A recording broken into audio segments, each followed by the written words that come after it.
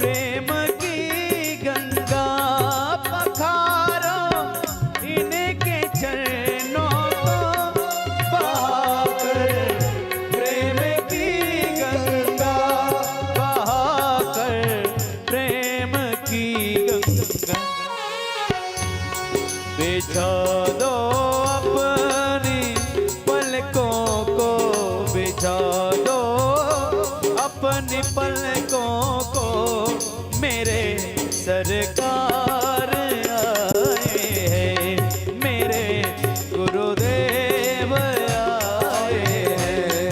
सजा दो घर को गुलशन सा, सजा दो घर को गुलशन सा। मेरे गुरुदेव आए हैं, मेरे गुरुदेव आए हैं। हरिओम हरिओम चिक चिक श्री राम हरिओम।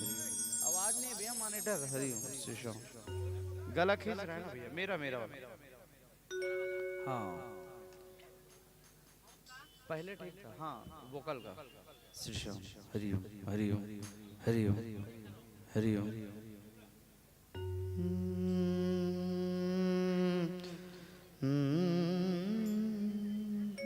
श्री श्याम राधे हरिओम। थोड़ा सा और हरिओम श्री श्याम राधे।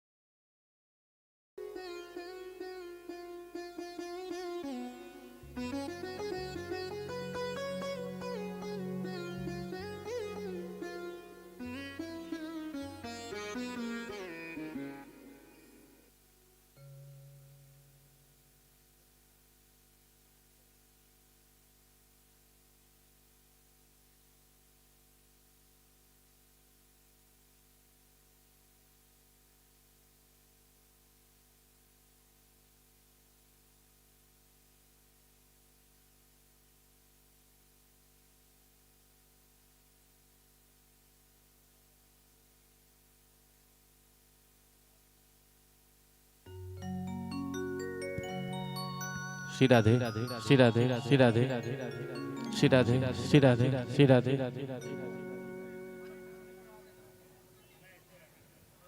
श्री राधे श्री राधे। ट्रेबल सार एक ही इको में दोनों है। श्री राधे श्री राधे।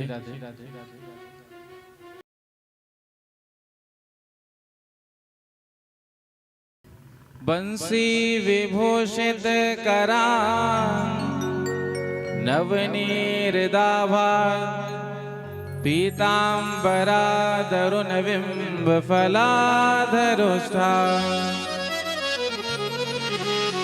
पूर्णेन्दु सुंदर मुखादरविंद नेत्रा कृष्णात् परं किमपि तत्त्वमहं न जाने।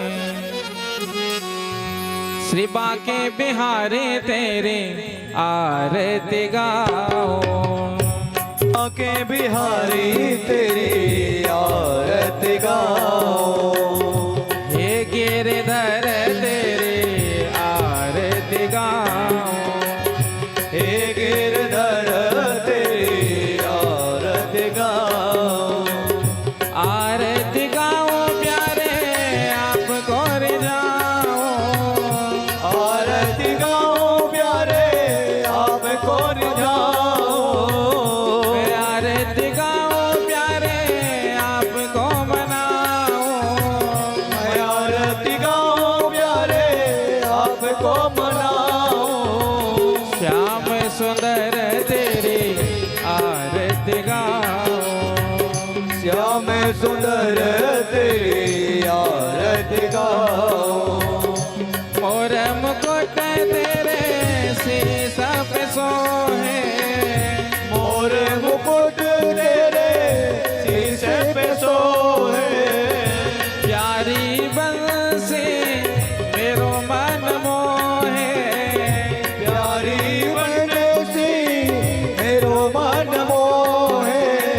देख छवे बलिहारी में जाऊं, देख छवि बलिहारी में जाऊं। चरणों से निकले हैं गंगा प्यारे, चरणों से निकली है गंगा प्यारी। इसने सारे दुनिया तारे, जिसने सारी दुनिया तारी। उन चरणों के मैं दर्शन पाऊं, उन चरणों के मैं दर्शन पाऊं। श्री हरिदास के प्यारे तुम हो, श्री हरिदास के प्यारे तुम हो। मेरे मोहन जीवन धन हो, मेरे मोहन जीवन वन हो।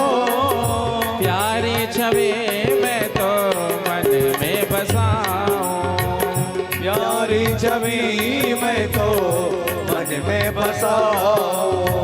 श्री बांके बिहारी तेरी आरती गाऊं, श्री बांके बिहारी तेरी आरती गाऊं। हे गिरधर तेरी आरती गाऊं, हे गिरधर तेरी आरती गाऊं। बाल कृष्ण तेरी आरती गाऊं, बाल कृष्ण तेरी आरती गाऊं। बोलिए बाल कृष्ण लाल की जय हो, श्री वृंदावन बिहारी लाल की जय हो, श्रीमद् भागवत महापुराण की जय हो, श्री हनुमान जी महाराज की जय हो। जय जय श्री राधे, जय जय श्री राधे, जय जय श्री राधे, जय जय श्री राधे, जय जय श्री राधे श्याम।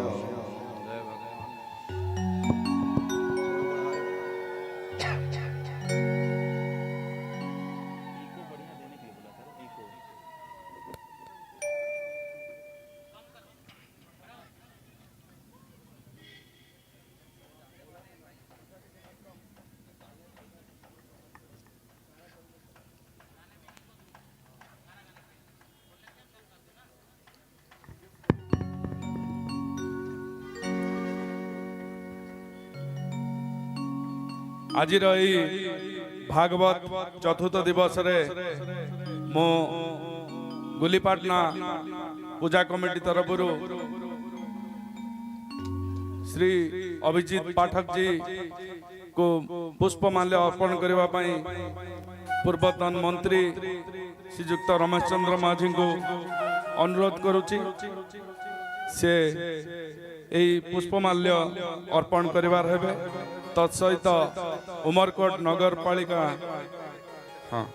राधा भत्रा महोदय को अनुरोध करुछि से पुष्पमाल्य अर्पण करिवे।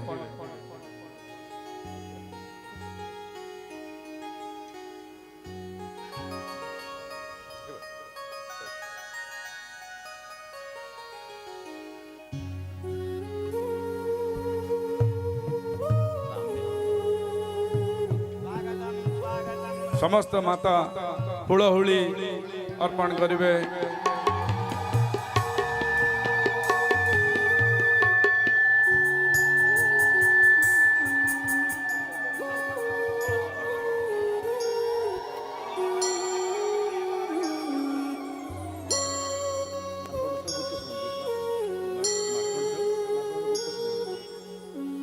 श्रीयुक्त पूजा कमिटी सदस्य मार्कंड साहू श्रीयुक्त पूजक गुप्त षडंगी को पुष्पमाल्य अर्पण करिवे। समस्त मातृमंडली हुलहुली देई स्वागत करिवा।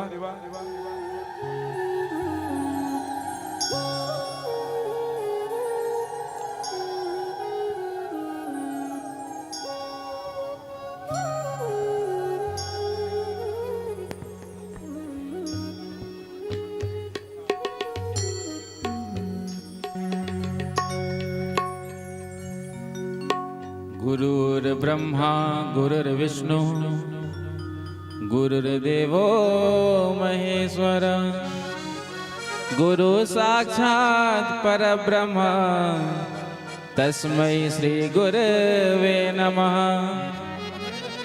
बर्हापीडं नटवर बभो कर्णयो कर्णिकारं बिभ्रद्वासः कनककपिशं वैजयन्तीं च मालां रन्ध्रान् वेणोरधरसुधया पूरयन् गोपवृन्दैः वृन्दारण्यं सपदरमणं प्राविशद् गीतकीर्तिः। नारायणं नमस्कृत्य नरं चैव नरोत्तमं देवीं सरस्वतीं व्यासं ततो जयमुदीरये। ध्येयं सदा परिभवग्नमभीष्टदोहं तीर्थास्पदं शिवविरञ्जिनुतं शरण्यं प्रीत्यार्तिहं प्रणतपालभवाब्धिपोतं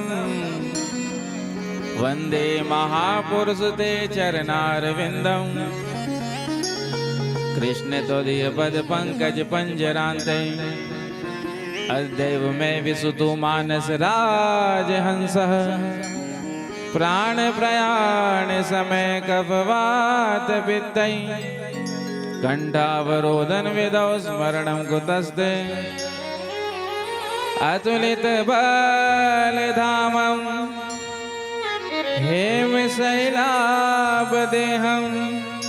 धनुज्वन् कृशानं ज्ञानिनाम् अग्रगण्यं सकल गुणनिधानं वानराणामधीशं रघुपति प्रिय भक्तं वातजातं नमामि। प्रणवौ पवन कुमार खलबन पावक ज्ञान घन जासु हृदयागार बसहि राम सर चापधर। श्री सीतानाथ समारंभां श्री रामानंदार्य मध्यमां अस्मदाचार्य पर्यन्तां वंदे श्री गुरु परंपरां। भक्त भक्ति भगवंत गुरु चतुर नाम बपुए इनके पद वंदन किए तो नासत विघ्न अनेक। श्री राधे मेरी स्वामिनी मैं राधे जुको दास जन्म जन्म मोहि दीजियो श्री वृंदावन को वास। सब द्वारन को छाड़ के निमे आयो तेरे द्वार। अहो वृषभानु के लाडले नक मेरी ओर निहार नक मेरी ओर निहार नक मेरी ओर निहार। बोलिए बाल कृष्ण लाल की जय हो। श्री वृंदावन बिहारी लाल की जय हो। श्रीमद् भागवत महापुराण की जय हो। श्री हनुमान जी महाराज की जय हो। जय जय श्री राधे जय जय श्री राधे जय जय श्री राधे जय जय श्री राधे जय जय श्री राधे। आइए चतुर्थी दिवस की कथा में प्रवेश करें। उससे पूर्व कुछ क्षणों के लिए बड़े प्रेम से भाव से अपने मन और वाणी को पवित्र करते हुए भगवान नाम का आश्रय लें। तो आज हमारे बीच बाल कृष्ण प्रभु का आगमन होने वाला है। तो आइए हम ठाकुर जी से प्रार्थना करें कि हे प्रभु, आज उमरकोट की पावन भूमि पर श्री बैद्यनाथ मंदिर के प्रांगण में आप आ करके हमको दर्शन दीजिए। तो मेरे साथ मिलकर के आप सब बड़े प्रेम से भाव से गाएंगे।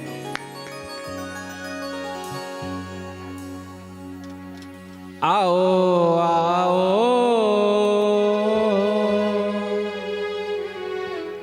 मेरे नंदलाल आ जाओ, मेरे नंदलाल आ जाओ। आओ आओ मेरे नंदलाल आ जाओ। आओ आओ मेरे नंदलाल आ जाओ। आ जाओ मेरे दिल में समा जाओ। आ जाओ मेरे दिल में समा जाओ। आ जाओ मेरे दिल में समा जाओ। आ जाओ मेरे दिल में समा जाओ। आ जाओ मेरे दिल में समा जाओ। आओ आओ मेरे नंदलाल आ जाओ। आओ आओ मेरे नंदलाल आ जाओ। दोनों हाथ उठाकर ताली से बजाते हुए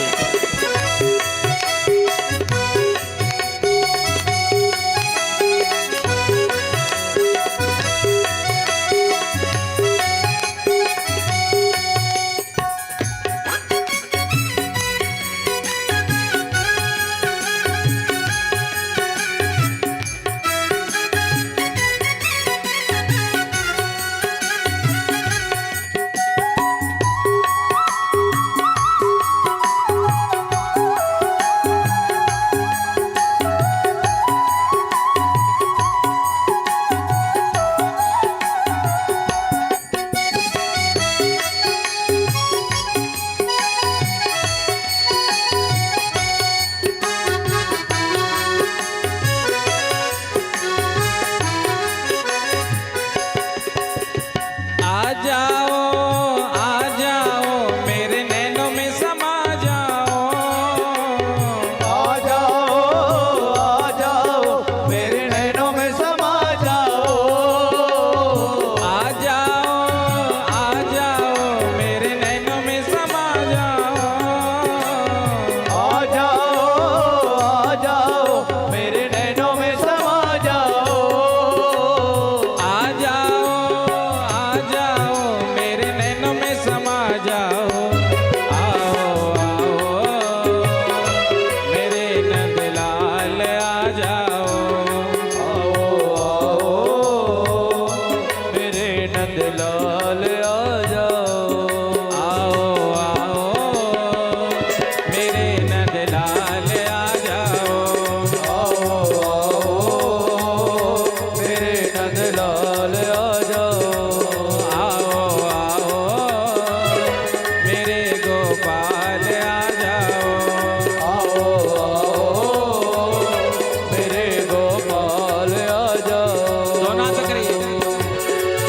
आओ आओ नंदलाल आओ आओ गोपाल आओ आओ नंदलाल आओ गोपाल। आओ आओ नंदलाल आओ आओ गोपाल आओ नंदलाल आओ गोपाल।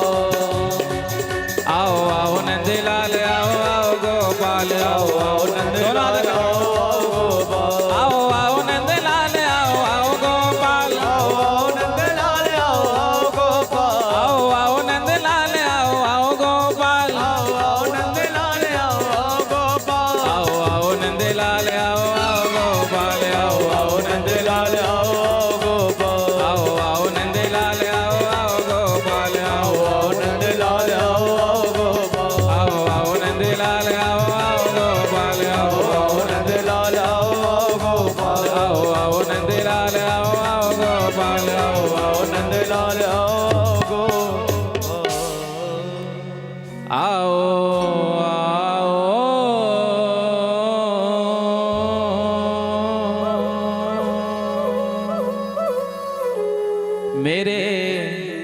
नंदलाल आ जाओ, कहिए आओ।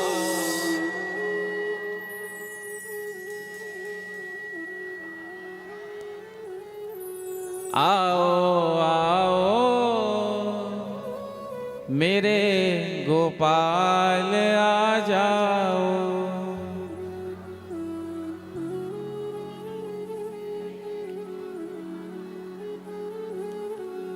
बोली बाल कृष्ण लाल की जय हो, श्री वृंदावन बिहारी लाल की जय हो, श्रीमद् भागवत महापुराण की जय हो, श्री हनुमान जी महाराज की जय हो, श्री सीताराम चंद्र भगवान की जय हो, श्री राधा कृष्ण भगवान की जय हो, श्री गौरी शंकर भगवान की जय हो, श्री लक्ष्मी नारायण भगवान की जय हो, अम्बे मैया की जय हो, पिंडरानी मैया की जय हो, श्री वैद्यनाथ बाबा की जय हो, श्री जगन्नाथ स्वामी भगवान की जय हो, श्री सद्गुरुदेव भगवान की जय हो, जय जय श्री राधे, जय जय श्री राधे, जय जय श्री राधे, जय जय श्री राधे, जय जय श्री राधे।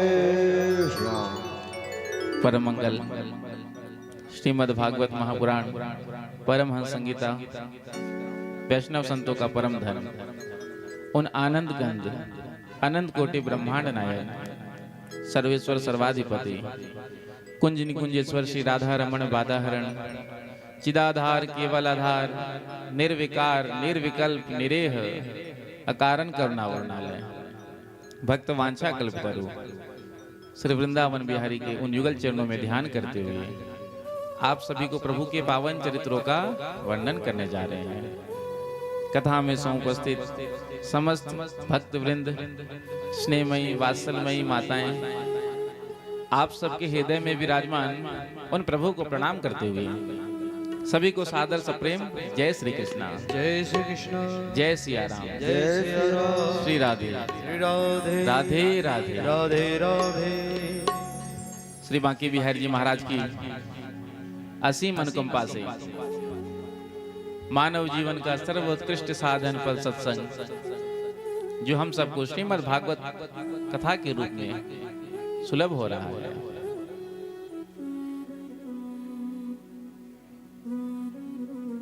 कल के कथा प्रसंग में हम सब ने सुंदर ध्रुव जी महाराज के पावन चरित्रों का श्रवण किया था। 5 वर्ष के छोटे से बालक ध्रुव जी जो अपनी सौतेली माँ के वचनों से दुखी होकर वन में जाकर के उन्होंने तप किया और यदि संकल्प दृढ़ हो तो फिर भगवान को भी प्राप्त करने में समय नहीं लगता है। ध्रुव जी ने तो 5 महीने में ही भगवान को प्राप्त कर लिया। छोटे से 5 वर्ष के ध्रुव जी महाराज जिन्होंने स्कूल तक का मुंह नहीं देखा कभी, लेकिन संकल्प दृढ़ था। नारद जी ने जब परीक्षा लिया तो नारद जी ने कहा बेटा तुम कहां जा रहे हो? ध्रुव जी ने कहा मैं वन में जा रहा हूं। नारद जी ने पूछा वन में क्यों जा रहे हो? तो कहा मैं भगवान नारायण को प्राप्त करना चाहता हूं, इसलिए वन में जाकर के मैं उपासना करूंगा, तप करूंगा। नारद जी ने कहा कि तुम्हें अपने पिता के गोद में राज सिंहासन पर बैठना है, तो चलो हम अभी बिठा देते हैं। ध्रुव जी ने सोचा अभी मैं भगवत मार्ग में पहला कदम रखा हूं, इतने में ही मुझे वो राजगद्दी पिता की गोद मिल रही है, तो जरूर भगवान का दर्शन करने के बाद तो कुछ और विशेष मिलेगा। तो ध्रुव जी ने कहा नहीं, अब तो मुझे परम पिता की गोद में बैठना है। तो नारद जी ने सुंदर मंत्र दिया था और स्थान बताया था। तो ध्रुव जी ने जाकर के आज मधुबन में तप किया और भगवान नारायण को प्रकट कर लिया। ध्रुव जी आंख बंद करके अपने हृदय में ही भगवान की झांकी का दर्शन कर रहे हैं। भगवान नारायण आकर के खड़े हैं, 2 घंटा बीत गए लेकिन ध्रुव जी नेत्र खोल ही नहीं रहे हैं। इतने में ही भगवान नारायण ने ध्रुव जी के हृदय से अपनी झांकी को गायब कर दिया। जो ध्रुव जी को अपने हृदय में भगवान का दर्शन नहीं हुआ तो छटपटा करके नेत्र को खोला। जैसे ही नेत्र खोला तो सामने भगवान नारायण। ध्रुव जी सोचने लगे, मैंने अपनी माँ से तो पूछा भगवान कहाँ मिलेंगे, कैसे मिलेंगे, लेकिन मैंने ये तो नहीं पूछा कि जब भगवान मिल जाएंगे तो फिर उनसे हम बात कैसे करेंगे। ध्रुव जी सोच में पड़ गए कि अब मैं क्या कहूं, क्या बोलूं, कैसे स्तुति करूं। मानो ध्रुव जी की वाणी सो गई। तो भगवान नारायण ने आज अपना संक लिया और ध्रुव जी के कपोल से स्पर्श कराया। कपोले वस्ते वाणी। और जो ध्रुव जी की वाणी सो गई थी, आज उस सोई हुई वाणी को भगवान ने जागृत कर दिया। और ध्रुव जी महाराज ने इतनी सुंदर स्तुति को गाया है, बड़ा ही प्यारा श्लोक है। ध्रुव जी कहते हैं, योऽन्तः प्रविश्य मम वाचमिमां प्रसुप्तां संजीवयत् खिल शक्ति धरा स्वधाम्ना अन्याश्च हस्तचरण श्रवणत्वगादीन् प्राणान् नमो भगवते पुरुषाय तुभ्यम्। हे प्रभु, आज आपने मेरे अंदर प्रवेश करके मेरी इस सोई हुई वाणी को जगा दिया। ये जो इंद्रियाएं काम कर रही हैं, आंख देख रही है, हाथ काम कर रहे हैं, पैर चल रही है, क्यों? क्योंकि अंतर्यामी रूप से भगवान हृदय में विराजमान है।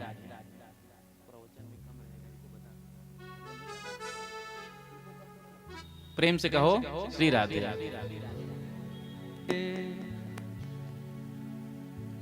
जोर से कह दो, राधे राधे राधे राधे राधे राधे राधे राधे राधे राधे राधे राधे। तो ये जो इंद्रियां काम कर रही है, क्यों? क्योंकि अंतर्यामी रूप से ठाकुर जी हृदय में विराजमान है। जिस दिन इस हृदय भवन को छोड़कर भगवान चले जाते हैं, ठाकुर जी निकल जाते हैं, तो फिर शरीर ऐसा ही पड़ा रह जाता है, कोई इंद्रियां काम नहीं करती। प्रभु, मैं तो आपसे यही मांगता हूं कि आपके संतों का, भक्तों का मुझे दर्शन मिलता रहे। भगवान नारायण ने कहा कि तुम्हारे अंदर कामना थी ना, तुम अपने पिता की गोद में राज सिंहासन पर बैठना चाहते थे, तो जाओ, आज से मैं वो राज सिंहासन तुम्हें 36,000 वर्ष तक के लिए देता हूं। इतना कहकर भगवान अंतर्ध्यान हो गए। इधर ध्रुव जी ने मन में विचार किया कि ये मैंने भगवान से क्या मांग लिया। जिन प्रभु का दर्शन करने के बाद फिर कोई कामना शेष नहीं रहती। ये जो कामनाएं हैं कब तक? यदि भगवान का दर्शन मिल जाए जीव को, उसके बाद तो जीव का मोक्ष हो गया, उद्धार हो गया। लेकिन मैंने क्या मांग लिया? ये राज सुख, राज सिंहासन। ध्रुव जी मन में बड़े पछताए, ये मुझसे बहुत बड़ा भूल हो गया। इधर नारद जी ने जाकर के उत्तानपाद से कहा, आपका पुत्र भगवान नारायण का दर्शन करके आ रहा है। आपके पुत्र ने भगवान नारायण का दर्शन कर लिया। जो उत्तानपाद ने सुना, आज बहुत प्रसन्न हुए कि मेरे पुत्र ने भगवान का दर्शन किया। तो आज स्वागत के लिए ध्रुव जी महाराज के लिए आज अपने पूरे महल को दुल्हन की तरह सजाया, बंधनवार लगाया और अपनी दोनों रानियों को लेकर के राजमहल के द्वार पर आकर के खड़े हो गए। आज ध्रुव जी महाराज आए हैं और आकर के सबसे पहले अपनी विमाता के चरणों में प्रणाम किया, सौतेली माता के चरणों में प्रणाम किया। क्यों? क्योंकि यदि आज मुझे भगवान का दर्शन प्राप्त हुआ तो इसका कारण क्या है? मेरी सौतेली माँ।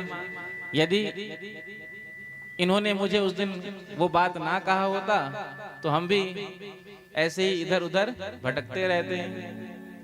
तो जिसके माध्यम से हम भगवान से जुड़ जाएं, गुरुजनों से जुड़ जाएं, संतों से जुड़ जाएं, तो उनका सम्मान करना चाहिए। तो ध्रुव जी महाराज ने सबसे पहले अपनी विमाता के चरणों में प्रणाम किया, उसके बाद अपनी माता के चरणों में प्रणाम किया, उसके बाद अपने पिता के चरणों में प्रणाम किया। उत्तानपाद ने ध्रुव जी को राज सिंहासन सौंप दिया और स्वयं भजन करने के लिए वन में गए। ध्रुव जी का भाई उत्तम शिकार खेलने के लिए गया, यक्षों से युद्ध हुआ, यक्षों ने उत्तम को मार दिया। जो ध्रुव जी को समाचार मिला, ध्रुव जी ने यक्षों की नगरी में आक्रमण कर दिया, लाखों यक्षों को मार दिया। मनु जी ने आकर के समझाया, बेटा ये तुम क्या कर रहे हो, ये साधुओं का मार्ग नहीं है हिंसा करना। तुम्हारे भाई को एक यक्ष ने मारा, बदले में तुमने लाखों यक्षों को मार दिया, कब तक ऐसा चलता रहेगा, अपने क्रोध को शांत करो। तो मनु जी के कहने पर ध्रुव जी ने अपने क्रोध को शांत किया। तो यक्षों के राजा कुबेर प्रसन्न हो गए और वरदान मांगने को कहा। तो ध्रुव जी ने भगवान की अखंड भक्ति को मांगा। प्रेम से कहो श्री राधे। श्री राधे।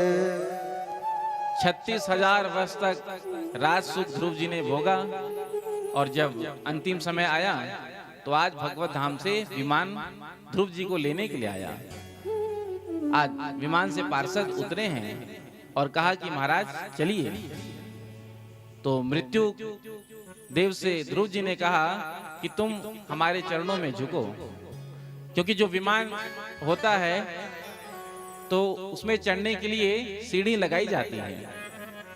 आप भी फ्लाइट में जाते हैं तो फ्लाइट जब लैंड करता है तो फिर ला करके सीढ़ी को लगाया जाता है। तो उस विमान में सीढ़ियां तो थी ही नहीं। तो ध्रुव जी ने मृत्यु से कहा कि तुम झुको। तो जैसे ही मृत्यु झुका तो मृत्यु के सिर पर पांव रख करके आज ध्रुव जी ने विमान में प्रवेश किया। ये ध्रुव जी की भक्ति का प्रभाव है।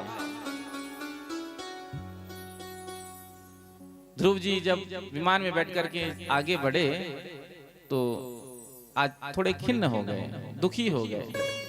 पार्षदों ने पूछा क्या बात है, उदास क्यों हो गए? तो ध्रुव जी ने कहा जिस माँ की कृपा से मैंने भगवान का दर्शन किया उन माँ को तो मैं आज वहीं भूल आया।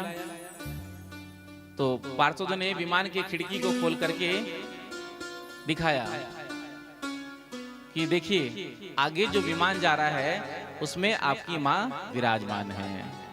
आप जैसे पुत्र को जो माँ जन्म दे दे वो पीछे कैसे रह सकती है। आगे इन्हीं के वंश में बड़े धर्मात्मा राजा हुए जिनका नाम था अंग। अंग के हुए पुत्र वेन। ये वेन बड़ा नास्तिक था। पिता ने जब देखा अपने पुत्र के इस व्यवहार को तो पिता अपने ही राज्य में किसी गुफा में जाकर के छिप गए। जब राज सिंहासन खाली हो गया तो संतों ने वेन को राजगद्दी पर बिठा दिया, कहा तुम राज सिंहासन संभालो। अब जैसे ही वेन उस राजगद्दी पर बैठता है वैसे ही घोषणा कर देता है कि देखो मेरे राज्य में ना तो कोई पूजा करेगा, ना पाठ करेगा, ना कोई सत्संग करेगा, ना यज्ञ करेगा, ना भंडारा करेगा, ना दान करेगा। प्रस्ताव पारित कर दिया। जो संतों ने सुना आकर के समझाया जिस राज्य में यज्ञ नहीं होता, दान नहीं होता, सेवा पूजा पाठ नहीं होता, उस राज्य में अकाल पड़ता है, दुर्भिक्ष होता है, महामारी होता है। भविष्य पुराण में लिखा हुआ है अपूज्या यत्र पूज्यन्ते पूज्य पूजा व्यतिक्रमा त्रीनि तत्र भविष्यन्ति दुर्भिक्षम मरणम भयम। तो संतों को ही डांटने लगा, तुम्हें ज्ञान नहीं, राजा के शरीर में सभी देवी देवताओं का निवास होता है। सर्वदेवमयो निप। यदि तुमको पूजा करना है तो मेरे नाम से करो, वेनाय नमः वेनाय स्वाहा। जो इतना कहा संतों को क्रोध आया और क्रोध में इसको समाप्त कर दिया। बाद में वेन के शरीर का मंथन किया तो भुजा से आज एक ओर से पृथु जी महाराज प्रकट हुए और दूसरी ओर से अर्ची महारानी। संतों ने देखा सुंदर जोड़ी है, पानी ग्रहण करा दिया। इनके सामने सबसे पहले अकाल की समस्या पड़ी तो आज प्रजा ने आकर के अपना दुख निवेदन किया। महाराज हम भूखे मर रहे हैं, खाने को अन्न नहीं। राजा का कर्तव्य है, यदि राजा कर लेता है तो प्रजा के भोजन की व्यवस्था करना राजा का धर्म होता है। पृथु जी ने पता लगाया कि अन्न क्यों नहीं हो रहा है उत्पन्न, तो आज पता लगा कि पृथ्वी ने अन्न देना बंद कर दिया। तो पृथ्वी पर क्रोध आया और आज धनुष बाण लेकर के पृथ्वी को मारने के लिए निकले हैं। पृथ्वी ने गौ रूप धारण किया और आकर के कहा, महाराज आप मुझ अबला स्त्री पर क्यों प्रहार कर रहे, मैंने आपका क्या बिगाड़ा। पृथु जी ने डांट करके कहा, तो अन्न क्यों नहीं देती। तो पृथ्वी ने कहा, आपके जो पूर्वज राजा हुए उन्होंने मेरे ऊपर इतना अत्याचार किया, इतना पाप किया, इसी से जो मेरे अंदर उर्वरक क्षमता थी अन्न देने का वो समाप्त हो गया। क्योंकि जब पृथ्वी पर धर्म कर्म होता है, यज्ञ आदि होता है, तो फसल भी बढ़िया होता है, वर्षा भी बढ़िया होता है। और जब पृथ्वी पर पाप बढ़ने लगता है तो अकाल आदि की समस्या आने लगती है। तो पृथ्वी ने कहा, अलग अलग वस्त्र बनाइए और अभिष्ट पदार्थों का दोहन करिए। तो आज पृथु जी ने सभी अभिष्ट पदार्थों का दोहन किया। पृथु जी ने जितने भी पहाड़ थे उनको फोड़ करके नगर ग्राम की व्यवस्था की। पृथु की पुत्री, इसीलिए हम इसे पृथ्वी कहते हैं। प्रेम से कहो श्री राधे। एक बार पृथु जी ने मन में संकल्प किया कि मैं 100 अश्वमेध यज्ञ करूं। अब 99 यज्ञ तो पूर्ण हो गया, लेकिन जब 100वां यज्ञ चल रहा था तो इंद्र ने आकर के उसमें व्यवधान उत्पन्न किया। क्यों? क्योंकि जो 100 अश्वमेध यज्ञ कर लेता है तो इंद्र को अपना सिंहासन उसके लिए खाली करना पड़ता है। तो एक बार जो कुर्सी पर बैठ जाए, एक बार जो गद्दी पर बैठ जाए, वो फिर उस गद्दी को छोड़ना नहीं चाहता। गद्दी में ऐसा कोई चुंबक है, प्रेम से कहो श्री राधे। भले बाद में भूत बनना पड़ जाए, होता है ना, कोई भी पद मिला 5 साल के लिए, उसके बाद तो फिर भूतपूर्व भी हो जाते हैं, भूतपूर्व। तो ये जो गद्दी है, एक बार जो गद्दी में बैठ गए फिर वो गद्दी छोड़ना चाहते नहीं। इंद्र का भी वही हाल है। इंद्र चाहता है कि केवल इस इंद्रासन में हम ही बैठे रहें हमेशा के लिए। इसलिए इंद्र ने आकर के यज्ञ में व्यवधान उत्पन्न किया। जो यज्ञ पशु था उसका हरण करके ले गया और कहीं बांध दिया जा करके। जब पृथु के पुत्र विजतास को पता चला तो आज जाकर के वापस लेकर के आए हैं। पुनः इंद्र आए और उसको लेकर के फिर चले गए। जब पृथु जी को पता चला तो पृथु जी को बड़ा क्रोध आया कि इंद्र हमारे यज्ञ को पूरा होने देना नहीं चाहता। तो आज अपने मंत्री से कहा, लाओ मेरा धनुष बाण, अभी हम उस इंद्र को देखते हैं। जो ब्राह्मण ऋत्विज यज्ञ करा रहे थे उन्होंने कहा, महाराज यजमान को क्रोध करना नहीं चाहिए। यदि यजमान क्रोध करेगा तो पुण्य नष्ट हो जाएगा। आप अपने क्रोध को शांत करिए। अभी उस इंद्र को हम अग्निकुंड में बुला करके यहीं स्वाहा कर देंगे। मंत्र में तो इतनी शक्ति होती है। ब्राह्मणों ने मंत्र पढ़ना शुरू किया, इतने में इंद्र का सिंहासन डगमगा गया। इंद्र सीधे ब्रह्मा जी की शरण में जाकर के गिर गया और ब्रह्मा जी से प्रार्थना किया कि आप मुझे बचा लीजिए। आज ब्रह्मा जी इंद्र को लेकर के पृथु जी के यज्ञ में प्रकट हुए। जो देखा पृथु जी ने तो ब्रह्मा जी को प्रणाम किया। ब्रह्मा जी ने कहा, देखो पृथु, इस इंद्र को तुम क्षमा कर दो और इस यज्ञ को तुम यहीं पर रोक दो। तुम्हारे अंदर इंद्र की गद्दी को पाने की कामना तो है नहीं, क्योंकि पृथु जी यज्ञ कर रहे थे भगवान की प्रसन्नता के लिए। तो तुम इस यज्ञ को यहीं पर रोक दो। तो जैसे ही पृथु जी ने उस यज्ञ को वहीं रोका तो आज भगवान नारायण प्रसन्न हो गए और प्रकट होकर के दर्शन दिया। बोलो नारायण भगवान की जय हो। भगवान नारायण ने कहा, देखो पृथु, तुमने जो ब्रह्मा जी के बात का सम्मान किया, इससे हम तुम पर प्रसन्न हुए। यदि कोई दूसरा रहता तो कहता, मैंने 99 यज्ञ जब कर लिया तो 100वां भी करूंगा ही। लेकिन तुमने ब्रह्मा जी के बात का सम्मान किया। इस बात पर मैं प्रसन्न होकर तुमको दर्शन दे रहा हूं और तुम्हारे यज्ञ को पूर्ण कर रहा हूं। तो कहने का अभिप्राय, जो अपने बुजुर्गों का सम्मान करते हैं, जो अपने से बड़ों का सम्मान करते हैं, उन पर भगवान बहुत प्रसन्न होते हैं। आज हम अपने घर में जो हमसे बड़े होते हैं, बुजुर्ग होते हैं, उनका सम्मान करना हम भूल गए हैं।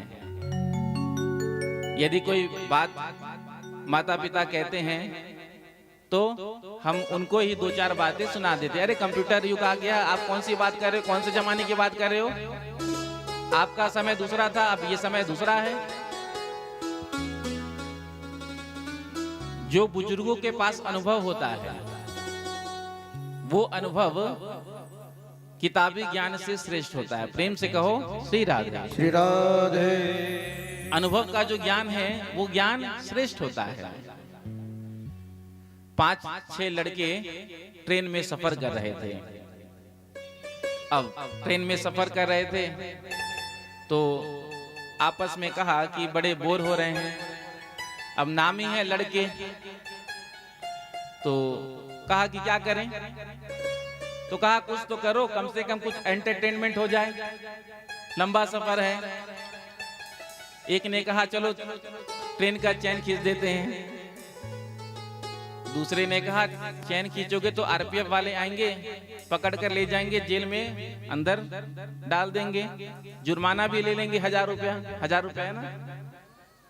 तो कहा कि देखो ट्रेन का चैन तो हम खींचेंगे, लेकिन जब आरपीएफ वाले आएंगे ना, टीटी आएंगे ना, तो ये जो सामने बूढ़े बाबा बैठे हैं ना, इनका नाम लगा देंगे कि इन्होंने खींचा। अब लड़के बड़े मुस्कुराए, हंसे। अब बूढ़े बाबा घबराए, सकुचाए, हाथ जोड़कर कहे भैया मैंने तुम्हारा क्या बिगाड़ा, तुम मुझे क्यों फंसा रहे हो। अब वो बूढ़ा गिड़गिड़ाए और वो लड़के तो बहुत हंसे, प्रसन्न होए, बड़ा मजा आएगा, बड़ा मजा आएगा, बड़ा मजा आएगा। तो सभी लड़कों ने आपस में कहा कि देखो सबसे पहले तो हम फंसेंगे नहीं, लेकिन यदि गलती से फंस भी गए तो बचने का उपाय पहले ही तैयार रखते हैं। तो आपस में चलो 1000 रुपए इकट्ठा कर लेते हैं, यदि हम फंस गए तो 1000 रुपए दे करके छूट जाएंगे। तो सब ने आपस में कंट्रीब्यूट किया, किसी ने 100 दिया, 200 दिया, 50 दिया, 1000 रुपया हो गया। जो सबसे हेड था लड़कों का, उसने अपने आगे के पॉकेट में 1000 रुपया रख लिया। उसके बाद चैन ट्रेन का खींच दिया। ट्रेन रुका, आरपीएफ वाले टीटी के साथ है, किसने खींचा बताओ बताओ। अब लड़कों ने कहा ये जो बूढ़े बाबा है ना, इन्होंने ही चैन खींचा। अब बूढ़े बाबा ने सोचा कि यदि मैं ये कहूंगा कि मैंने चैन नहीं खींचा तो ये मानेंगे नहीं। क्यों?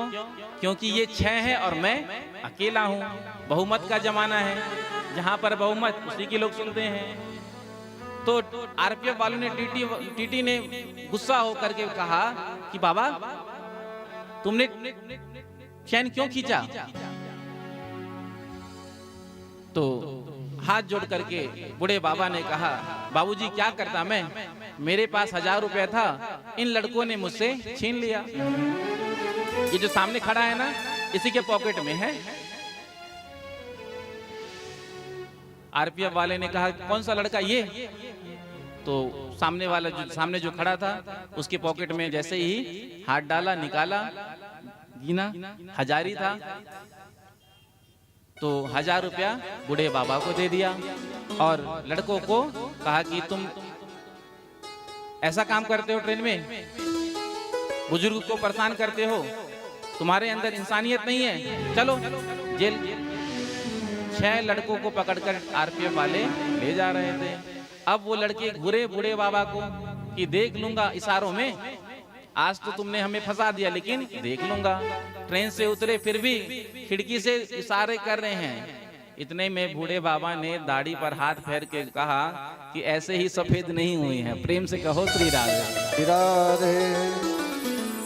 अनुभव से हुई हैं। तो कहने का अभिप्राय, हमारे जो हमसे श्रेष्ठ हैं, हमारे घर में हमसे बड़े हैं, वो हमारे लिए जो भी कहेंगे वो हमारे भलाई के लिए कहेंगे। मात पिता प्रभु गुरु के बानी बिना ही विचार करें शुभ जाने। माता पिता गुरु भगवान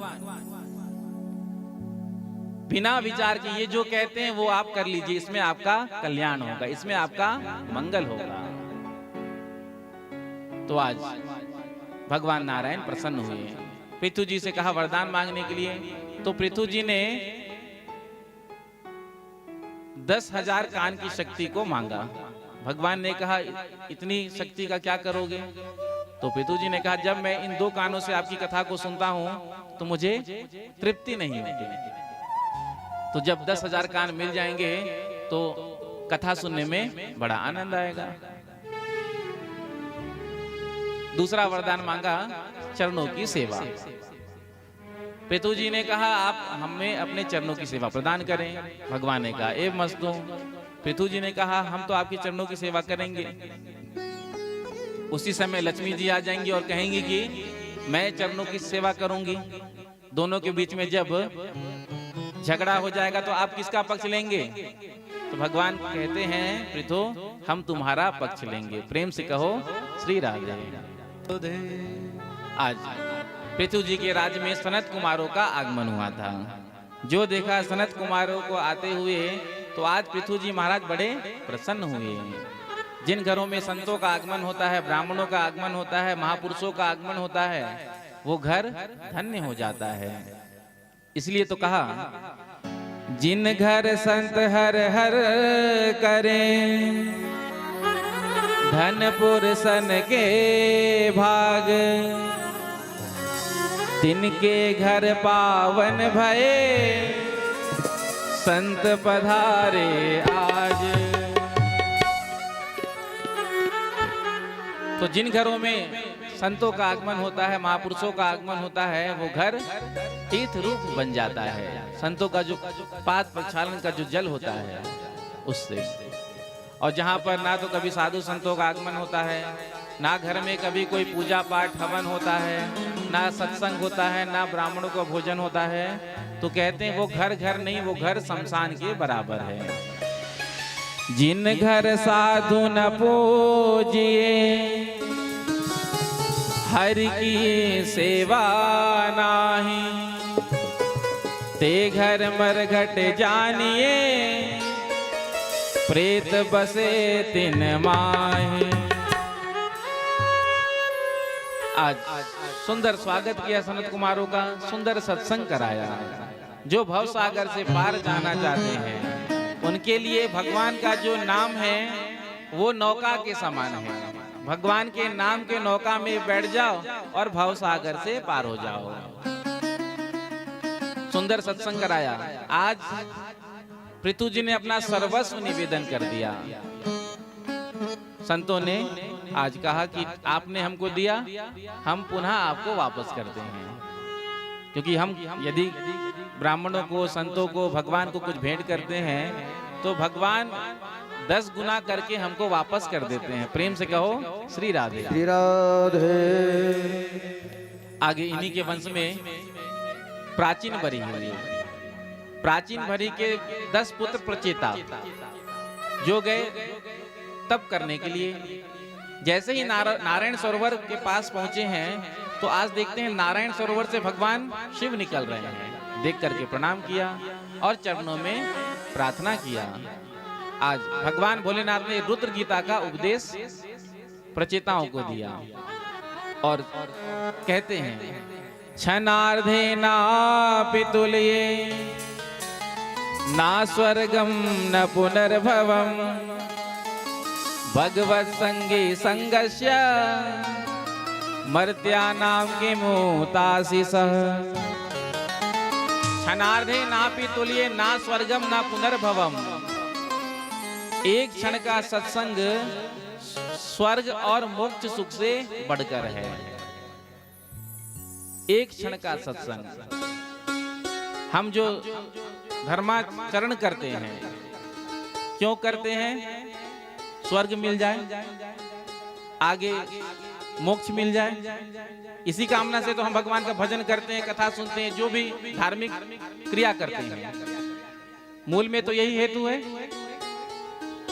लेकिन एक क्षण का सत्संग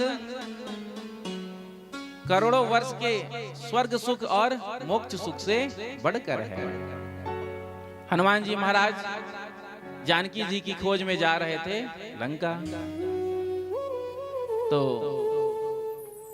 रावण ने सुरक्षा व्यवस्था बड़ी तगड़ी बना रखी थी कि लंका में कोई प्रवेश ना कर सके। जैसे ही हनुमान जी पहुंचे तो लंकिनी, आज लंकिनी क्या कहती है कि मैं यहाँ चोरों को खाने के लिए रहती हूँ। तो हनुमान जी ने कहा कि देखो, इसके राजा ने हमारी माता को चुरा लिया, उसे तो संत साधु समझती है, और हम अपनी माँ की खोज में जा रहे हैं, हमको चोर कहती है। इसकी बुद्धि खराब हो गई है। तो हनुमान जी ने कहा कि इसकी बुद्धि ठीक करनी पड़ेगी। तो हनुमान जी ने क्या किया? नाम लंकिनी एक ने शरे, सो कहा चले से मोहिनी दरी, जाने ही नहीं मरम सठ मोरा, मोर आहार जा हाँ लगी चोरा। जो इतना कहा कि मेरा आहार कौन है? चोर। मैं चोर को पकड़ कर खा जाती हूँ। सोई हनुमान जी ने कहा इसकी बुद्धि खराब हो गई, ठीक करना पड़ेगा। तो हनुमान जी ने कैसे बुद्धि ठीक किया?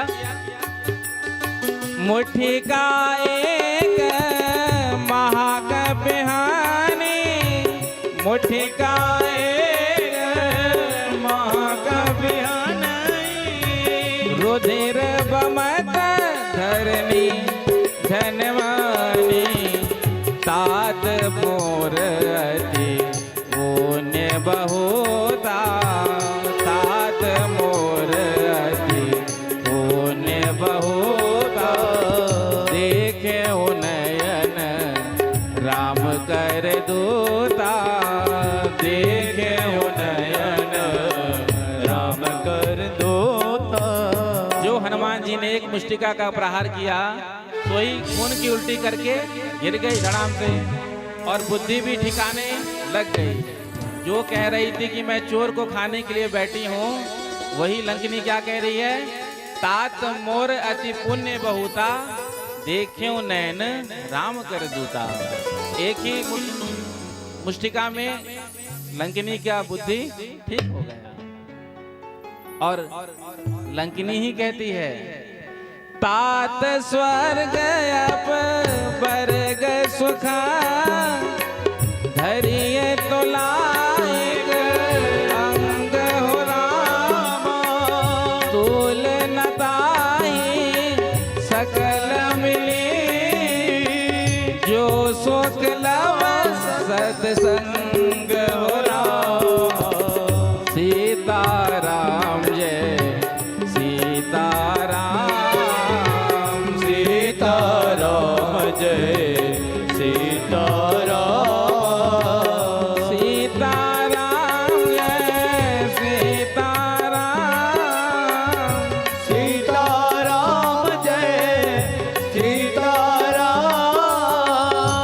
सीताराम जय सीताराम,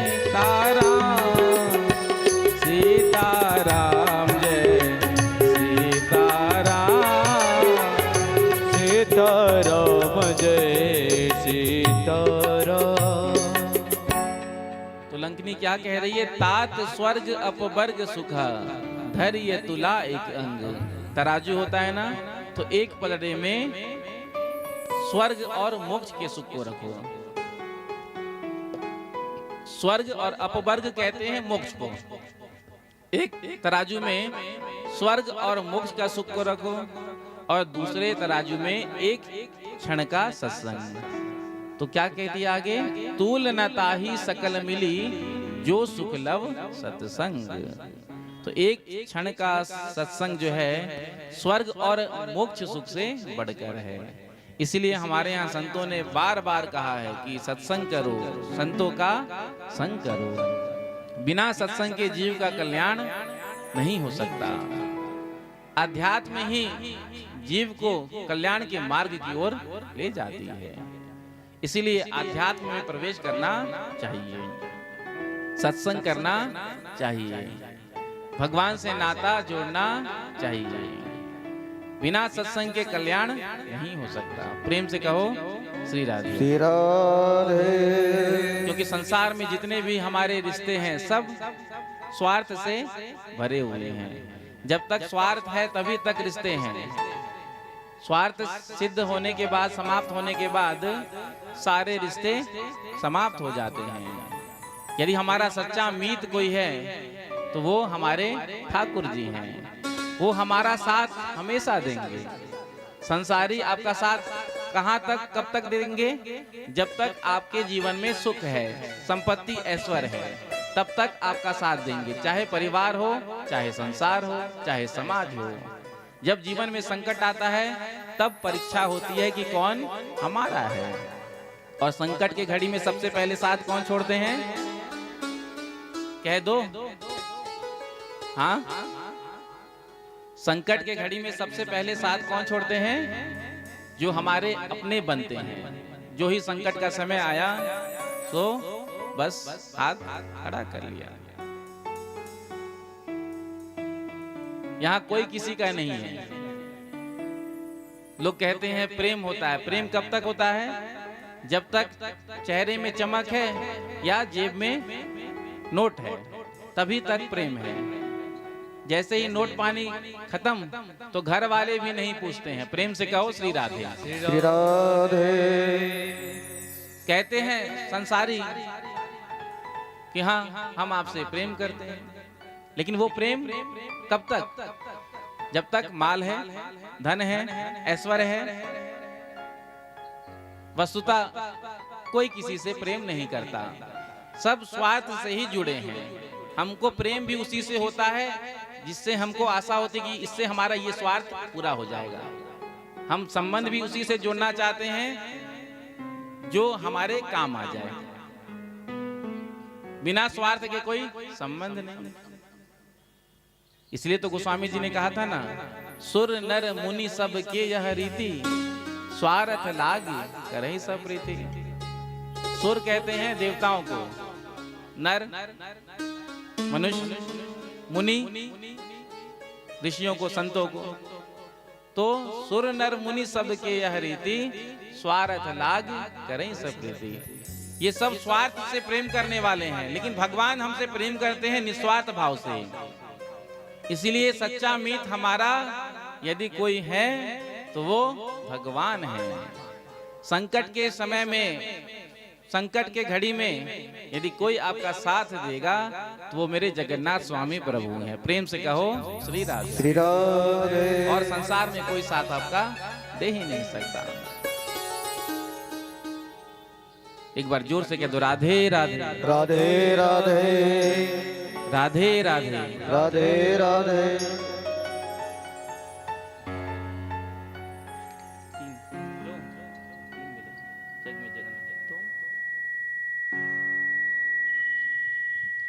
जग में जगन्नाथ से बढ़कर सच्चा मीत कोई ना, प्रभु से बढ़कर के निभावे जग में प्रीत कोई ना। प्रभु से बढ़कर के निभावे सच्चा प्रीत कोई ना। प्रभु से बढ़कर के निभावे जग में प्रीत कोई ना। प्रभु से बढ़कर निभावे सच्चा प्रीत कोई ना। जग में जगन्नाथ से बढ़कर सच्चा मीत कोई ना। जग में जगन्नाथ से बढ़कर सच्चा मीत कोई ना। प्रभु से बढ़कर के निभावे जग में प्रीत कोई ना। प्रभु से बढ़कर के निभावे जग में प्रीत कोई ना।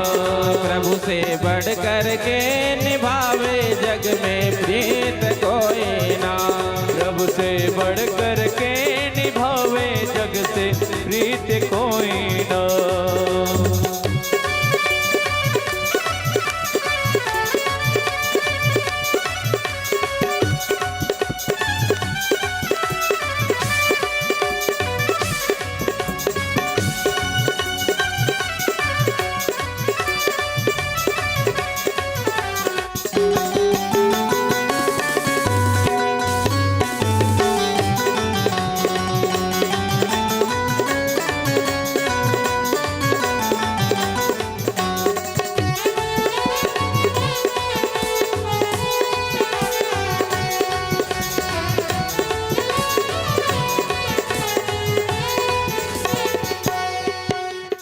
कितने पतितन की पति राखी, गनिका गीत अजामिल साथी। कितने पतितन की पति राखी, गनिका गीत अजामिल साथी। माँ सबरी के बन फल चाची, अगणित ठौर माधुरी बाकी। माँ सबरी के बन फल चाखी, अगणित ठौर माधुरी बाकी। माँ सबरी के बन फल चाखी, अगणित और माधुरी बाकी। माँ सबरी के बन फल चाखी, अगणित ठौर माधुरी बाकी।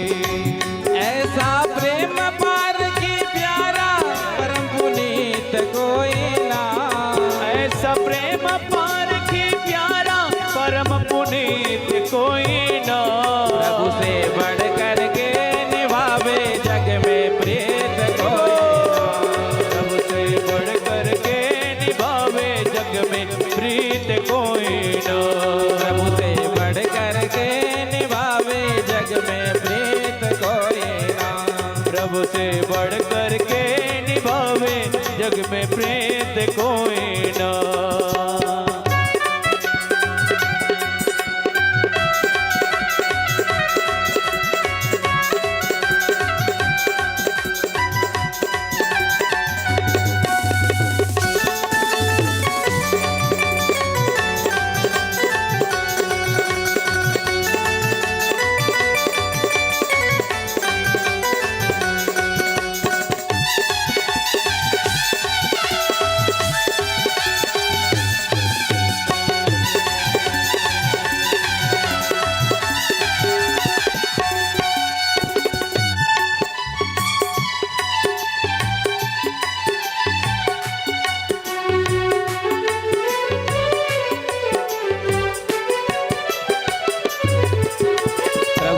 गौतम की दिय तारी, कीने के वटहों से आरी। प्रभु ने गौतम की दिय तारी, कीने के वटहों से आरी। प्रभु ने गौतम की दिय तारी, कीने के वटहों से आरी। प्रभु ने गौतम की दिय तारी, कीने के वटहों से आरी। बानर भालू से वन जारी, सबको सब विध कियो सुखारी। बानर भालू से दमन चारी, सबको सब विध किए सुखारी। बानर भालू से दमन जारी, सबको सब विध कियो सुखारी। बानर भालू से बन चारी, सबको सब विध किए सुखारी। इतनी जानी मानी और प्रीत की रीत ना। इतने जाने माने और प्रीत की रीत कोई ना। प्रभु से बढ़ कर के निभावे जग में प्रीत कोई ना। प्रभु से बढ़ कर के निभावे जग में प्रीत कोई ना। प्रभु से बढ़ कर के निभावे जग में प्रीत कोई ना। प्रभु से बढ़ कर के निभावे जग में प्रीत कोई ना। पीछे वाले भी दोनों हाथ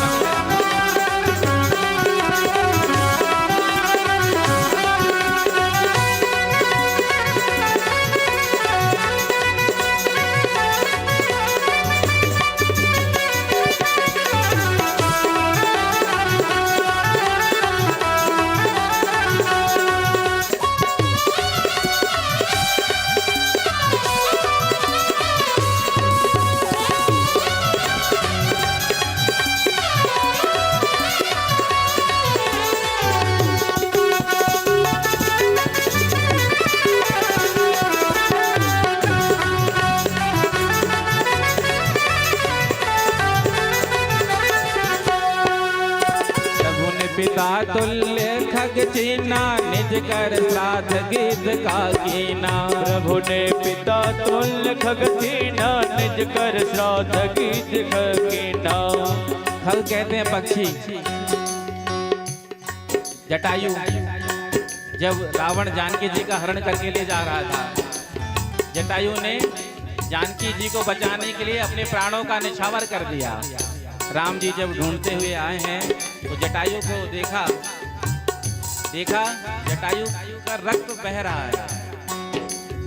तो आज जटायु के अंग पर अपने हाथ का स्पर्श किया और स्वयं जटायु जी का श्राद्ध कर्म किया।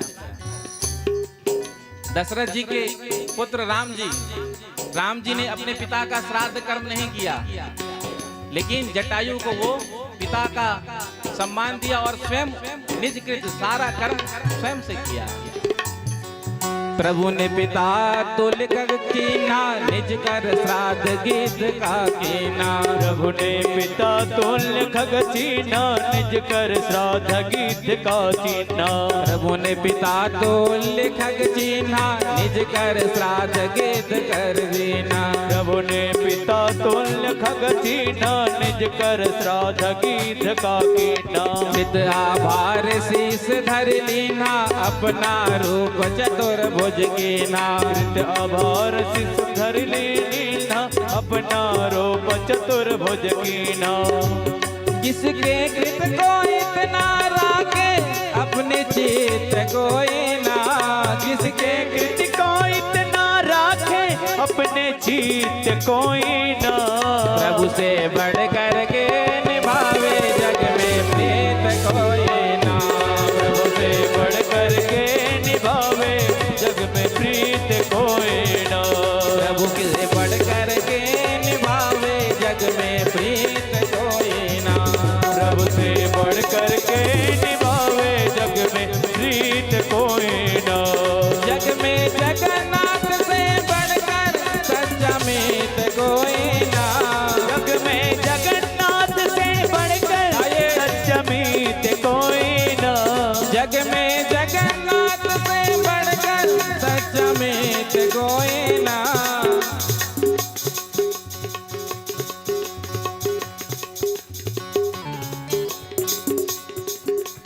देखो हम वृंदावन से यहाँ क्यों आए हैं? वृंदावन से हम गाने थोड़ी आए हैं। यदि हमको ही गाना होता तो वृंदावन में आश्रम में बैठकर गा लेते। वृंदावन से हम उमरकोट उड़ीसा इसलिए आए हैं कि आपको गवाने। प्रेम से कहो श्री राधे राधे। आप सोच रहे होंगे कि हम कैसा गाएंगे। भैया जैसा भी गाओगे मेरे से तो बढ़िया ही गाओगे, इसलिए संकोच मत करना। कहो जग में जगन से बढ़कर कोई मीत, प्रभु से बढ़कर के निभावे, जग में प्रीत कोई ना।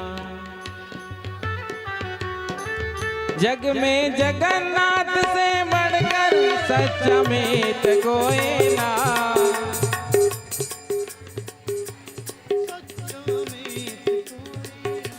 प्रभु से बढ़ कर के निभावे, जग में प्रीत कोई ना। प्रभु से बढ़ कर के निभावे, जग में प्रीत कोई ना। प्रभु से बढ़ कर के निभावे, जग में प्रीत कोई ना। प्रभु से बढ़ कर के निभावे, जग में प्रीत कोई ना। जग में जगन्नाथ से बढ़कर सच्चा मीत कोई ना। जग में जगन्नाथ से बढ़कर सच्चा मीत कोई ना। प्रभु से बढ़ कर के निभावे, जग में प्रीत कोई ना। प्रभु से बढ़ कर के निभावे, जग में प्रीत कोई ना। प्रभु से बढ़ कर के निभावे, जग में प्रीत कोई ना।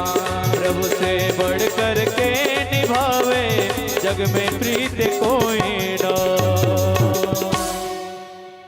प्रभु से बढ़ कर के निभावे, जग में प्रीत कोई ना। हम जिनसे भी प्रेम करते हैं, प्यार करते हैं, तो बस वो जब तक काम होता है तब तक ही प्रेम होता है। आप अनुभव कर लेना जीवन में। एक भगवान ही एक ऐसे हैं जो निष्काम भाव से हमसे प्रेम करते हैं। प्रेम से कहो श्री राधे। तो जग में जगन्नाथ से बढ़कर सच्चा मीत कोई ना, प्रभु से बढ़ कर के निभावे, जग में प्रीत कोई ना। बोलो वृंदावन बिहारी लाल की जय हो। प्रेम से कहो श्री राधे। श्री राधे। जोर से कह दो राधे राधे राधे राधे राधे राधे राधे राधे राधे राधे। राधे राधे। तो सत्संग करना चाहिए। प्रेम से कहो श्री राधे। एक घड़ी आधी घड़ी आधी में बुनियाद, तुलसी साधु सत्संग से कटे कोटि अपराध। आगे प्राचीन भरी जो यज्ञ करते थे तो आकर के नारद जी ने पुरंजन उपाख्यान सुना करके निज आत्मस्वरूप का अनुभव कराया था। पंचम स्कंद में प्रियव्रत जी के पावन चरित्र का वर्णन किया। प्रियव्रत जी का विवाह हुआ विश्वकर्मा की पुत्री बरिस्मती से। इनके पुत्र हुए आग्नेत्र। एक दिन विचार किया प्रियव्रत जी ने कि रात क्यों होता है। रात का होना मानो अधर्म का बढ़ना। जितने भी गलत कार्य हैं, बुरे कर्म हैं, रात्रि में ही होते हैं। चोर कब आता है चोरी करने के लिए? रात्रि में। अब आजकल चोरों का हौसला इतना बढ़ गया है कि दिन दहाड़े चोरी करके चले जाते हैं। जयपुर की घटना, राजस्थान जयपुर, तो बता रहे थे महाराज जी, रात्रि की क्या कहें, दिन में ही कार भी चुरा कर ले जाते हैं चोर। इतना हौसला। पंजाब में थे पिछले महीने, तो वहां भी वही स्थिति। तो प्रियव्रत जी ने विचार किया कि हम रात्रि होने नहीं देंगे। तो रथ पर बैठ करके पृथ्वी की 7 परिक्रमा की। तो 7 दिन तक रात्रि नहीं हुआ।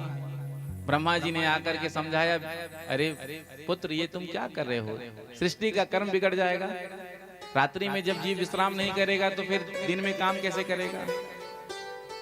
तो ब्रह्मा जी ने कहा, सृष्टि में जो भी बना है वो श्रेष्ठ है, बस उसका उपयोग करना हमको आना चाहिए।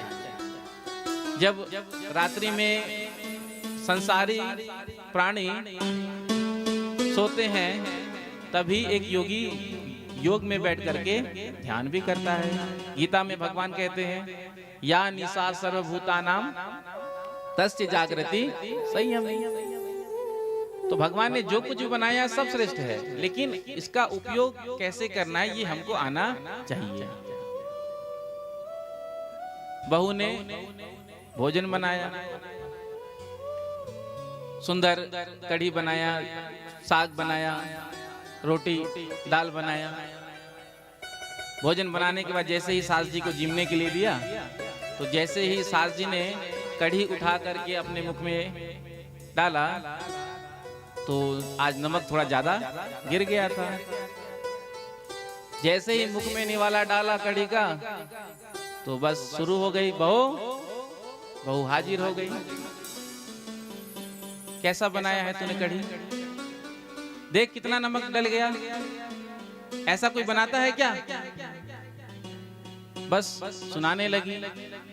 बहू ने सोचा गलती हो गया, आगे से ध्यान रखूंगी। पूरा प्याली जो दिया था खा गई। प्रेम से कहो श्री राधे। श्री राधे। लेकिन सुनाते सुनाते बहू ने सोचा कोई बात नहीं। दूसरे दिन बहू ने थोड़ा ध्यान रखा और आज भोजन बनाया और भोजन सास जी को परोसा। तो आज सब्जी में नमक कम हो गया। सास जी ने जैसे ही निवाला लिया, फिर बहू को सुनाना शुरू। अब सास पुराण के सारे श्लोक तो हम यहाँ सुना नहीं सकते। प्रेम से कहो श्री राधे। बहू ने क्षमा मांगा, गलती हो गया। तीसरे दिन बहू ने भोजन बनाया, इतना ध्यान रखा कि नमक डालना ही भूल गई। फिर सास जी को भोजन दिया। जैसे ही सास जी ने दाल, नमक ही नहीं है। आज तो सास जी कहती हैं, तेरा मन तो बिल्कुल भोजन बनाने में लगता ही नहीं है। तेरा मन तो न जाने कहाँ रहता है, ठीक से भोजन भी नहीं बनाती है। वो तो पहले जमाने की बहू थी इसलिए सुन लिया, आज की बहू होती तो क्या कहती, खुद बनाकर खा लिया करो, प्रेम से कहो श्री राधे। सास ने बहू को फिर सुनाया, आज बहू को गुस्सा आया, बहू तमतमाते हुए रसोई में गई, उठाया नमक का जो डब्बा और उसे डस्टबिन में फेंक दिया। तेरे कारण रोज मुझे सुनना पड़ता है, अब बताओ इसमें नमक का क्या दोष है? नमक का कोई दोष है? दोष तो हमारा है, हमको उसका उपयोग करने नहीं आया। इसी प्रकार से भगवान ने जो भी सृष्टि में बनाया सर्वश्रेष्ठ है, इसका उपयोग हमको कैसे करना है ये हमको आना चाहिए। आगे अग्नित्र के आगे पुत्र हुए, इन्हीं के वंश में ऋषभ देव जी महाराज का प्राकट हो गया। ये भगवान के अवतार हैं। बोलो ऋषभ देव जी महाराज की जय हो। ऋषभ देव जी का विवाह इंद्र की कन्या जयंती के साथ हुआ और इनके यहाँ 100 पुत्रों का जन्म हुआ। 100 पुत्रों को सामने बिठाया और कहा, पुत्रों ये मानव जीवन क्यों मिला है? ये मानव जीवन, मानव तन केवल भोग भोगने के लिए नहीं मिला है। ये मानव जीवन, ये मानव तन भगवान की उपासना के लिए मिला है। इस शरीर से 2 आनंद का अनुभव किया जा सकता है, एक विषयानंद, दूसरा ब्रह्मानंद। विषयानंद, विषयों का जब हम सेवन करते हैं तो उससे भी हमको आनंद मिलता है, लेकिन वो आनंद क्षणिक होता है। पदार्थ से जो निष्पन्न आनंद होता है, वो जैसे पदार्थ का सेवन करते जाते हैं वो आनंद घटते जाता है। आपने पढ़ा होगा, प्रेम से कहो श्री राधे। जैसे किसी को रसगुल्ला बहुत अच्छा लगता है तो पहला रसगुल्ला खाया तो उसमें जितना आनंद आएगा दूसरे में उतना नहीं आएगा, तीसरे में और कम हो जाएगा, और एक समय ऐसा आएगा जब 2, 4, 6, 8, 10 तक पहुंच गया आंकड़ा, तो फिर रसगुल्ला देखने की इच्छा नहीं होगी। कहाँ तो हमको बड़ा प्रिय था, लेकिन अब देखने की इच्छा नहीं हो रही है। तो पदार्थ से जो उत्पन्न आनंद है वो घटता है, लेकिन ये जो ब्रह्मानंद है ये बढ़ता है। इसलिए मानव और पशु में क्या अंतर है? मानव भी खाता है, पीता है, सोता है, संतान उत्पन्न करता है। पशु भी वही करता है, खाता है, पीता है, सोता है, संतान उत्पन्न करता है। तो अंतर क्या है? मानव केवल भजन कर सकता है, साधन कर सकता है, लेकिन पशु चाह कर भी नहीं कर सकता। इसलिए पुत्रों भजन में लग जाओ, आत्म कल्याण में अग्रसर हो जाओ। वही पिता पिता है, वही माता माता है, वही गुरु गुरु है, वही स्वजन स्वजन है जो हमको भगवान से जोड़ते हैं, जो हमें भक्ति से जोड़ते हैं। और जो हमको भगवान से जोड़ते हैं वही हमारे हितैषी हैं। इसलिए हम भी जब कथा में आए तो अपने बच्चों को लेकर के आना चाहिए। प्रेम से कहो श्री राधे। जब बच्चे आपके साथ कथा में आएंगे, कथा सुनेंगे, कथा सुनने के बाद उनके हृदय में भी भगवान के प्रति प्रेम जागृत होगा, भक्ति भाव जागृत होगा। बचपन से होगा तो आगे भी बना रहेगा। इसलिए बच्चों को कथा में लाना चाहिए, लेकिन आजकल लोग बच्चों को कथाओं में लाना चाहते नहीं हैं। कथा सुन करके कहीं वैराग्य ना हो जाए। प्रेम से कहो श्री राधे। हाँ, लोगों को ये भी लगता है कि कथा यदि सुन लिए तो वैराग्य हो जाएगा, वैराग्य का भूत सवार हो जाएगा, घर बार छोड़कर चला जाएगा। कईयों को तो हम जानते हैं जिन्होंने 100 कथा सुन ली होगी, फिर भी वैराग्य नहीं हुआ। तो कथा सुनने से वैराग्य थोड़ी होता है। वैराग्य तो बहुत साधना की उच्च अवस्था का नाम है। आओ तो बच्चों को कथा में लेकर के आओ, क्योंकि आज के बच्चे समझाने से नहीं समझते हैं, आज के बच्चे करके दिखाने से समझते हैं। जैसा आप व्यवहार करते हैं वैसा ही बच्चे व्यवहार करेंगे। प्रेम से कहो श्री राधे।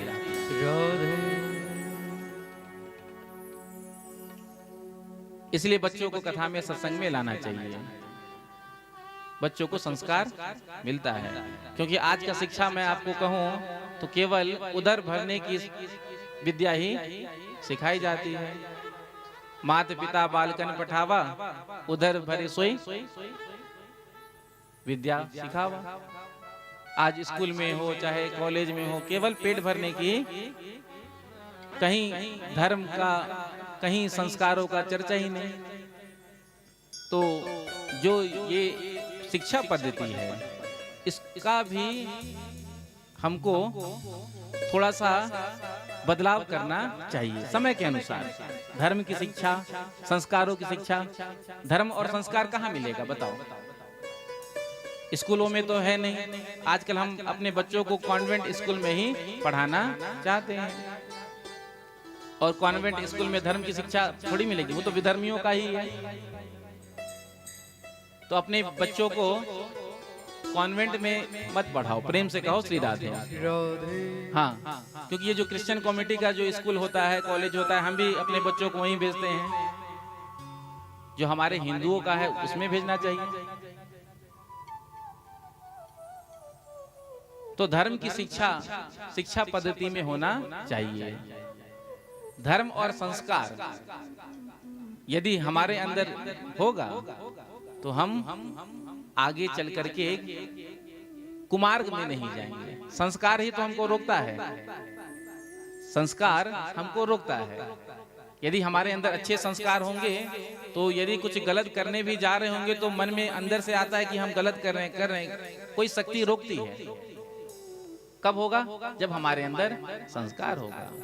इसलिए बच्चों को कथा में लाना चाहिए। जब आप मंदिर जाएं तो मंदिर भी साथ ले जाना चाहिए। बचपन से यदि आप बचपन में बच्चों को मंदिर ले जाएंगे तो बुढ़ापे में वही बच्चे आपको मंदिर ले जाएंगे। यदि आपने बच्चों को बचपन में मंदिर नहीं ले गया तो फिर बुढ़ापे में आप आशा भी मत रखना कि बच्चे हमको मंदिर में या सत्संग में ले जा करके छोड़ आए, क्योंकि हम जैसा कर्म करते हैं वैसा हमको प्राप्त होता है। तो भगवान के चरणों में जाने की शिक्षा देनी चाहिए, लेकिन हम लोग उल्टा ही करते हैं। बच्चे भोजन नहीं कर रहे हैं तो बच्चों को डराते हैं और क्या कहते हैं, जल्दी भोजन कर ले नहीं तो दाढ़ी वाले बाबा जी आएंगे पकड़ करके ले जाएंगे।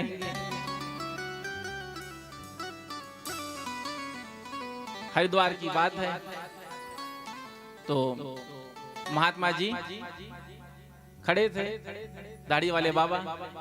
इतने में ही एक आदमी आया और जोर से महात्मा जी के चरणों को पकड़ लिया। महात्मा जी भी घबरा गए, आखिर ऐसा क्या हुआ जी, मेरे चरणों को इतना जोर से पकड़ा हुआ है। अब जो चरण को पकड़ा हुआ था उसका बच्चा भोजन नहीं कर रहा था, तो उसकी पत्नी ने कहा कि जाओ जाकर के बाबा जी का चरण पकड़ो। जैसे ही पति ने जाकर बाबा जी के चरणों को पकड़ा तो बच्चे की माँ ने कहा, देख बाबा जी ने तेरे पापा को पकड़ लिया, यदि तू भोजन नहीं करेगा तो तुझे भी पकड़ कर ले जाएंगे। संतों के प्रति, महापुरुषों के प्रति जब हम ये बात बच्चों के अंदर डालेंगे तो फिर आगे चलकर क्या होता है, जब घर में कोई महापुरुष संत आते हैं तो फिर कहते हैं बेटा प्रणाम करो। अब वो बच्चा बाबा जी को देख करके घबराता है, डरता है कि कहीं मैं जाऊंगा प्रणाम करने तो बाबा जी पकड़ कर ले ना जाए, है ना। तो बच्चों के अंदर ये भावना नहीं होनी चाहिए। प्रेम से कहो श्री राधे। श्री राधे। मरने से पहले बाली ने बड़ा ही सुंदर काम किया था। राम जी ने बाली को मारा, लेकिन मरने से पहले बाली ने अपने पुत्र अंगद को बुलाया और अंगद का हाथ लेकर के राम जी के हाथ में दिया। प्रभु आपने मेरी सेवा नहीं ली, कोई बात नहीं, लेकिन आप मेरे पुत्र की सेवा को स्वीकार करिए। उसी प्रकार से हम सब का भी कर्तव्य है कि हम अपने बच्चों को भी भगवान से, भक्ति से, सत्संग से जोड़ें। 100 पुत्र थे, सबसे बड़े का नाम था भरत। कई वर्ष तक राज सुख भोगा, उसके बाद वैराग्य हुआ। तो सोचा कि अब हम भजन करेंगे। सीधे नेपाल गए। नेपाल में जो गंडकी नदी है, नारायणी नदी कहते हैं वहां, जहां शालिग्राम शिला आज भी मिलता है। तो वहां जाकर के कुटिया बनाया और भजन करने लगे। एक दिन प्रातःकाल संध्या वंदन कर रहे थे, एक गर्भवती हिरणी आई और आकर के जब जल पीने लगी तभी सिंह के दहाड़ने की आवाज को सुना, छलांग लगा दिया। गर्भवती थी, बच्चा गिर गया, स्वयं तो गुफा में जाकर मर गई। भरत जी ने जब देखा उस हिरण के बच्चों को डूबते हुए, तो आज जा करके उसे बचाया और ला करके अपनी कुटिया में ही रख लिया। जब समिधा लेने वन में जाते तो हिरण के बच्चे को लेकर के जाते, हरी हरी घास खिलाते। तो धीरे धीरे भरत जी का मन जो था भजन से छूटने लगा, क्योंकि मन तो एक ही है, चाहे इसे भगवान में लगा दो, चाहे इसे संसार में लगा दो। एक समय ऐसा आया जब वो हिरण का बच्चा अन्य हिरणों के साथ मिलकर चला गया, तो भरत जी को विरह हो गया, जैसा विरह राम जी को जानकी जी के लिए हुआ था। हे खग मृग हे मधुकर श्रेणी, तुम देखी सीता मृग नैनी, उसी प्रकार से आज भरत जी को विरह हो गया। सूर्य और चंद्र से पूछ रहे हैं कि कहाँ गया वो, कहाँ तो राजपाट को छोड़ करके भजन करने के लिए आए थे और कहाँ जाकर के फंस गए, एक हिरण के मोह में। आज हिरण को देखते हुए पास में था दूसरा हिरण, देखते देखते शरीर छोड़ गया।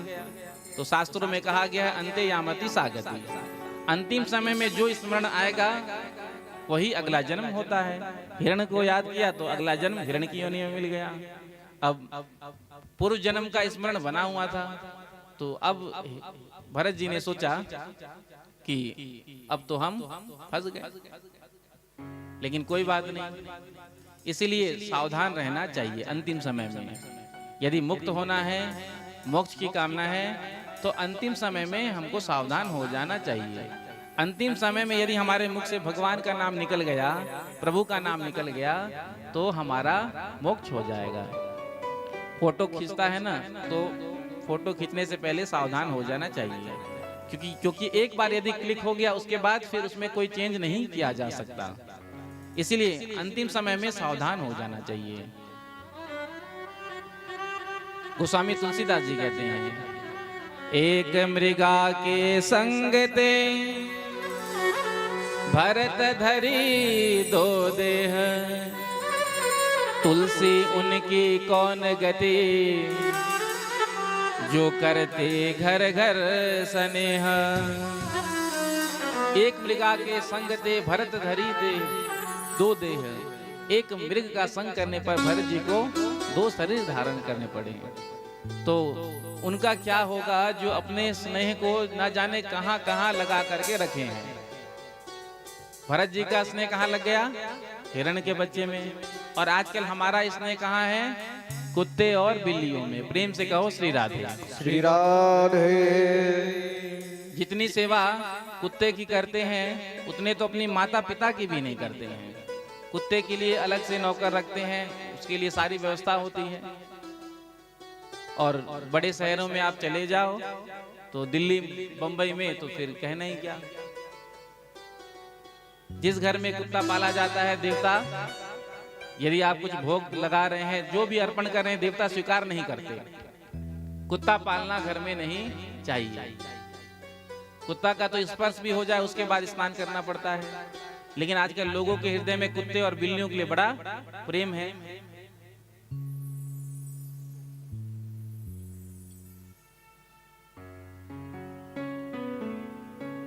अब कुत्ते से प्रेम है तो जिससे ज्यादा प्रेम होता है उसका ही ध्यान अंतिम समय में आता है, तो फिर अगला जन्म कुत्ता का ही मिलेगा। प्रेम से कहो श्री राधे। हाँ भाई, जिसका अंतिम समय में जिसका स्मरण होगा वही शरीर मिलना है। अब कुत्ते से ही प्रेम है तो कुत्ता ही बनना पड़ेगा। गौ माता की सेवा करोगे तो कम से कम चकाचक पीने के लिए ओरिजिनल शुद्ध दूध तो मिलेगा। दूध दही घृत सब गौ माता से मिलेगा। और जिस घर में गौ माता रहती है उस घर में सुख संपन्नता बनी रहती है। गौ सेवा से जो भी मनोरथ होता है वो सब पूर्ण हो जाता है। प्रेम से कहो श्री राधे। श्री राधे। राजा दिलीप ने क्या किया, कोई संतान नहीं हो रही थी। प्राय रघुवंश में संतान की समस्या सबको ही रही। तो विश्वामित्र जी ने कामधेनु की पुत्री नंदिनी को दिया और कहा तुम इसकी सेवा करो।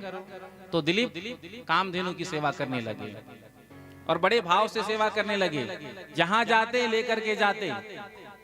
बड़े प्रेम से सेवा करते। तो भगवान ने सोचा कि थोड़ा परीक्षा ले लूं। तो आज एक सिंह ने कामधेनु को पकड़ लिया। सिंह कामधेनु को खाने ही वाली थी। इतने में ही दिलीप ने कहा कि आप इसे छोड़ दीजिए। तो सिंह ने कहा कि मेरा तो आहार ही यही है, मैं तो मांसाहारी हूं और मेरा आहार यही है। वन का मैं राजा हूं, जो मेरे हाथ में आता है मैं उसे खा जाता हूं। तो आज तो मैं इसे खा जाऊंगा। तो दिलीप ने कहा कि आपको अपना पेट ही भरना है ना, तो आप मुझे खा जाइए। आज दोनों हाथ जोड़ करके सिंह के सामने खड़े हो गए। इतने में ही भगवान प्रकट हो गए। भगवान तो परीक्षा ले रहे थे। तो दिव्य पुत्र का जन्म हुआ जिसका नाम रघु, और जो सूर्य वंश था वहीं से रघुवंश कहलाया। इतना प्रतापी पुत्र हुआ। क्यों हुआ? क्योंकि दिलीप ने गौ माता की सेवा की।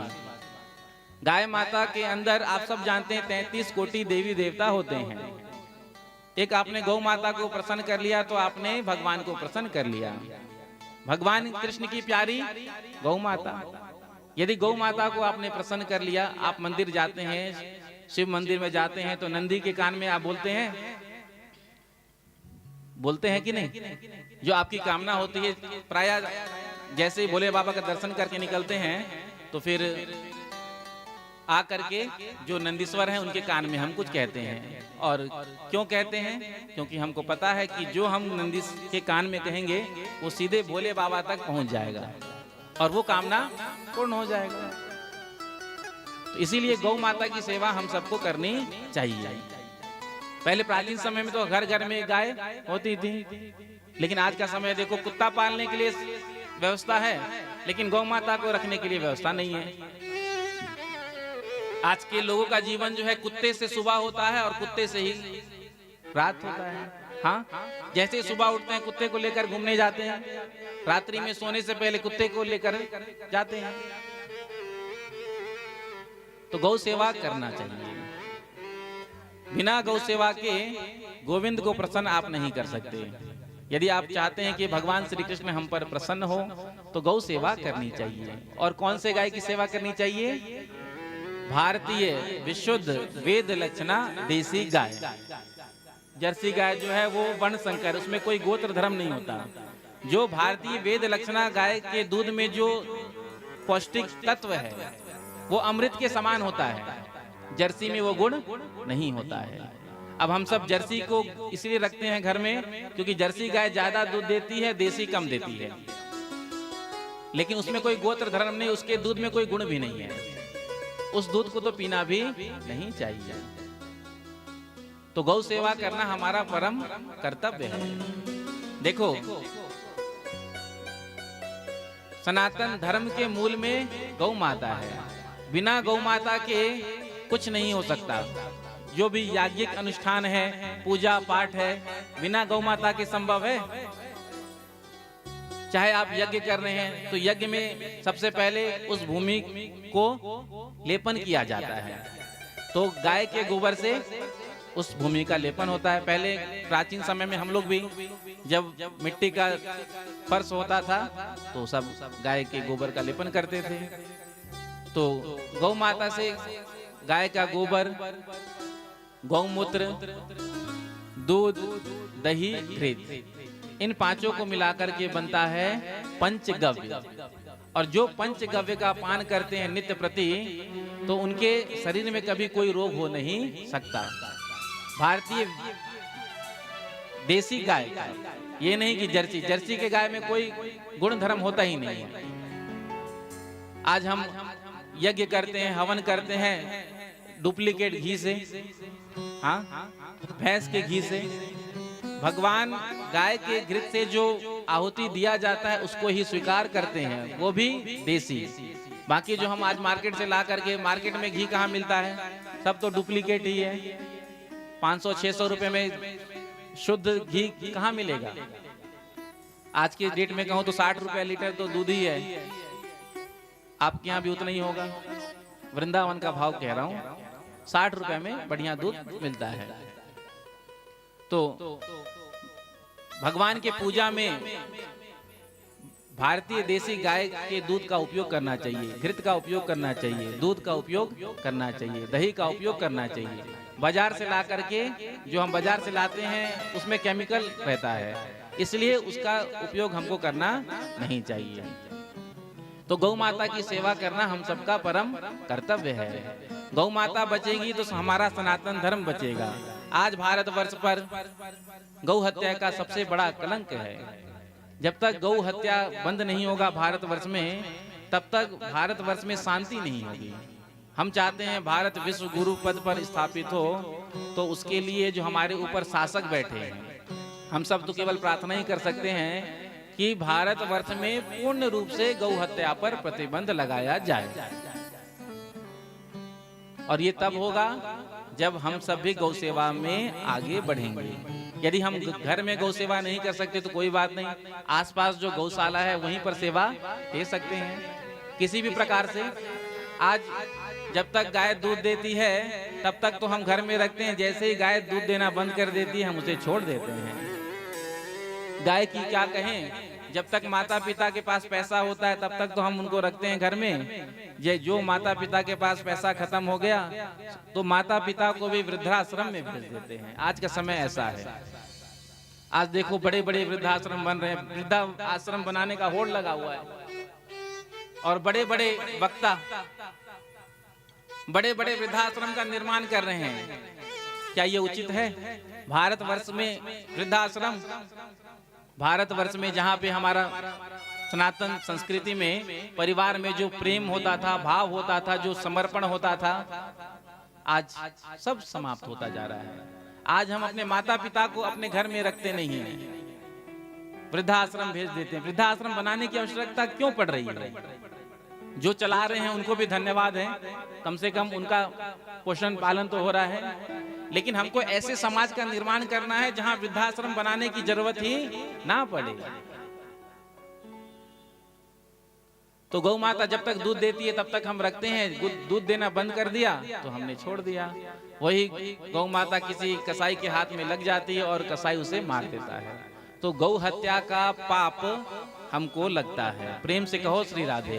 संसार में जितने पाप हैं उन पापों का प्रायश्चित है, लेकिन गौ हत्या के पाप का प्रायश्चित नहीं है। इसलिए गौ माता की सेवा करो। गौ माता की सेवा आप करेंगे तो आपको जो आप चाहिए, जो भी आपका मनोरथ है, गौ माता वो सिद्ध कर देंगे। इसलिए तो पहले हमारे यहाँ परंपरा थी ना, जब घर में भोजन बनता तो सबसे पहला रोटी गौ माता के लिए। अब कहते हैं लोग कि महाराज जी गाय ही नहीं है आसपास तो क्या करें। अब गाय नहीं है तो कोई बात नहीं, जब आप भोजन करने बैठो तो गौ ग्रास के नाम पर जो भी आपको भेंट करना है राशि, 1 रुपया, 2 रुपया, 5 रुपया, 10 रुपया, एक गुल्लक बना लीजिए। गौशाला वाले भी भेज देते हैं, उसी में भोजन करने से पहले गौग्रास के नाम पर रख दीजिए। साल भर में जितना जमा हो जाएगा, जहां भी गौशाला है आसपास है, तो वहां आप जाकर के दे दीजिए। इससे भी गौ सेवा हो जाएगी। तो सबसे पहले हमारे यहाँ जब भोजन बनता था तो पहला रोटी गौ माता के लिए होता था और अंतिम रोटी कुत्ते के लिए। लेकिन समय अब गौ माता ही नहीं है। आज जब घर में रोटियां बन करके तैयार हो जाती हैं तो माताएं सबसे पहला रोटी किसको खिलाती हैं? कहो, कह दो। जब घर में रोटियां बन करके तैयार हो जाती है तो आजकल पत्नी सबसे पहला रोटी अपने पति को खिलाती है। तो पति तो बेचारा गाय की तरह सीधा हो गया और जो अंतिम रोटी कुत्ते को खिलाना चाहिए वो स्वयं खा जाती है। आगे आप समझदार हैं, मुझे 3 दिन कथा और करनी है यहाँ।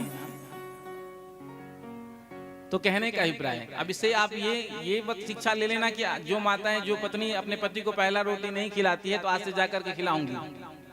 ये इसलिए हमने आपको कहा कि आप जब घर में भोजन बनाएं तो सबसे पहला रोटी गौ माता के लिए होना चाहिए। और गौ माता यदि आपके अंदर श्रद्धा होगा तो कहीं ना कहीं आपको नजर भी आ ही जाएंगे। तो सबसे पहला रोटी किसके लिए? गौ माता के लिए। अंतिम रोटी कुत्ते के लिए। कुत्ता भी जीव है तो उसको भी भोजन देना चाहिए, लेकिन उसको घर में रखना नहीं चाहिए। तो जो कुत्ता पालते हैं, आजकल कुत्ता पालने का तो फैशन हो गया है। प्रेम से कहो श्री राधे। श्री राधे। पहले हम किसी के यहाँ जाते थे तो घर के दरवाजे के बगल में लिखा रहता था सुस्वागतम। समय आगे बढ़ा, सु आगे से हट गया, स्वागतम ही बचा। थोड़ा समय और आगे बढ़ा तो स्वागतम भी हट गया, फिर बोर्ड टंग गया वेलकम। अब स्थिति ये है, कहीं जाते हैं तो घर के बाहर बोर्ड टंगा रहता है कुत्ते से सावधान। प्रेम से कहो श्री राधे। श्री राधे। मतलब पहले ही सावधान हो जाए, अंदर जो रहते हैं कुत्ते ही रहते हैं। तो कुत्ता पालना नहीं चाहिए। जीव है, रोटी देना चाहिए, तो गौ सेवा करना चाहिए। तो हम सब भी संकल्प लें कि जैसे भी हो, जितना भी हो, हम सब गौ सेवा करेंगे, चाहे तन से, चाहे मन से, चाहे धन से। जब आप गौ सेवा करेंगे तो आपका कल्याण होगा। तो आज भरत जी महाराज हिरण्य योनि को छोड़ दिए, तीसरा जन्म ब्राह्मण के यहाँ मिला। अब भरत जी ने सोचा कि अब मैं संसार में नहीं फंसूंगा, तो पागलों की तरह व्यवहार करने लगे।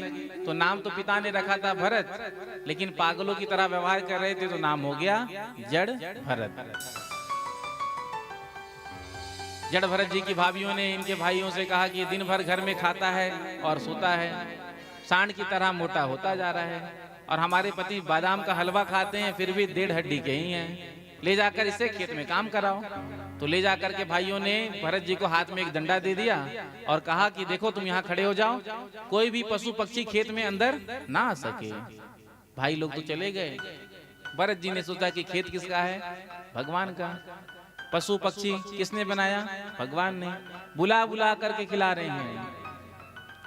हरि को चिड़ैया, हरि को ही खेत, खाओ मेरी चिड़िया भर भर पेट। हरि को चिड़ैया, हरि को खेत, खाओ रे चिड़िया भर भर पेट। हरि को चिड़ैया, हरि को ही खेत, खाओ मेरी चिड़िया भर भर पेट। हरि को चिड़ैया, हरि को खेत, खाओ रे चिड़िया भर भर पेट। बुला बुला कर खिलाने लगे।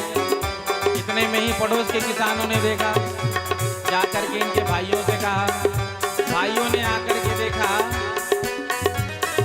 तो हमने तो इसको खेत की सुरक्षा के लिए रखा था, लेकिन ये तो बुला बुला कर खेत ही खिला रहा है।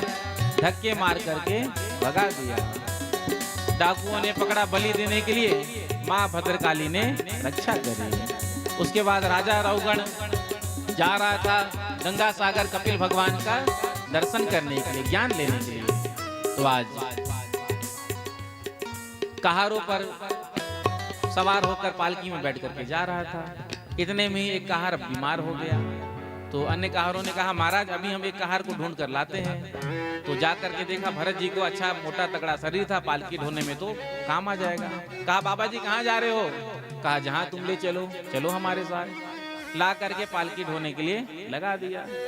अब संतों का चलना बड़ा विलक्षण होता है। संत जब चलते हैं तो आगे के हाथ के दो हाथ भूमि आगे देख कर चलते हैं। क्यों? कोई कीड़ा मकोड़ा चींटी आदि पैर में नहीं आ जाए। अब जो देखा एक चींटा, तो भरत जी ने छलांग लगा दिया। अब पालकी ढोने वाले यदि छलांग लगाएंगे तो क्या होगा? पालकी हिल गई और राजा रहुगण का सर पाटा से लग गया। रहुगण ने कहा अरे कैसे ले चल रहे हो? तो अन्य कहारों ने कहा महाराज ये जो अभी नया नया आया है ना, ये ठीक से नहीं चलता है।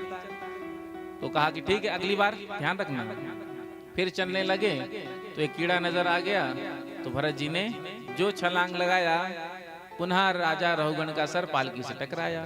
क्रोध में भर गया और जैसे ही पालकी से झांक करके देखा, अच्छा हट्टा तगड़ा शरीर था भरत जी का, तो व्यंग करने लगा। ओहो लगता है सारा भार इसने अकेले अपने ऊपर ढो रखा है, इसीलिए चल नहीं पा रहा है।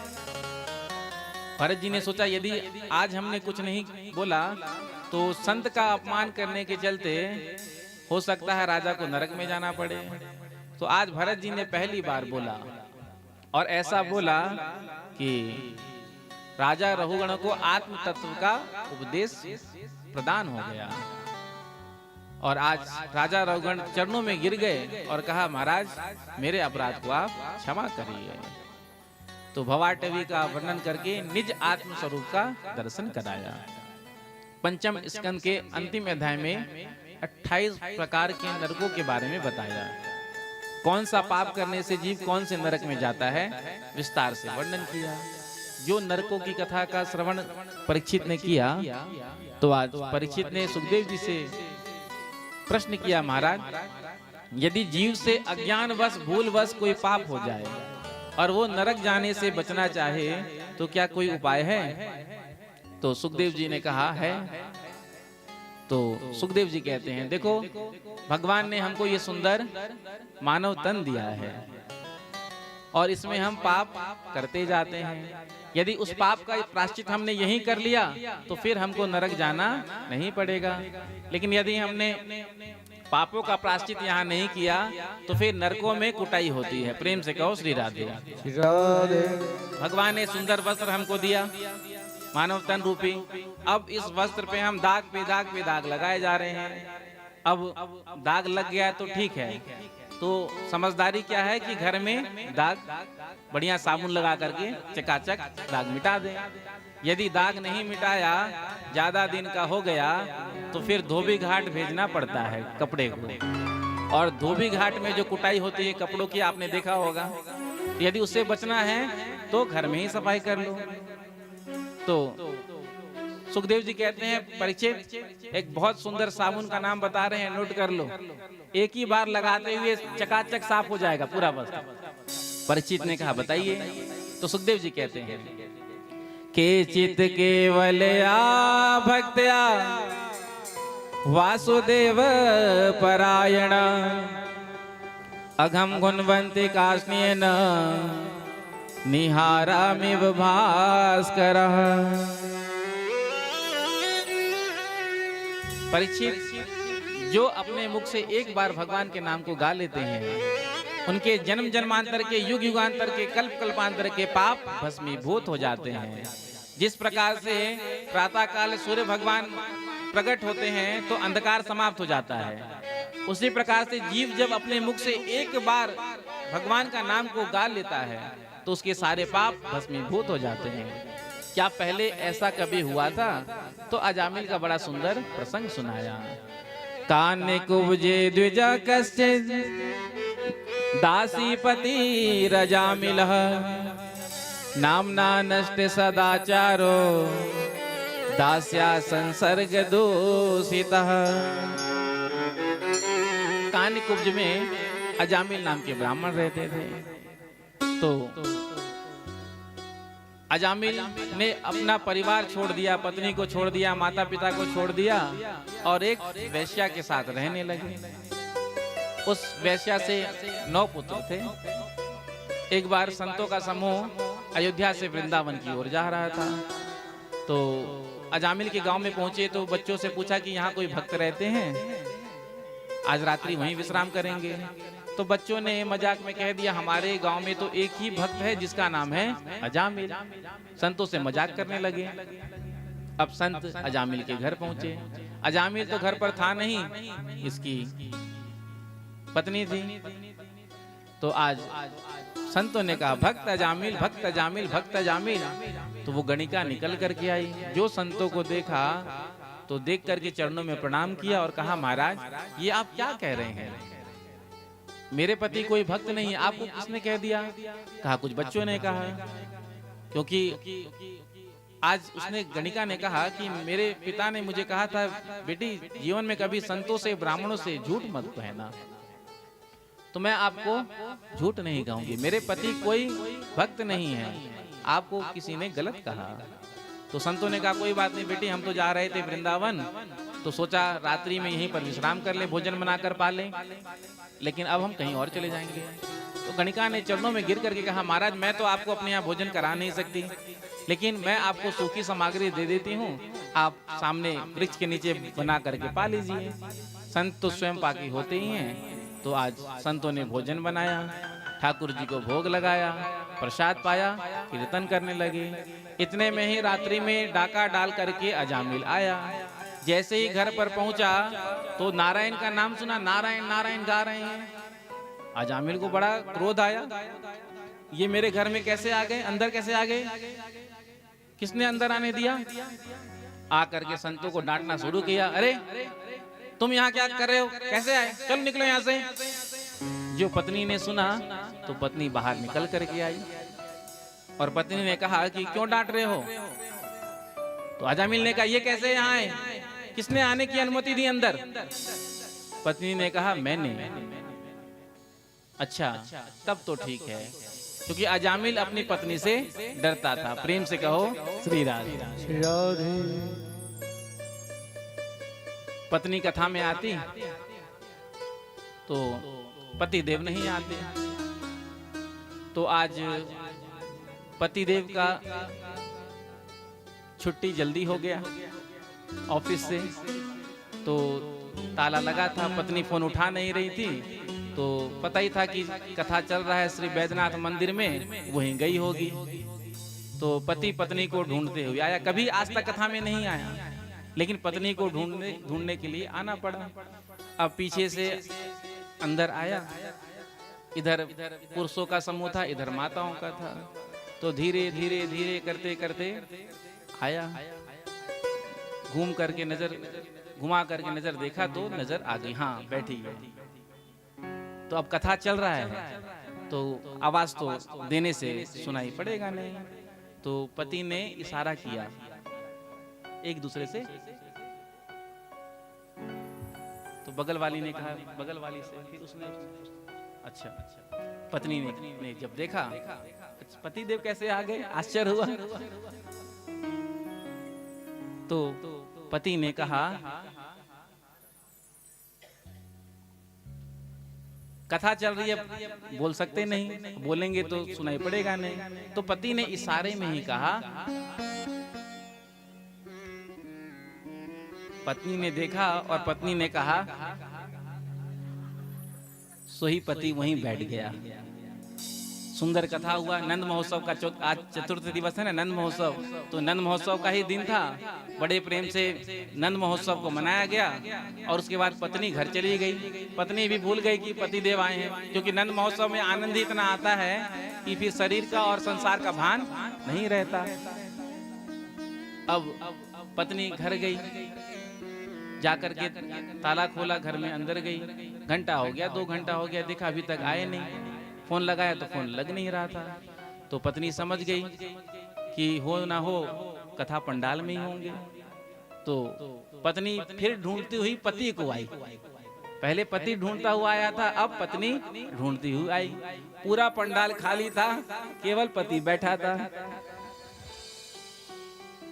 पत्नी ने आकर के कहा कि क्यों जी, सारे लोग तो कथा सुनकर चले गए, आप यहाँ खाली पंडाल में क्या कर रहे हो, आप घर क्यों नहीं आए? पति ने कहा, तूने इशारा ही कहाँ किया? पत्नी ने कहा, फिर पत्नी ने कहा, जब पत्नी ने ऐसा किया तब पति उठा और जब ऐसा किया तब गया। प्रेम से कहो श्री राधे। तो अजामिल भी अपनी पत्नी से डरता था। तुमने कहा ठीक है। संतों ने कहा देखो हमने तुम्हारे यहाँ भोजन किया, अब ब्राह्मणों को संतों को भोजन कराने के बाद दक्षिणा देना चाहिए। बिना दक्षिणा के भोजन कराने का जो पुण्य है वो पूरा मिलेगा नहीं। जो दक्षिणा का नाम सुना आग बबूला हो गया, मेरे से तुम दक्षिणा मांग रहे हो। पत्नी ने कहा दे दीजिए। तो पत्नी भक्त तो था ही, कहा कहिए क्या चाहिए। तो संतों ने कहा अब की बार जो तुम्हारी संतान हो उसका नाम रखना नारायण। संत तो चले गए। अब संतों के आशीर्वाद से पुत्र का जन्म हुआ, नाम रखा नारायण। छोटे पुत्र में बड़ा स्नेह, सोते जागते उठते बैठते खाते पीते केवल नारायण को ही पुकारता। आओ नारायण मेरे साथ खेलो, आओ नारायण मेरे साथ भोजन करो। 88 वर्ष की इसकी आयु हो गई थी। अंतिम समय में 3 यमदूत पकड़ने के लिए आए हैं, और जैसे ही यमदूत पकड़ने के लिए आए, जो देखा काला काला बड़ा बड़ा शरीर, लंबे लंबे दांत, तो अजामिल घबरा गया और भय के मारे मुख से आवाज निकला, आओ नारायण मेरी रक्षा करो। तो आज भगवान नारायण को तो इसने नहीं पुकारा था, अपने पुत्र को पुकारा, आओ नारायण मेरी रक्षा करो। लेकिन आज भगवान के 4 पार्षद प्रकट हुए और धक्का दे करके यमदूतों को ढकेल दिया। यमदूत भी अपने आप को संभालते हुए सोचा कि ये 4 चमकीले कहां से प्रकट हो गए जो हमको धक्का मार करके धकेल दिया। कौन हो तुम? पार्षदों ने कहा, हम भगवान नारायण के पार्षद हैं। अंतिम समय में जो हमारे स्वामी का नाम लेता है उनको लेने के लिए हम आते हैं। तुमने सुना नहीं? मरने से पहले इसने क्या कहा? नारायण। यमदूतों ने कहा, पागल, किसी और को बनाना। इसने आपके स्वामी को नहीं पुकारा, इसने अपने पुत्र को पुकारा। भगवान के पार्षदों ने कहा, देखो तुम भगवान के नाम की महिमा को नहीं जानते हो। भगवान का नाम कैसे भी क्यों ना लिया जाए, कभी खाली नहीं जाता। सांकेत्यम पारिहास्यम वा स्तोभम हेलनमेव वा वैकुंठ नाम ग्रहण माशेषा गहरम विदो। भगवान का नाम संकेत में लिया जाए, सांकेत्यम पारिहास्यम वा, हंसी मजाक में, अवहेलना में, वो भी नाम कभी खाली नहीं जाता। वस्तु शक्ति ज्ञान की अपेक्षा नहीं करती। तार में करंट होता है, यदि आपने तार को टच किया तो करंट लगेगा। विष में मारण शक्ति है, यदि आपने विष का पान किया तो मरण होगा। अमृत में अमृतत्व शक्ति, यदि आपने अमृत का पान किया तो आप अमर हो जाएंगे। उसी प्रकार से भगवान के नाम में जो तारक शक्ति है वो अपना काम करती है। चाहे आप भाव से लीजिए, चाहे कुभाव से लीजिए, भगवान का नाम यदि आप लेंगे तो लेने का पुण्य आपको मिलेगा ही, चाहे संकेत में ही क्यों ना ले। कथा चल रहा था तो 2 सहेली कथा सुनने के लिए आती। दोनों पक्की सहेली थी, तो एक साथ आती और एक साथ जाती। कथा के प्रारंभ में व्यास जी कीर्तन कराते तो बड़े प्रेम से सब गाते। कौन सा कीर्तन? रघुपति राघव राजा राम, पतित पावन सीताराम। रघुपति राघव राजा राम, पतित पावन सीता।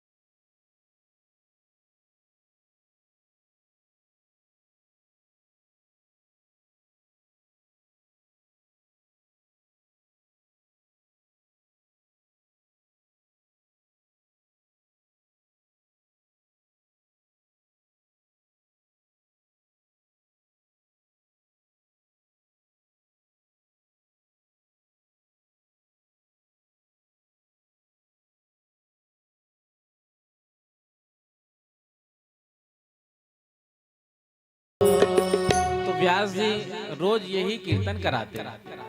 जब कथा प्रारंभ करते तो दोनों सहेली आकर आगे ही बैठते।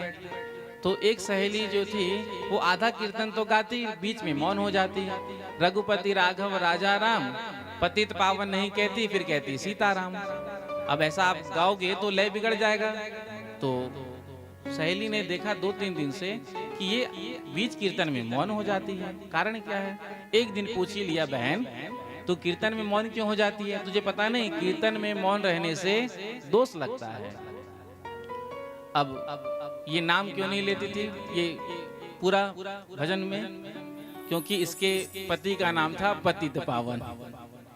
तो इसने कथा में सुन रखा था कि अपने मुख से अपने पति का नाम लेना नहीं चाहिए, और पहले माताएं लेती भी नहीं थी। जो पहले की माताएं थीं वो अपने मुख से पति का नाम लेती नहीं थी। लेकिन आजकल तो प्राय पत्नी जो है अपने पति को फर्स्ट नेम से ही पुकारती है। आ गए पीयूष, पता भी नहीं चलता है कि पति को बुला रही है कि नौकर को।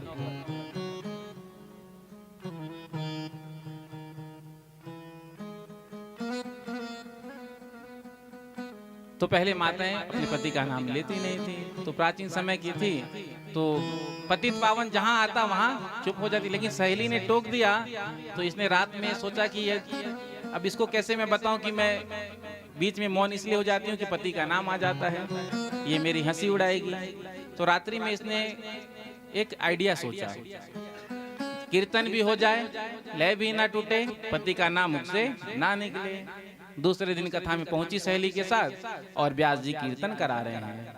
रघुपति राघव राजा राम, पतित पावन सीताराम।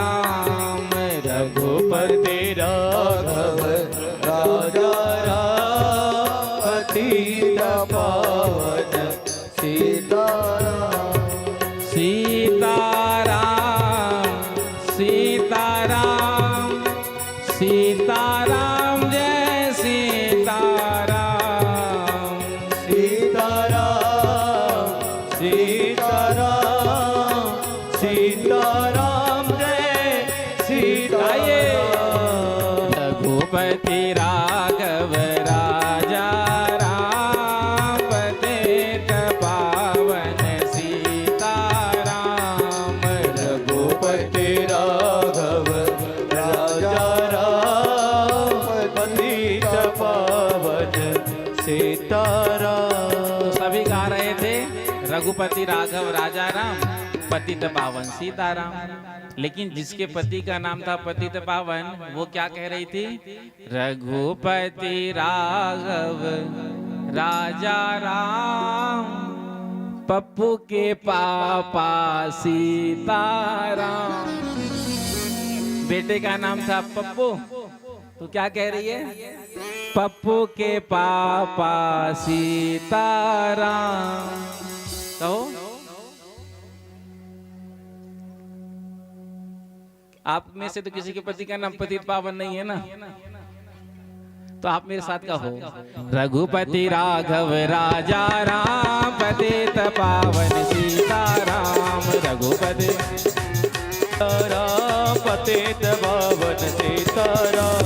सीताराम सीताराम सीताराम जय सीताराम। सीताराम सीताराम रघुपति राघव राजा राम, रघुपति राघव राजा राम, पतित पावन सीताराम। रघुपति राघव राजा राम, पतित पावन सीताराम। तो चाहे संकेत में भी नाम लिया जाए पप्पू के पापा, तो भी भगवान समझ लेंगे कि मेरा ही नाम है। प्रेम से कहो श्री राधे। श्री राधे। तो चाहे जैसे भी भगवान का नाम लिया जाए कभी खाली नहीं जाता। इसलिए आज यमदूतों ने कहा कि देखो पागल किसी और को बनाना। यमदूतों ने भी जोर लगाया, पार्षदों ने मार कर कुटाई, आज भगा दिया। इधर अजामिल ने जब सुना दोनों के संवाद को तो अजामिल को लगा कि देखो मैंने तो अपने पुत्र को पुकारा, लेकिन भगवान के पार्षद ने आकर के मुझे बचा लिया। तो 8 वर्ष तक इसने और अपने आयु का भोग किया, जाकर भजन करके भगवान को प्राप्त किया। यमदूत जब पिट करके गए तो जाकर के यमराज से कहा, महाराज ये लो अपना ये दंड हम आपकी नौकरी से आज इस्तीफा दे रहे हैं, हमको आपकी नौकरी करनी नहीं है। यमराज ने पूछा कोई दिक्कत, सैलरी में कोई कमी बताओ? तो कहा नहीं, आज हम एक पापी को पकड़ने के लिए गए थे, वहीं 4 पार्षद भगवान के प्रकट हुए और हमको मार करके भगा दिया। तो यमराज ने पूछा कि मरने से पहले उसने कुछ कहा था? तो कहा उसने नारायण कहा था। जो नारायण शब्द निकला यमदूतों के मुख से, तो आज यमराज ने मुख को बंद किया। दोबारा ये शब्द मत कहना। यदि ये शब्द नारायण नरक में पड़े जीव के कान में चला जाएगा तो सब के सब स्वर्ग चले जाएंगे, हमारी दुकान बंद हो जाएगी। पेट्रोल पंप पर लाइटर जलाना खतरे से खाली नहीं है। हाँ, उसी प्रकार से यदि एक बार नरक में भी जो जीव पड़े उनके कान में चला गया नारायण नाम, तो वो मुक्त हो जाएंगे। तो यमराज ने कहा कि भैया जहाँ भगवान का नाम होता है वहां मत जाओ। तो यमदूतों ने कहा आप बताइए कहाँ जाना है, कहाँ नहीं जाना है। तो कहा जिन्होंने कभी अपने मुख से भगवान के नाम को नहीं गाया, जिन्होंने भगवान के चरणों में कभी मस्तक को नहीं झुकाया, जिन्होंने भगवान की कथा का कभी श्रवण नहीं किया, ऐसे भगवत विमुख पापियों को मेरे पास लेकर आना।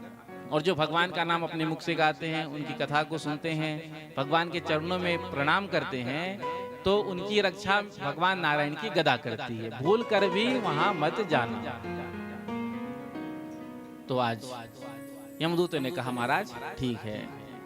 आगे कृतासुर का पावन चैत्र सुनाया, पुंसवन व्रत की कथा को सुनाया। परीक्षित ने प्रश्न किया, जब हम भगवान की लीलाओं को देखते हैं तो हमको ऐसा लगता है भगवान पक्षपात करते हैं। भगवान तो समदर्शी कहे जाते हैं, यदि भगवान समदर्शी हैं तो फिर भगवान पक्षपात क्यों करते हैं? भगवान बार बार देवताओं को बचाते हैं और दैत्यों को मारते हैं। तो सुखदेव जी ने कहा देखो ऐसा नहीं है, भगवान का जो भजन करते हैं भगवान उनकी रक्षा करते हैं। अब हिरण्यकशिपु के पुत्र प्रहलाद की रक्षा भगवान नारायण ने बार बार की, और प्रहलाद जी के ही पिता को भगवान ने मार दिया। तो सुखदेव जी कहते हैं जो भगवान का नाम लेता है, उनका भजन करता है, भगवान उनकी रक्षा करते हैं।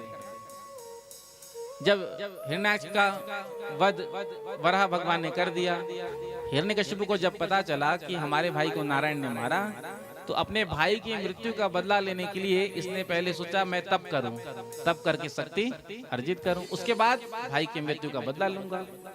मंदराचल पर्वत पर पहुंचा और अंगुष्ठ के बल पर आकाश की ओर देख करके इसने 100 वर्ष तक तप किया। सारा शरीर दीमक से ढक गया।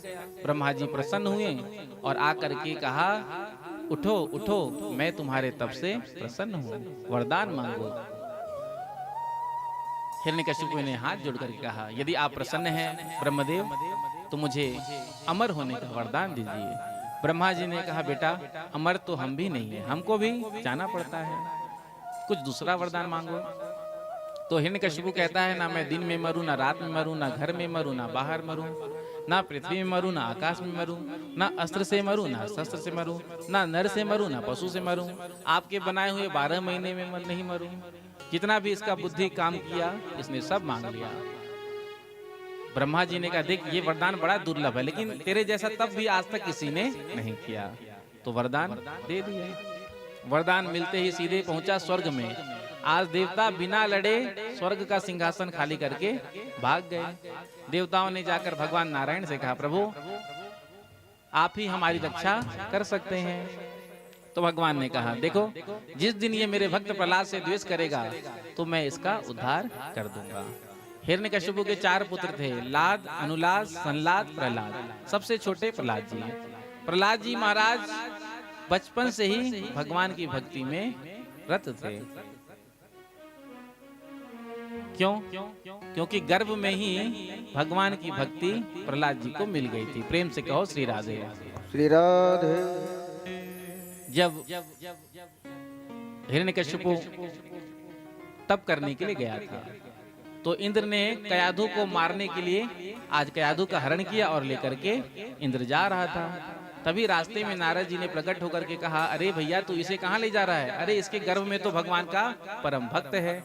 तो इंद्र से छुड़ाया और अपने आश्रम में ले जाकर के नारद जी ने कयाधु को भगवान की सुंदर सुंदर कथाओं का गान किया। तो प्रहलाद जी को गर्भ में ही भगवान की भक्ति मिल गई। साइंस भी कहता है गर्भ में जब शिशु हो, बालक हो, बालिका हो, तो माता जैसा चिंतन करती है, जैसा व्यवहार करती है, जैसा देखती है, उसका असर गर्भगत शिशु पर पड़ता है।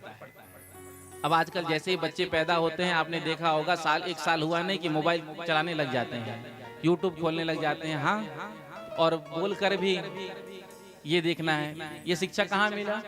क्योंकि आजकल माताएं जो है जब गर्भावस्था के समय में होती हैं तो दिन रात मोबाइल ही चलाती हैं।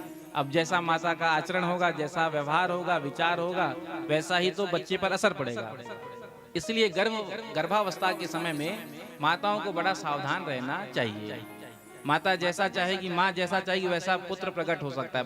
भक्त पुत्र चाहे तो भक्त हो जाएगा, वीर चाहे तो वीर हो जाएगा, दानी चाहे तो दानी हो जाएगा। ये माता पर डिपेंड करता है। लेकिन आजकल माताएं बिल्कुल ध्यान रखती नहीं है। प्रेम से कहो श्री राधे। श्री राधे। तो बचपन से ही प्रहलाद जी के अंदर भगवान की भक्ति थी। प्रहलाद जी थोड़े बड़े हुए, पढ़ने के लिए गुरुकुल भेजा। पढ़ करके जब आए, पिता ने पूछा बेटा तुमने क्या पढ़ा?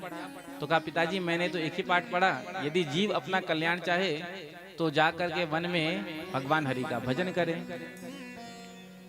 पुत्र से तो कुछ नहीं कहा, कहा जाओ अपने गुरुजी को भेजना। संडामर्ग ने आकर कहा महाराज आपने हमें बुलाया। हिरण्यकशिपु ने कहा ये तुम मेरे पुत्र को कौन सी शिक्षा दे रहे हो? मेरा पुत्र मुझसे कहता है वन में जाकर के हरि नारायण का भजन करो, यही शिक्षा दे रहे हो? संडामर्ग थर-थर कांपने लगे। महाराज ऐसी कोई शिक्षा हमने दी ही नहीं। आपने जो शिक्षा नीति निर्धारित की है हम वही शिक्षा देते हैं। आपने कह दिया ग से गणेश पढ़ाना बंद करो, सांप्रदायिकता फैलती है, तो अब हम ग से गधा पढ़ाते हैं। प्रेम से कहो श्री राधे। अब गधे में किसी को कोई आपत्ति नहीं है। जो आपने कहा है हम वही करते हैं। ना जाने कहाँ सीख लिया। ठीक है अब की बार ले जाओ, ध्यान रखना कहीं विष्णु का कोई गुप्तचर तो तुम्हारे यहाँ नहीं बैठा है घुसकर। कहा महाराज ध्यान रखेंगे। ले जा करके आज संडामर्ग ने प्रहलाद जी को गुरुकुल में खूब डांटा। अरे दैत्यों के चंदन वन में तू बबूल का कांटा कहाँ से पैदा हो गया? ये तू नारायण नारायण कहता, तुझे पता नहीं तेरे चाचा को नारायण ने मारा था? अब की बार दोबारा कभी ये मत कहना। डांट दिया, पाठ पढ़ाया और लेकर के आए। आज माँ कयाधु ने सुंदर श्रृंगार किया और पिता की गोद में ले जाकर के बैठा दिया। हिरण्यकशिपु ने पूछा बेटा बताओ तुमको सबसे अच्छा पाठ कौन सा लगता है? तो प्रहलाद जी कहते हैं श्रवणम कीर्तनम विष्णु स्मरणम पाद सेवनम अर्चनम वंदनम दास्यम सख्यम आत्मनिवेदनम। पिताजी मुझे तो यही पाठ अच्छा लगता है। यदि जीव अपना कल्याण चाहे तो जाकर के भगवान हरि नारायण का श्रवण करे, कीर्तन करे, पाद सेवन करे। नवदा भक्ति का उपदेश कर दिया। जो अपने पुत्र के मुख से फिर नारायण का नाम सुना, उठा करके पटक दिया। सैनिकों से कहा मार दो इसे। सैनिक आज भाला लेकर के जब मारने लगे तो भाला स्पर्श करके टूट गया। आज इधर पहाड़ से नीचे फेंका गया, भोजन में विष मिला कर दिया, सर्पों के बीच में छोड़ा गया। आज प्रहलाद जी को जलाने के लिए होलिका लेकर गोद में बैठी, तो जो जलाने के लिए आई थी वो स्वयं जल गई, लेकिन प्रहलाद जी का बाल भी बांका नहीं हुआ।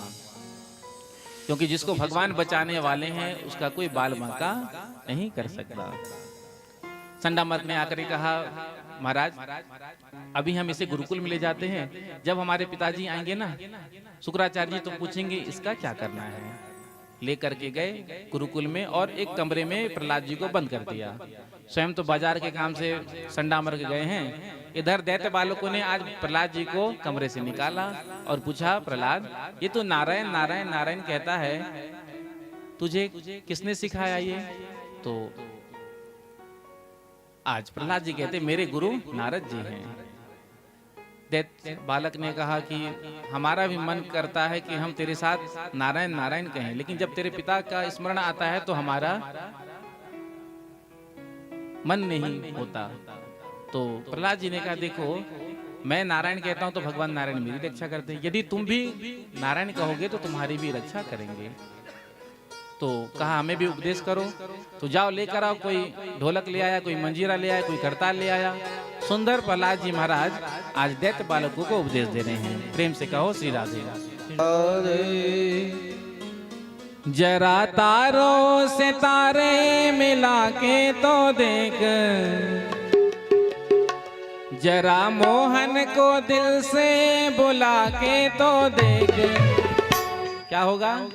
प्रभु खिंचे हुए बंधे हुए चले आएंगे, प्रभु खिंचे हुए बंधे हुए चले आएंगे, प्रभु खिंचे हुए बंधे हुए चले आएंगे, प्रभु खिंचे हुए बंधे हुए चले आएंगे। जरा तारों सितारे मिला के तो देख, जरा तारों सितारे मिला के तो देख, जरा मोहन को दिल से बुला के तो देख, जरा मोहन को दिल से बुला के तो देख। प्रभु खिंचे हुए बंधे हुए चले आएंगे, प्रभु खिंचे हुए बंधे हुए चले आएंगे, प्रभु खिंचे हुए बंधे हुए चले आएंगे। प्रभु खिंचे हुए बंधे हुए चले आएंगे। ऐसे नहीं आएंगे, जब आप दोनों हाथ उठाकर ताली बजाएंगे ना तब आएंगे।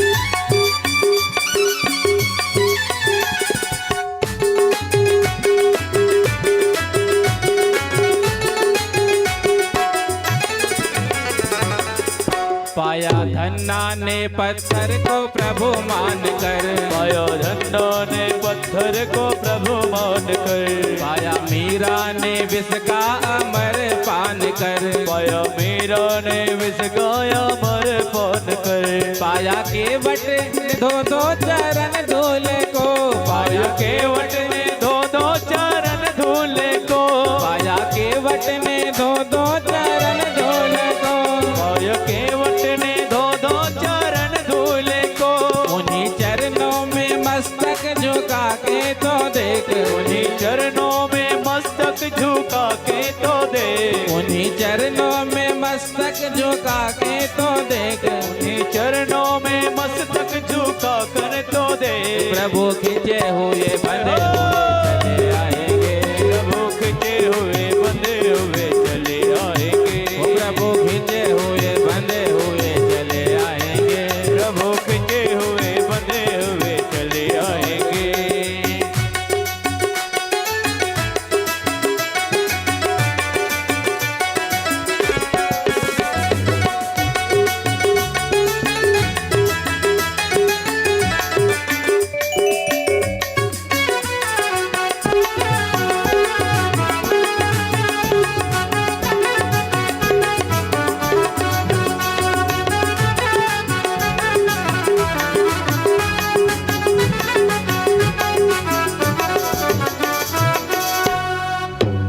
पाया जिसने भी उसको मिला प्रेम धाम, पाया जिसने भी उसको मिला प्रेम धाम, सारे पत्थर लिखा जिन पे रघुवर का नाम, सारे पत्थर लिखा जिन पे रघुवर का नाम। तेरी नैया किनारे से क्यों ना लगे, तेरी नैया किनारे से क्यों ना लगे, तेरी नैया किनारे से क्यों ना लगे, तेरी नैया किनारे से क्यों ना लगे।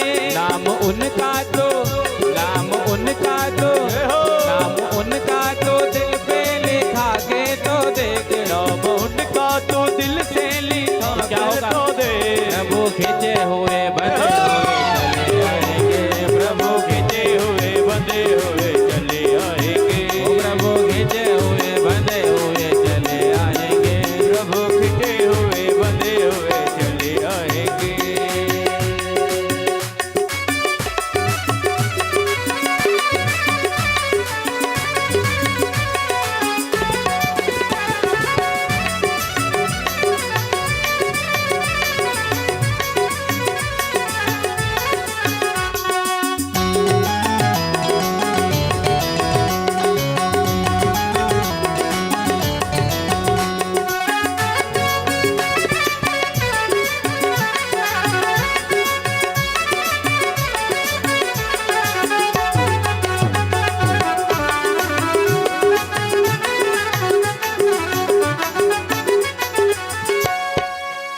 वो है ठाकुर पुजारी तू बन के तो देख, वो है ठाकुर पुजारी तू बन के तो देख, वो है दाता भिखारी तू बन के तो देख, वो है दाता भिखारी तो बन के तो देख। उनके दर से नहीं कोई खाली गया, उनके दर से नहीं कोई खाली गया, उनके दर से नहीं कोई खाली गया, उनके दर से नहीं कोई खाली गया। उनके आगे तो झोली फैला के तो देख, उनके आगे तू झोली फैला के तो दे, उनके आगे तो झोली फैला के तो देख, उनके आगे तू झोली फैला कर तो दे। प्रभु खिंचे हुए बंधे हुए चले आएंगे, प्रभु खिंचे हुए बंधे हुए चले आएंगे, ओ प्रभु खिंचे हुए बंधे हुए चले आएंगे। प्रभु खिंचे हुए बंधे हुए चले आएंगे। देखो ऐसे नहीं आएंगे, वैसे भी आने वाले हैं ना। जितना भाव आपके पुकार में होगा, जितना प्रेम होगा, उतने जल्दी ठाकुर जी आकर आपको दर्शन देंगे। अब कितने बजे आएंगे ये मैं भी नहीं कह सकता। वैसे तो ठाकुर जी का प्राकट्य का समय कितना बजे है? ठाकुर जी का प्राकट्य कितने बजे हुआ था? हाँ, जन्माष्टमी के दिन रात्रि में 12 बजे हम ठाकुर जी का प्राकट्य करते हैं ना, तो ओरिजिनल टाइम तो 12 बजे है। अब भगवान कृपा करके कितने जल्दी आएंगे ये हम देखते हैं। तो दोनों हाथ आकर कहिए, जरा तारों से तारे मिला के तो देख, जरा तारों से तारे मिला कर तो दे, जरा मोहन को दिल से बुला के तो देख, जरा मोहन को दिल से बुला कर तो दे।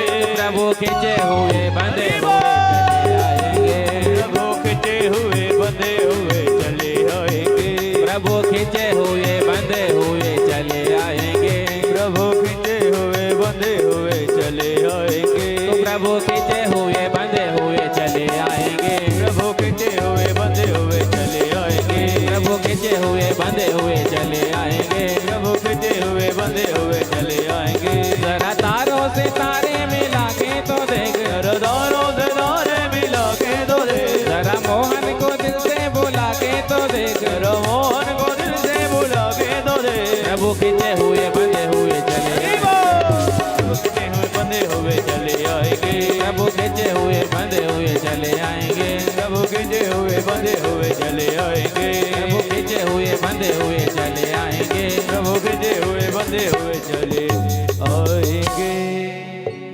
तो जरा तारों से तारे मिला के तो देख,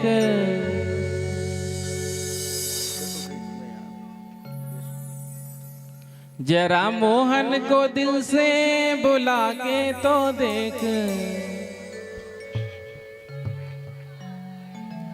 तो प्रभु खींचे हुए बंधे हुए चले आएंगे।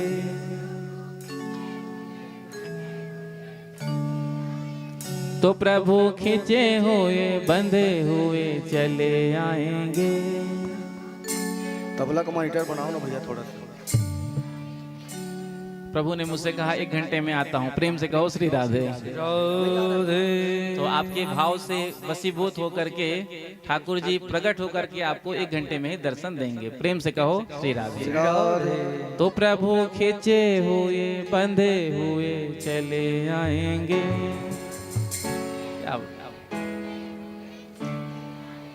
कितना अच्छा आप गाते हैं। अब तक तो मैं सोच रहा था कि आप गा क्यों नहीं रही इतने दिनों से। प्रेम से कहो श्री राधे। बोलो वृंदावन बिहारी लाल की जय हो। प्रहलाद जी सुंदर गा रहे थे, कीर्तन कर रहे थे, दैत्य बालक झूम झूम कर नाच रहे थे। इतने में ही जब आकर के देखा संडामक ने कि पहले तो केवल प्रहलाद ही नारायण नारायण कहता, अब तो दैत्य बालक इसके साथ मिलकर के नारायण नारायण कह रहे हैं। रोग फैल गया। अब ज्यादा रोग फैल जाए तो उसका इलाज करना चाहिए। संडामर्क ने जाकर के हिरण्यकशिपु से कहा, और आज हिरण्यकशिपु आए हैं। इधर हिरण्यकशिपु आए हैं तो क्या देखते हैं, दैत्य बालक प्रहलाद के साथ झूम झूम कर कीर्तन कर रहे हैं, नाच रहे हैं, गा रहे हैं। अब जैसे ही दैत्य बालकों ने हिरण्यकशिपु को देखा तो जो जिस पोजीशन में था, नृत्य कर रहे थे, कोई एक हाथ ऊपर था, कोई दो हाथ ऊपर था, कोई ऐसे था, तो सब स्टैच्यू की तरह खड़े हो गए। अब प्रहलाद जी तो अपने मस्ती में झूम रहे हैं, पता ही नहीं उनको कौन आया कौन नहीं आया। अब दैत्य बालक इशारा कर रहे हैं, ठीक तो प्रहलाद जी ने कहा, अच्छा पिताजी आए हैं, पिताजी प्रणाम, कहिए आज आप कैसे आ गए यहाँ, मुझे बुला लिया होता। हिरण्यकशिपु को क्रोध आया, एक तो नारायण नारायण कहता है और दूसरे को भी बिगाड़ता है, आज अपने साथ दैत्य बालकों को भी तू नारायण नारायण कहलवा रहा है, बता तेरा नारायण कहाँ है। प्रहलाद जी ने कहा, मेरा नारायण तो हर जगह है, हरि व्यापक सर्वत्र समाना। अच्छा हर जगह है, हर जगह है तो तेरे अंदर भी है, तो कहा हाँ मेरे अंदर भी है, जब तेरे अंदर है तो मेरे अंदर भी होगा। तो प्रहलाद जी ने कहा हाँ, मुंह में तो में खड़ग खंभ में जित देखो तित राम, मैं जहां भी देखता हूं मुझे वो नारायण नजर आता है। अच्छा इस खंभ में भी तूने कहा नारायण है, तो कहा हाँ। तो आज हिरण्यकशिपु आगे बढ़ा और अपने मुष्टिक का प्रहार जैसे ही खंभ में किया तो खंभ को फोड़ करके नरसिंह भगवान प्रकट हो गए। बोलो नरसिंह भगवान की हो। जो देखा हिरण्यकशिपु ने तो कहा पहचान गया, आज ये नरसिंह बन करके आया है, आज मैं अपने भाई की मृत्यु का बदला इससे जरूर लूंगा।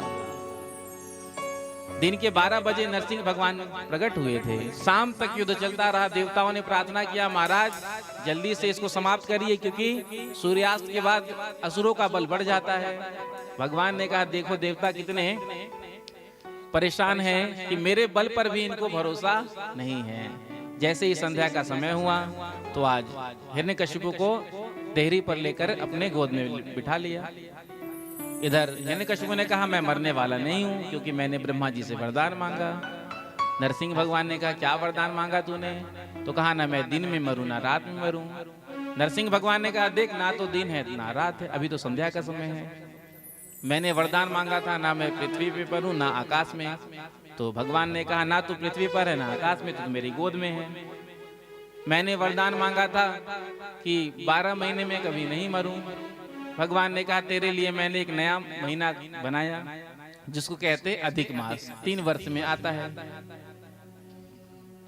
कहता है कि मैंने एक और वरदान मांगा था, ना मैं नर से मरूं ना पशु से। भगवान ने कहा, देख ना तो हम नर हैं ना पशु, हम नरसिंह हैं। और कुछ बचा? कहा नहीं। हाँ याद आया, मैंने और एक वरदान मांगा था, ना अस्त्र से मरूं ना शस्त्र से। तो भगवान ने कहा, ना हम तुझे अस्त्र से मारेंगे ना शस्त्र से। नरसिंह भगवान ने अपने नखों को प्रकट किया और हिरण्यकशिपु के उदर को विदीर्ण कर दिया, आंत निकाल करके अपने गले में धारण किया। देवताओं ने आकर के स्तुति की। जैसे जैसे देवता स्तुति कर रहे हैं, नरसिंह भगवान का क्रोध बढ़ता जा रहा है। ब्रह्मा जी ने प्रहलाद जी को भेजा, जाओ तुम्हारे लिए ही आए हैं, तुम जाकर इनको मनाओ। तो प्रहलाद जी ने आकर के बड़ी सुंदर स्तुति की, जिसको सुनकर के आज नरसिंह भगवान प्रसन्न हुए। भगवान ने वरदान मांगने को कहा तो प्रहलाद जी ने कहा, मेरे अंदर कोई कामना ही नहीं हो, ऐसा आप मुझे वरदान दीजिए। कहा, वो तो बेटा मैं तुझे दूंगा, कुछ और मांग ले। तो कहा, मेरे पिता की अधोगति ना हो। तो नरसिंह भगवान कहते हैं, त्रिसप्त भी पिता पोतः पितृ भी सहते नघ, यत् साधोस्य गृहे जातो भवान वे कुल पावनः। जिस कुल में तेरे जैसे भक्त का जन्म हो जाता है, उस कुल की 21 पीढ़ियां तर जाती है। अष्टम स्कंद में मनवंतरों की कथा का वर्णन किया। भगवान ने एक मनवंतर में गजेंद्र हाथी की रक्षा ग्रह से की थी। गजेंद्र अपनी पत्नी और बच्चों के साथ सरोवर में जल पीने के लिए गया। जल पीने के बाद जल क्रीड़ा करने लगा। उसी सरोवर में रहता था ग्रह। आज ग्रह ने आकर के गजेंद्र के पैर को पकड़ लिया। गजेंद्र ने अपना सारा बल लगा दिया लेकिन छूट नहीं पाया। पत्नी ने, बच्चों ने सूंड से सूंड मिलाकर खींचने का बाहर प्रयास किया लेकिन वो भी विफल हो गए। अब जब देखा पत्नी और बच्चों ने कि अब ये तो बाहर आ नहीं रहे हैं, अब इनके लिए तो हम यहाँ अपने प्राणों का विसर्जन कर नहीं सकते, तो पत्नी बच्चे छोड़कर चले गए। आज गजेंद्र को अनुभव हुआ, एहसास हुआ, देखो जिन परिवार के लिए, जिन बच्चों के लिए, पत्नियों के लिए मैंने सारा जीवन लगा दिया, आज मैं संकट के समय में हूं तो सबने मेरा त्याग कर दिया। आराम के साथी क्या क्या थे, जब वक्त पड़ा तब कोई नहीं, सब साथी है यहाँ मतलब के, दुनिया में किसी का कोई नहीं।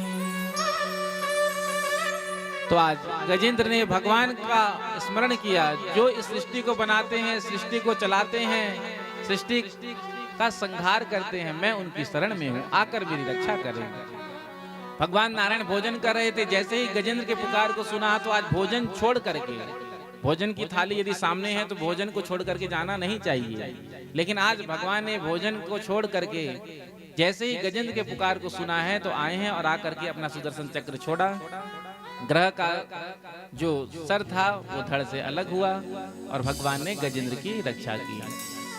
पुकारा था गजेंद्र ने, भगवान ने सबसे पहले उद्धार किसका किया? ग्रह का। तो कहते हैं देखो, जो संतों के चरणों को पकड़ लेते हैं तो पहले भगवान उनका उद्धार करते हैं। किसी को करंट लग गया गलती से, अब उसको बचाने के लिए जैसे ही कोई छुड़ाने के लिए प्रयास करेगा तो उसको भी करंट लगेगा ही। उसी प्रकार से जो भगवान को देख रहे हैं, संतों को अनुभव होता है, दर्शन होता है, हमको दिखाई नहीं देता है, तो जिन संतों को दर्शन हो रहा है भगवान का, हम उनके चरणों को भी पकड़ लेंगे तो उनके माध्यम से हमको भी भगवान का दर्शन मिल जाएगा। आगे दुर्वासा जी का अपमान इंद्र ने किया था, तो दुर्वासा जी ने साप दे दिया था, जा तू श्रीहीन हो जा। दैत्यों को पता चला तो स्वर्ग में चढ़ाई कर दिया, मार मार कर देवताओं को भगा दिया। भगवान के पास आकर देवताओं ने कहा कि हमारा राज्य तो दैत्यों ने छीन लिया। भगवान ने कहा जब देखो ब्राह्मणों का, संतों का अपमान करते हो और मेरे पास आकर खड़े हो जाते हो।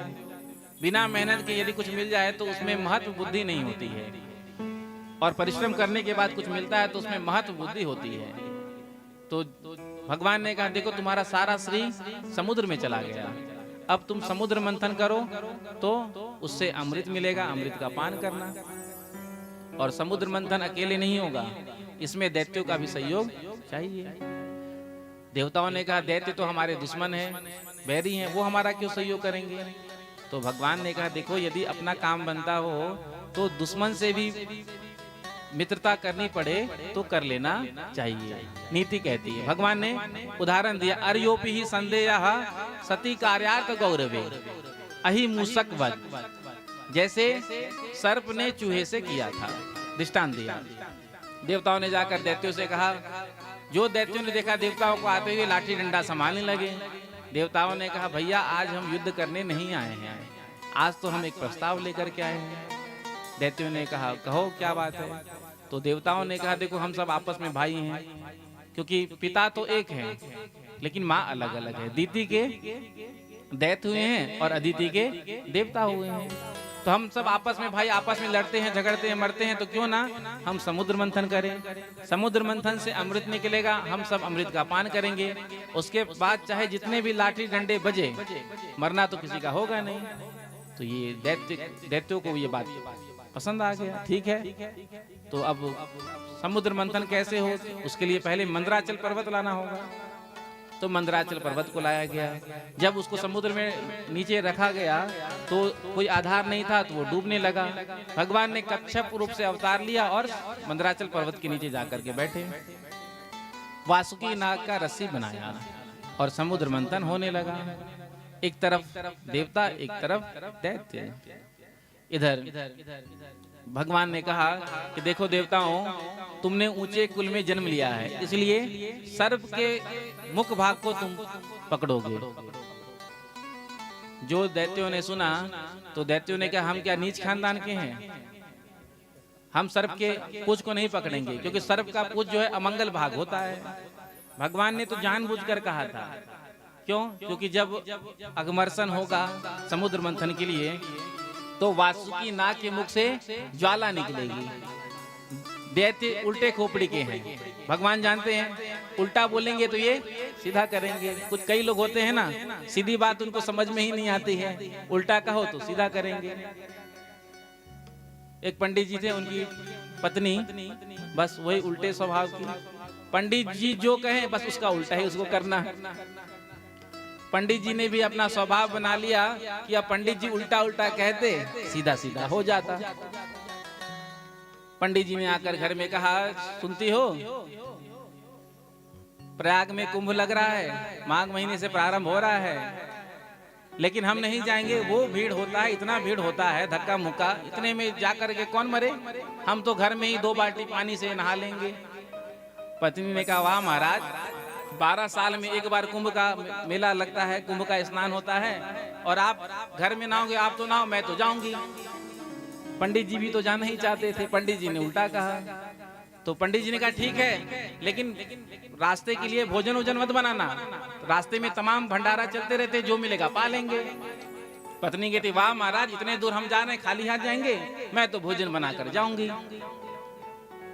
पहुंच गए प्रयाग में। इतने में ही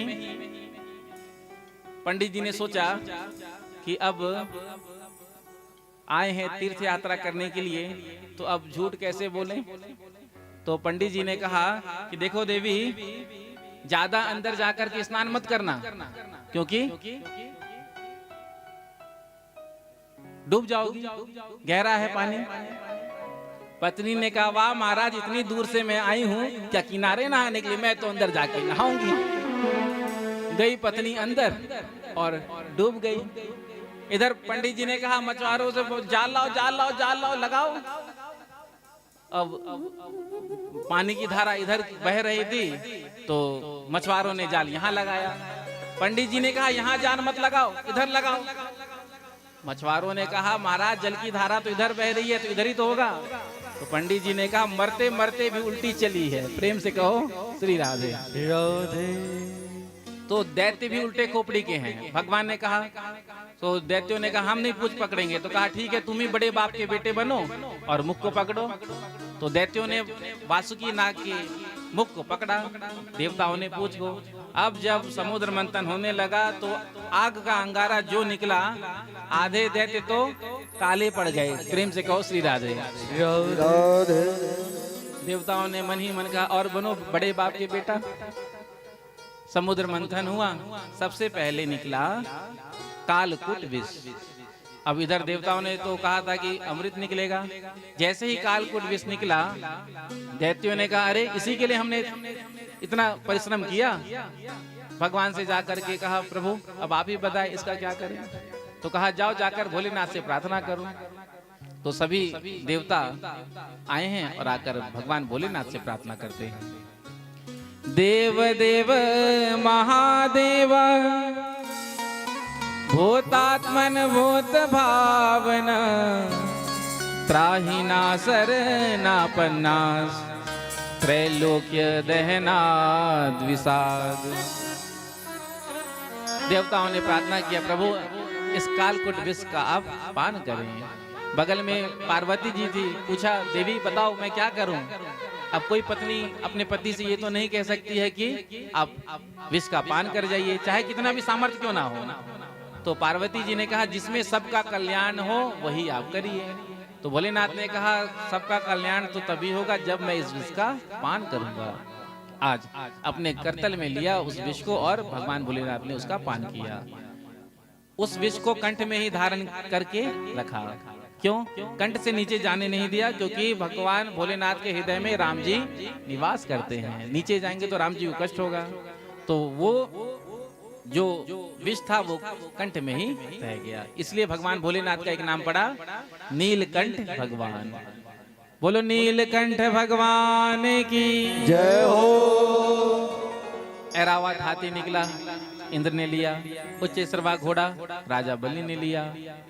इधर लक्ष्मी जी का प्राकट्य समुद्र मंथन से हुआ। भगवान ने कहा, देखो लक्ष्मी जी जिसका वर्ण करेंगी वो उनकी। तो लक्ष्मी जी हाथ में माला ले लिया और जैसे स्वयंवर होता है तो उसी प्रकार से एक पंक्ति में देवता बैठ गए, एक में दैत्य बैठ गए और एक में ऋषि मुनि महात्मा भी बैठ गए कि लक्ष्मी जी हमको मिल जाएं, क्योंकि लक्ष्मी सबको चाहिए। इधर सबसे पहले आज देवताओं के मार्ग में प्रवेश किया। सबसे पहले भगवान भोलेनाथ ही बैठे थे। देखा है तो तपस्वी, लेकिन भेष बड़ा अमंगल है। शमशान भूमि पर स्वयं रहते हैं तो हमको कहाँ रखेंगे? चिता की राख लगाते हैं। यदि हमने कहा कि कुछ मतलब लगाने के लिए पाउडर ऑर्डर ला दीजिए तो हमको भी वही दे देंगे। तो ऐसे पति से भी भगवान बचाए। आगे लक्ष्मी जी बढ़ गई। इंद्र को देखा, इंद्र बड़ा घूर रहा था, कहा ये मेरे योग्य नहीं है। उसके बाद महात्माओं के पंक्ति में दुर्वासा जी सबसे पहले बैठे थे। देखा तपस्वी महात्मा है लेकिन क्रोध नाक में ही रहता है। किसी दिन भोजन में ज्यादा नमक चला गया, सोई हमको ही साफ दे देंगे। तो ऐसे पति से भी दूर ही रहना चाहिए। सब लक्ष्मी जी की ओर देख रहे थे। एक टक निगाह लगा करके भगवान नारायण लक्ष्मी जी के विमुख खड़े थे। लक्ष्मी जी की दृष्टि जब नारायण भगवान पर पड़ी तो सोचा कि ये ऐसा कौन है जो मेरी ओर देख नहीं रहे, बाकी तो सब टुकुर टुकुर देख रहे थे। तो लक्ष्मी जी आज माला लेकर के पहुंची और जैसे ही भगवान नारायण के सामने पहुंची तो भगवान नारायण को देख करके कहा मेरे योग्य तो केवल आप ही हैं। लक्ष्मी जी को पाने के लिए जो जितना प्रयास करता है लक्ष्मी जी उनसे उतना ही दूर भागती हैं। तो आज लक्ष्मी जी ने भगवान नारायण के गले में माल्यार्पण किया। बोलो लक्ष्मी नारायण भगवान की जय हो। उसके बाद अंत में जब जोर से मंथन हुआ तो धन्वंतरी भगवान अमृत कलश लेकर के प्रकट हुए। जो दैत्यों ने देखा अमृत का कलश, मारा झपट्टा, छीना और लेकर के भाग गए। देवताओं ने कहा देखो इतना मेहनत किया और क्या हुआ? दैत्य लेकर के भाग गए। देवता भगवान की शरण में गए। देवताओं से भगवान ने कहा देखो चिंता मत करो, जो मेरी शरण में आते हैं तो उनके गए हुए पदार्थ भी उनको मिल जाते हैं और जो मुझसे दूर चले जाते हैं उनके पास आए हुए पदार्थ भी उनसे दूर हो जाते हैं। तो भगवान ने उसी समय मोहिनी रूप धारण किया। 6 छबीली स्त्री के रूप में आज दैत्यों के मध्य में कमल का पुष्प घुमाते हुए प्रकट हो गई। इधर दैत्यों में आपस में ही झगड़ा हो रहा था, सबसे पहले कौन पिएगा इस बात को लेकर के। एक कहता है कि देखो सबसे बड़ा मैं हूं तो पहले मैं पीऊंगा, दूसरा कहता है कि मैं सबसे ज्यादा बलशाली हूं तो पहले मैं पीऊंगा। इसी का फायदा उठाते हुए मोहिनी भगवान ने कहा जा करके कि क्या बात है, क्या हो रहा है। जो दैत्यों ने देखा मोहिनी भगवान के सौंदर्य को तो सब के सब मोहिनी भगवान के सौंदर्य पर आकृष्ट हो गए।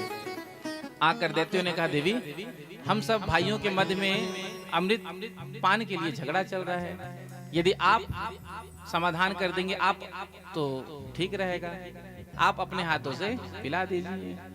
तो सबसे पहले मोहिनी भगवान ने थोड़ा त्याग दिखाया और मोहिनी भगवान ने कहा देखो अपरिचित स्त्री पर भरोसा करना नहीं चाहिए।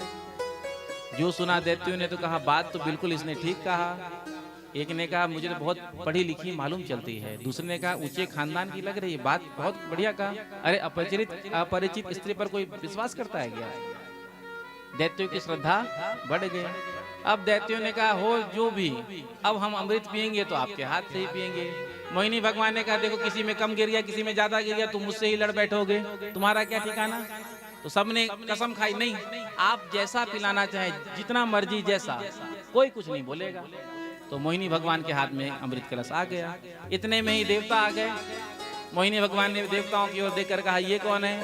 दैत्यों ने कहा ये हमारे भाई, हमने आपस में ही मिल करके समुद्र मंथन किया। मोहिनी भगवान ने अमृत कलश में झांक कर देखा और कहा देखो इसमें जो है ऊपर ऊपर पानी पानी अमृत है और नीचे गाढ़ा गाढ़ा अमृत है, तो क्यों ना पानी पानी अमृत देवताओं को पिला दिया जाए, बाद में जो गाढ़ा अमृत बचेगा वो तुमको पिला दूंगा। अब दैत्य तो मोहित थे भगवान के सौंदर्य को देख करके, देवता पंगत में बैठ गए। मोहिनी भगवान आज अमृत पान कराने लगी। सूर्य और चंद्र के मध्य में स्वर भानु नाम का दैत्य बैठ गया। उसको लगा कि कोई ना कोई गड़बड़ तो मुझे पता चल रहा है, तो सूर्य और चंद्र के मध्य में बैठ गया। अब मोहिनी भगवान ने अमृत पिलाते पिलाते स्वर भानु को भी पिला दिया। जैसे ही स्वर भानु को अमृत पिलाया, इतने में ही सूर्य और चंद्रमा ने कहा, अरे भगवान आपने ये क्या कर दिया? अरे ये देवता नहीं, ये दैत्य है। भगवान का सुदर्शन प्रकट हुआ और स्वर भानु का सर धड़ से अलग हुआ। यही ग्रह बने राहु और केतु। प्रेम से कहो श्री राधे। श्री राधे। इधर देवताओं को अमृत का पान कराया और अमृत का पान कराने के बाद मोहिनी भगवान अंतर ध्यान हो गई। इधर दैत्यों को होश आया, अरे कहाँ गई, नजर नहीं आ रही। दूसरे ने कहा, गई नहीं, गया, थी नहीं, था। आज वही नारायण हमको चूना लगा कर चला गया मोहिनी बन करके। अब दैत्यों को गुस्सा आया, दैत्यों ने देवताओं को मारना शुरू किया। देवता अमृत पीने के बाद भी पिट रहे हैं। प्रेम से कहो श्री राधे।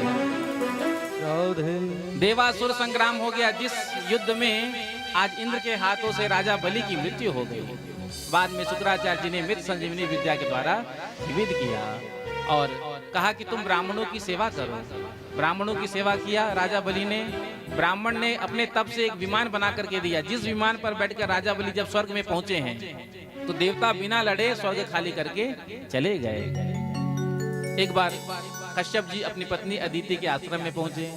अदिति जी को बड़ा दुखी देखा, पूछा, देवी क्या बात है, उदास क्यों हो? तो कहा, हमारे पुत्रों का राज्य दैत्यों ने छीन लिया है। यदि बच्चे के जीवन में कोई कष्ट संकट आता है तो बच्चों से ज्यादा दुखी कौन होता है? माता और पिता।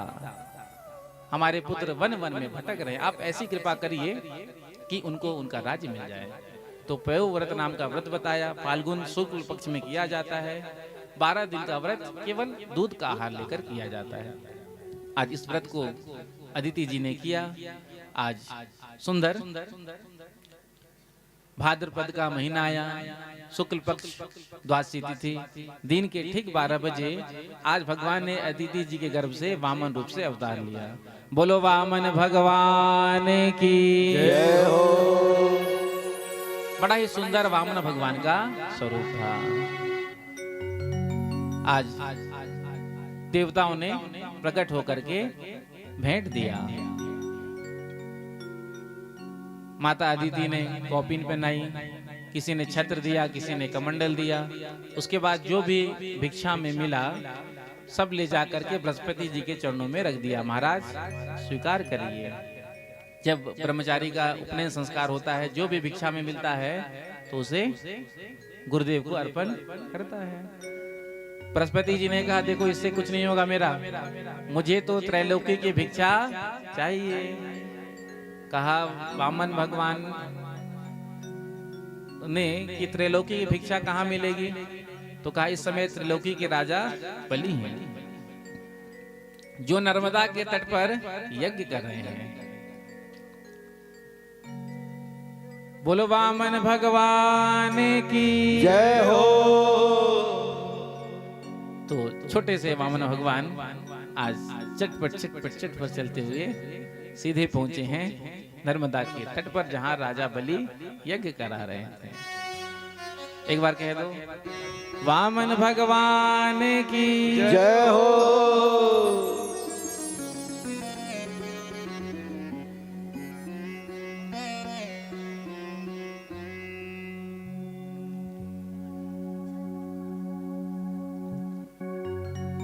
वामन भगवान आज राजा बलि के निकट पहुंचे हैं। इधर जो दूर से राजा बलि ने देखा वामन भगवान को आते हुए, तो अपने जो ब्राह्मण थे यज्ञ करा रहे थे उनको साथ में लिया और द्वार पर आकर के वामन भगवान का स्वागत किया। स्वागतम ते नमस्तुभ्यं ब्रह्मन् किम करवाम ते, ब्रह्मर्षीणां तपा साक्षान् मन्ये त्वार्य वपुर्धरम। राजा बलि ने स्वागत किया और आकर के प्रणाम करके कहा, आज आपको देख करके ऐसा लग रहा है मानो साक्षात सूर्यदेव पृथ्वी पर प्रकट हो गए। इतना तेज वामन भगवान के शरीर से निकल रहा था। आज मेरे पितृ, मेरे पूर्वज लगता है मुझ पर प्रसन्न हैं। उन्हीं के आशीर्वाद से आज आप मेरे यहाँ हैं। बताइए मैं आपकी क्या सेवा करूं? जैसे छोटे से आप हैं ऐसे ही छोटी सी एक गैया दे दूं? तो वामन भगवान ने सिर हिला दिया, हमको गैया नहीं चाहिए। तो पुनः बलि ने कहा जैसे छोटे से आप हैं ऐसी ही छोटी सी एक बहू ला कर दे दूं? तो वामन भगवान ने ना तो हमें गैया चाहिए ना तो हमें बहू चाहिए। तो बलि ने कहा बताइए आपको मैं क्या अर्पण करूं, क्या दूं? आपको देखकर तो ऐसा लग रहा है कि आज मैं अपना सर्वस्व आप पर निछावर कर दूं, सब कुछ आप पर वार दूं। वामन भगवान ने कहा देखो हमने सुना था कि तुम बड़े दानी हो और तुम यज्ञ कर रहे हो, तो हम यज्ञ का दर्शन करने के लिए आए थे। राजा बलि ने कहा मेरे द्वार पर कोई ब्राह्मण देवता आए और बिना कुछ लिए चले जाएं तो लोग क्या कहेंगे? वामन भगवान ने कहा देख बलि, यदि तेरे जैसा कोई दानी नहीं तो मेरे जैसा कोई संतोषी भी नहीं। संतोषी ब्राह्मण का तेज बढ़ता है। राजा बलि ने कहा महाराज कुछ तो ले लीजिए, इतने देर से बातें बना रहा है बौना। तो शुक्राचार्य जी देख रहे थे। तो बलि ने शुक्राचार्य जी से ही कहा महाराज एक ब्राह्मण दूसरे ब्राह्मण की बात जल्दी मान जाए, तो आप ही थोड़ा समझाइए, कुछ मांग लें। इधर राजा बलि कहते हैं प्रभु कुछ तो ले लीजिए। तो वामन भगवान ने कहा ज्यादा तुम्हारी श्रद्धा है तो 3 पग भूमि हमको दे दो, वो भी हम अपने पैर से ही नापेंगे। राजा बलि हंसने लगा, मांगा भी तो क्या मांगा, 3 पग भूमि, वो भी अपने चरण से नाप करके। बिलस्त भर के तो आपके चरण, 3 पग में कितना भूमि आएगा? वामन भगवान ने कहा देखो राजन, अपने राम जी को कोई दुकान मकान बनाना है नहीं, बस उतना जगह चाहिए जितना में एक आसन लग जाए। वो भी हम तुमसे इसलिए ले रहे हैं जहां भी हम आसन लगाते हैं तो उस जगह का मालिक आकर के आंख दिखाता है, ए बाबा जी यहाँ क्यों बैठे हो, चलो उठो, आज आकर बैठ करके भजन कर रहे हो, कल हनुमान जी को लाकर बिठा दोगे और परसों भव्य मंदिर बनवा दोगे। इसीलिए हमको बस भजन के लिए बस थोड़ा सा स्थान चाहिए। शुक्राचार्य जी को इशारा में कहा प्रभु आप ही कुछ समझाइए। तो शुक्राचार्य जी ने जब देखा तो कहा ऐसा वैरोचने साक्षात भगवान विष्णु रव्यय कश्यपाददितेर जातो देवानां कार्य साधिक। शुक्राचार्य जी ने कहा ना तो ये 52 है ना तो ये 53 है, ये साक्षात नारायण है। ऐसा वैरोचने साक्षात भगवान विष्णु रव्ययः। इसलिए तू मना कर दे, यदि तूने हाँ कर दिया तो तेरा सब कुछ लेकर चला जाएगा ये। राजा बलि ने कहा आज भगवान आए हैं मेरे दर पर, मेरे द्वार पर, और आप कह रहे हैं कि मैं मना कर दूं? ऐसा कैसे हो सकता है? तो बलि ने बड़ा ही सुंदर कहा तेरे द्वार खड़ा भगवान भगत भर दे तेरे द्वार खड़ा भगवान भगत भर दे रे झोली। तेरे द्वार खड़ा भगवान भगत भर दे रे झोली। तेरे द्वार खड़ा भगवान भगत भर दे रे झोली। तेरा होगा बड़ा एहसान कि जुग जुग तेरी रहेगी शान, भगत भर दे रे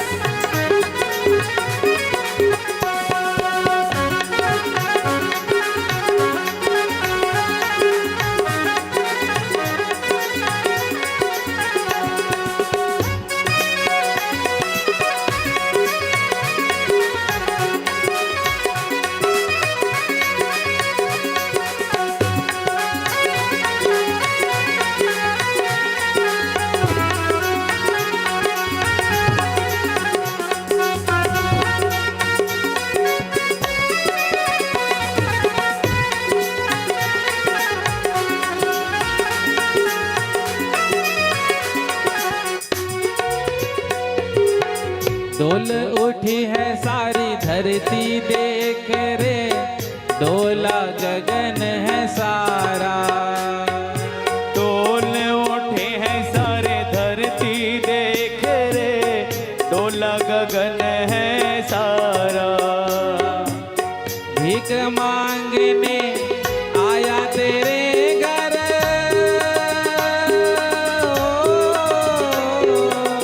भीख मांगने आया तेरे घर।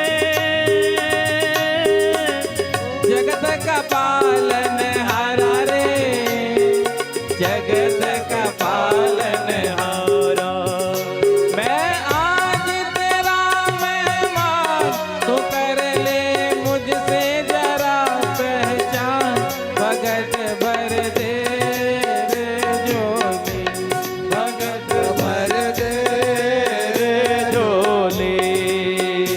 तेरे द्वार खड़ा भगवान, भगत भर दे रे जोली। तेरे द्वार खड़ा भगवान, भगत भर दे रे झोली। पीछे वाले भी दोनों हाथ उठा खड़े हैं।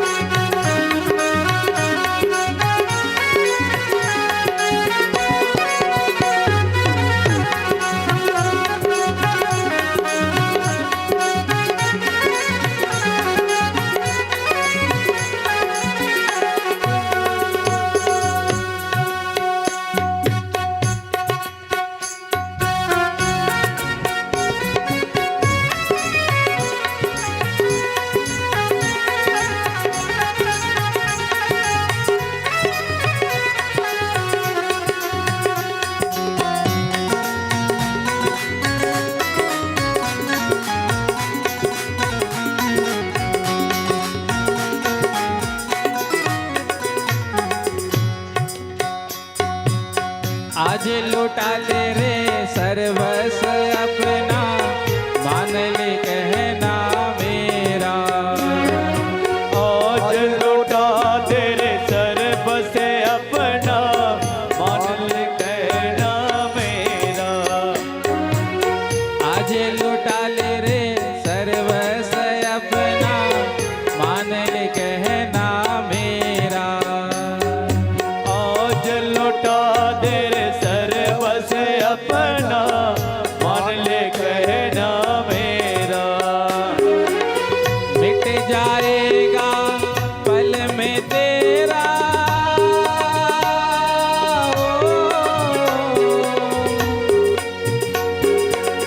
मिट जाएगा पल में तेरा।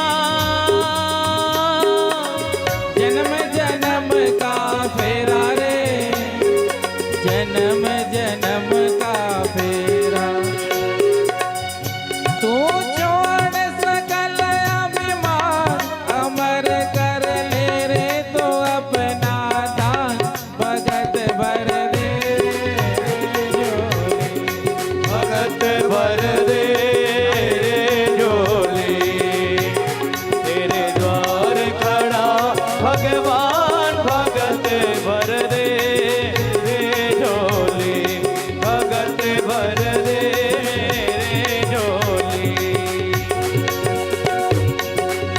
धनवानों का मान जगत में, निर्धन का क्यों मान नहीं।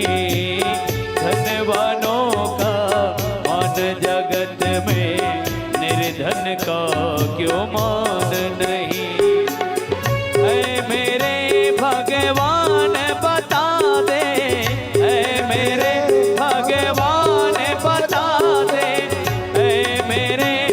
भगवान बता दे, मेरे भगवान बता दे, निर्धन क्या इंसान नहीं, धनवानों का मान जगत में, निर्धन का क्यों मान नहीं, धनवानों का मान जगत में, निर्धन का क्यों मान नहीं।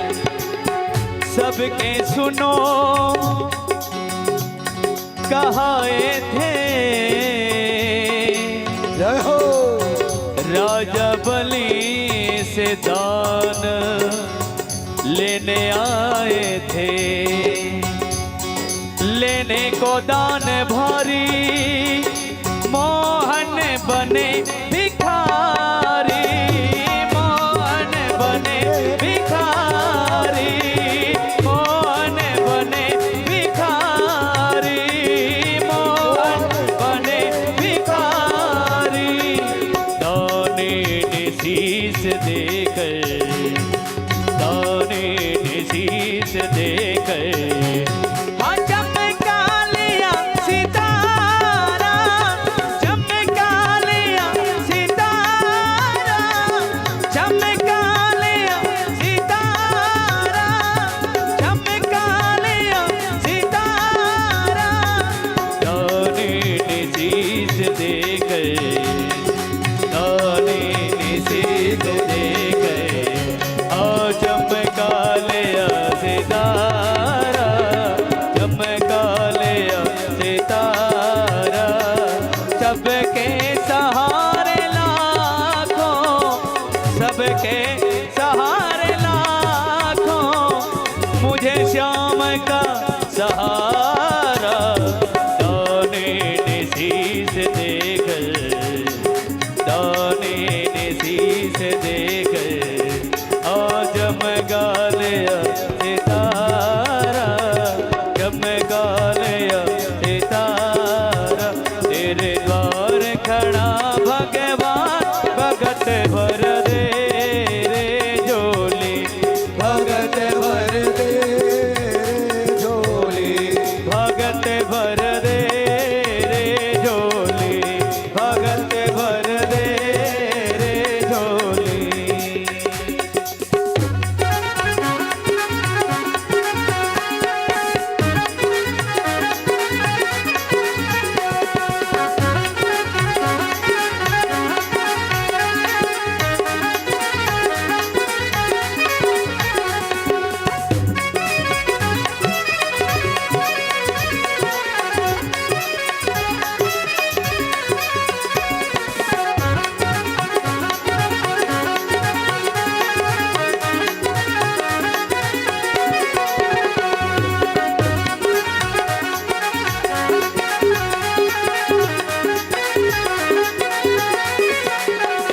हरि वामन का भेष बनाए, बनाए, भले राजा के द्वारे आए, अरे वामन का भेष बनाए, बनाए, बलि राजा के द्वारे आए, हरि वामन का भेष बनाए, बनाए, बलि राजा के द्वारे आए, अरे वामन का भेष बनाए, बनाए, बलि राजा के द्वारे आए, बलि राजा के द्वारे आए, बलि राजा के द्वारे आए, बलि राजा के द्वारे आए, बलि राजा के द्वारे आए,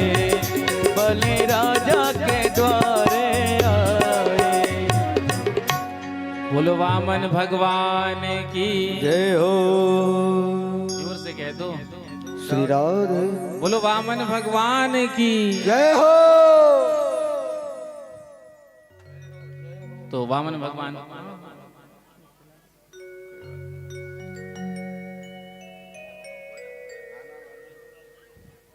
प्रेम से कहो श्री राधे। श्री राधे। तो आज शुक्राचार्य जी ने अपने शिष्य से कहा कि तुम भगवान को मना कर दो।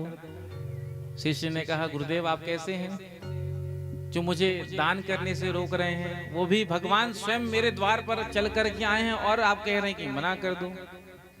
दान देने वाले बहुत होते, दान लेने वाले भी बहुत होते, लेकिन यदि कोई सत्पात्र मिल जाए तो उसको दान देना सार्थक होता है।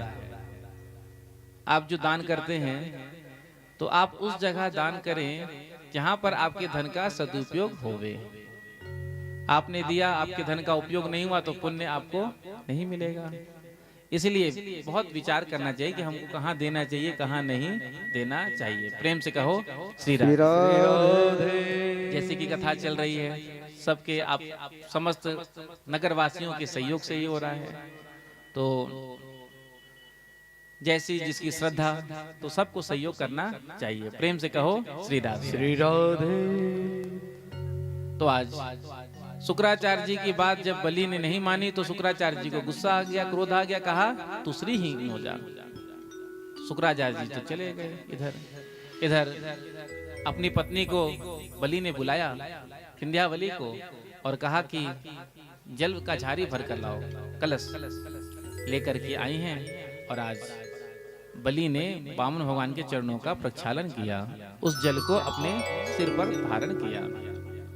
उसके बाद प्रार्थना करके कहा प्रभु अब आप जहां से इच्छा हो 3 पग भूमि ले लीजिए। भगवान वामन ने कहा ऐसे नहीं दान लेंगे हम, सबसे पहले संकल्प होगा, बिना संकल्प के दान हम लेंगे नहीं। राजा बलि ने कहा महाराज 3 पग भूमि के लिए क्या संकल्प करना, जहां से इच्छा हो ले लो। वामन भगवान ने कहा नहीं, बिना संकल्प के हम दान नहीं लेंगे। संकल्प का मतलब होता है पक्का रजिस्ट्रेशन। प्रेम से कहो श्री राधे। श्री राधे। हम घर में कोई भी पूजा पाठ कुछ भी करते हैं, जब आदि करते हैं, तो सबसे पहले पंडित जी संकल्प कराते हैं और संकल्प में हम नाम गोत्र आदि का उच्चारण करते हैं। जब संकल्प ठीक से पढ़ा जाएगा तो वो भगवान तक पहुंचता है। आपने बिना संकल्प के लिए कुछ कोई भी साधन किया, पूजा पाठ आदि किया, तो उसका पूर्ण फल आपको नहीं मिलेगा। जैसे कि आपने पत्र लिखा, पत्र तो आपने बहुत सुंदर लिखा, सोच विचार करके लिखा, उसके बाद लिफाफा में एनवेलप में आपने उसे रख दिया, लेकिन आपने उसके ऊपर पता ही एड्रेस नहीं लिखा जहां उसको भेजना था। जा करके आपने पहले तो होता था ना डाक पत्र कहीं भी लगा होता था, जाकर डाल दिया जाए। अब बिना पता लिखे हमने डाल दिया उसमें, तो क्या आपका पत्र पहुंचेगा जहां आपको भेजना चाहिए, भेजना था? बताओ। तो उसी प्रकार से संकल्प है। जब हम संकल्प पढ़ते हैं, जब संकल्प होता है, उसके बाद हम जो भी धार्मिक काम करते हैं, कार्य करते हैं, अनुष्ठान करते हैं, उसका पुण्य हमको मिलता है। इसलिए संकल्प पर विशेष ध्यान रखना चाहिए। तो आज संकल्प लिया। संकल्प लेने के लिए जब जल लेने लगे तो इतने में ही शुक्राचार्य जी ने कहा कि यदि संकल्प हो गया, जजमान लुट गया, तो फिर जजमान लुट गया तो अपना आचार्य ही लुट गया। तो कहा ना तो हम जल गिरने देंगे ना संकल्प होने देंगे। तो जैसे ही कमंडल टेढ़ा किया वामन भगवान ने जल लेने के लिए हाथ में, तो कमंडल में जाकर के बैठ गए टोटी में शुक्राचार्य जी, और आंख एक लगा करके देख रहे हैं कि बाहर ये क्या कर रहा है। भगवान ने बार बार टेढ़ा किया कमंडल जल लेने के लिए, लेकिन गिरे ना जल।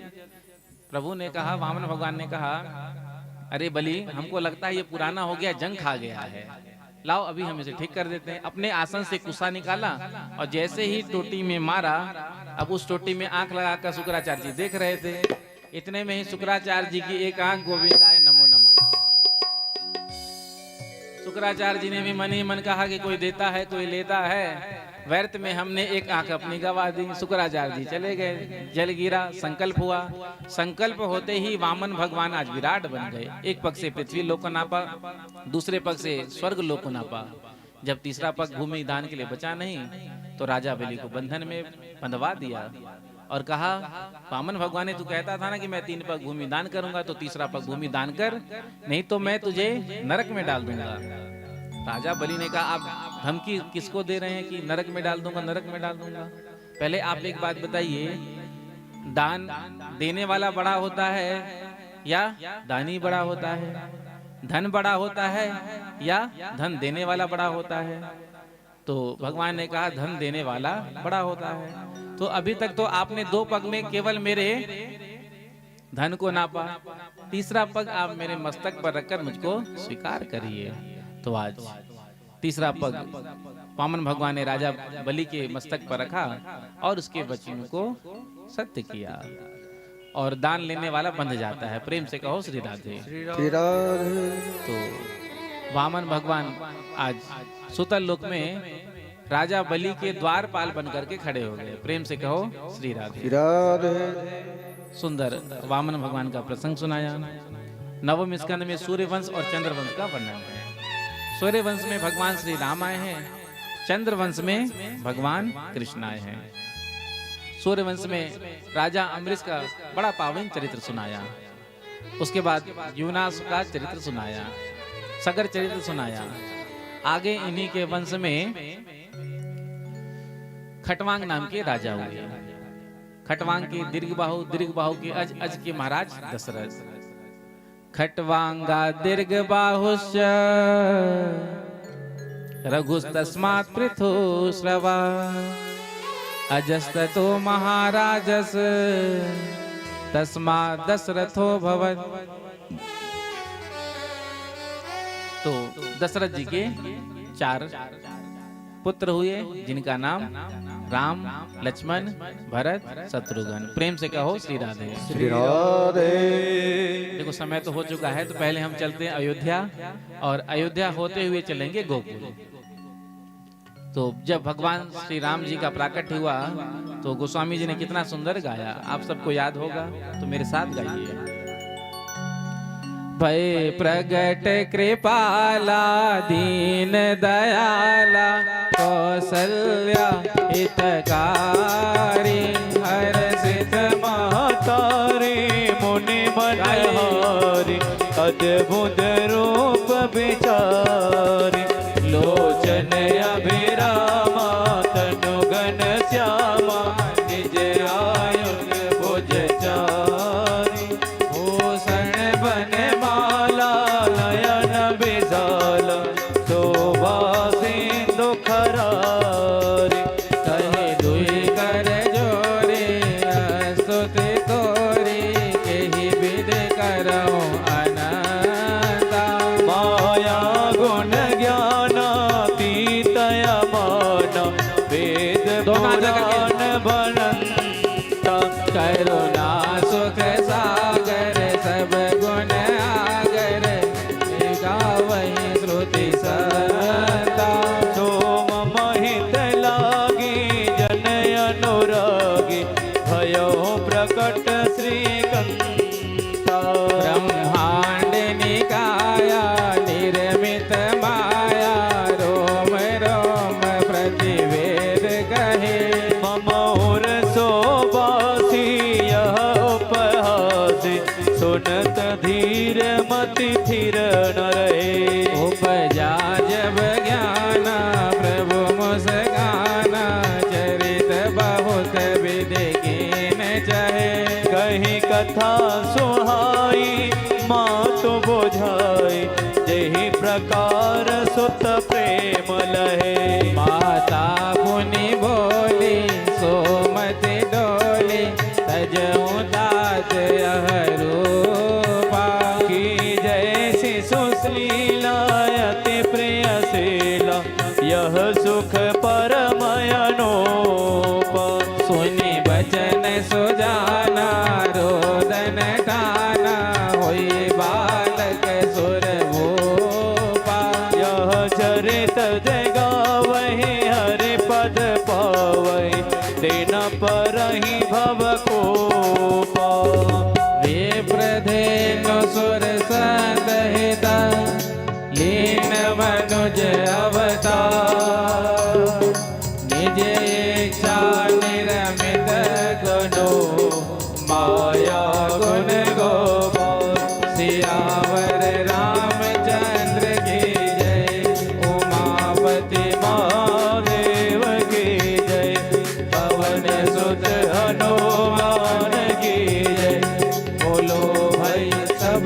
नंदन की जय। तो चारों भैयाओं का प्राकट्य हुआ। दास दासियां बधाई लेकर के दौड़ी हैं।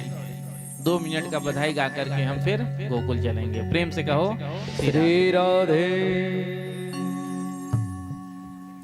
जन्म लिए रघुरैया अवध आज बाजे बधैया। जन्म लिए रघुरैया अवधपुर बाजे बधैया। जन्म लिए रघुरैया अवध आज बाजे बधैया। जन्म लिए रघुरैया अवध में बाजे बधैया। बाजे बधैया बाजे बधैया। बाजे बधैया बाजे बधैया। बाजे बधैया बाजे बधैया। बाजे बधैया बाजे बधैया। जन्म लिए रघुरैया अवध हरि बाजे बधैया। जन्म लिए रघुरैया अवध में बाजे बधैया।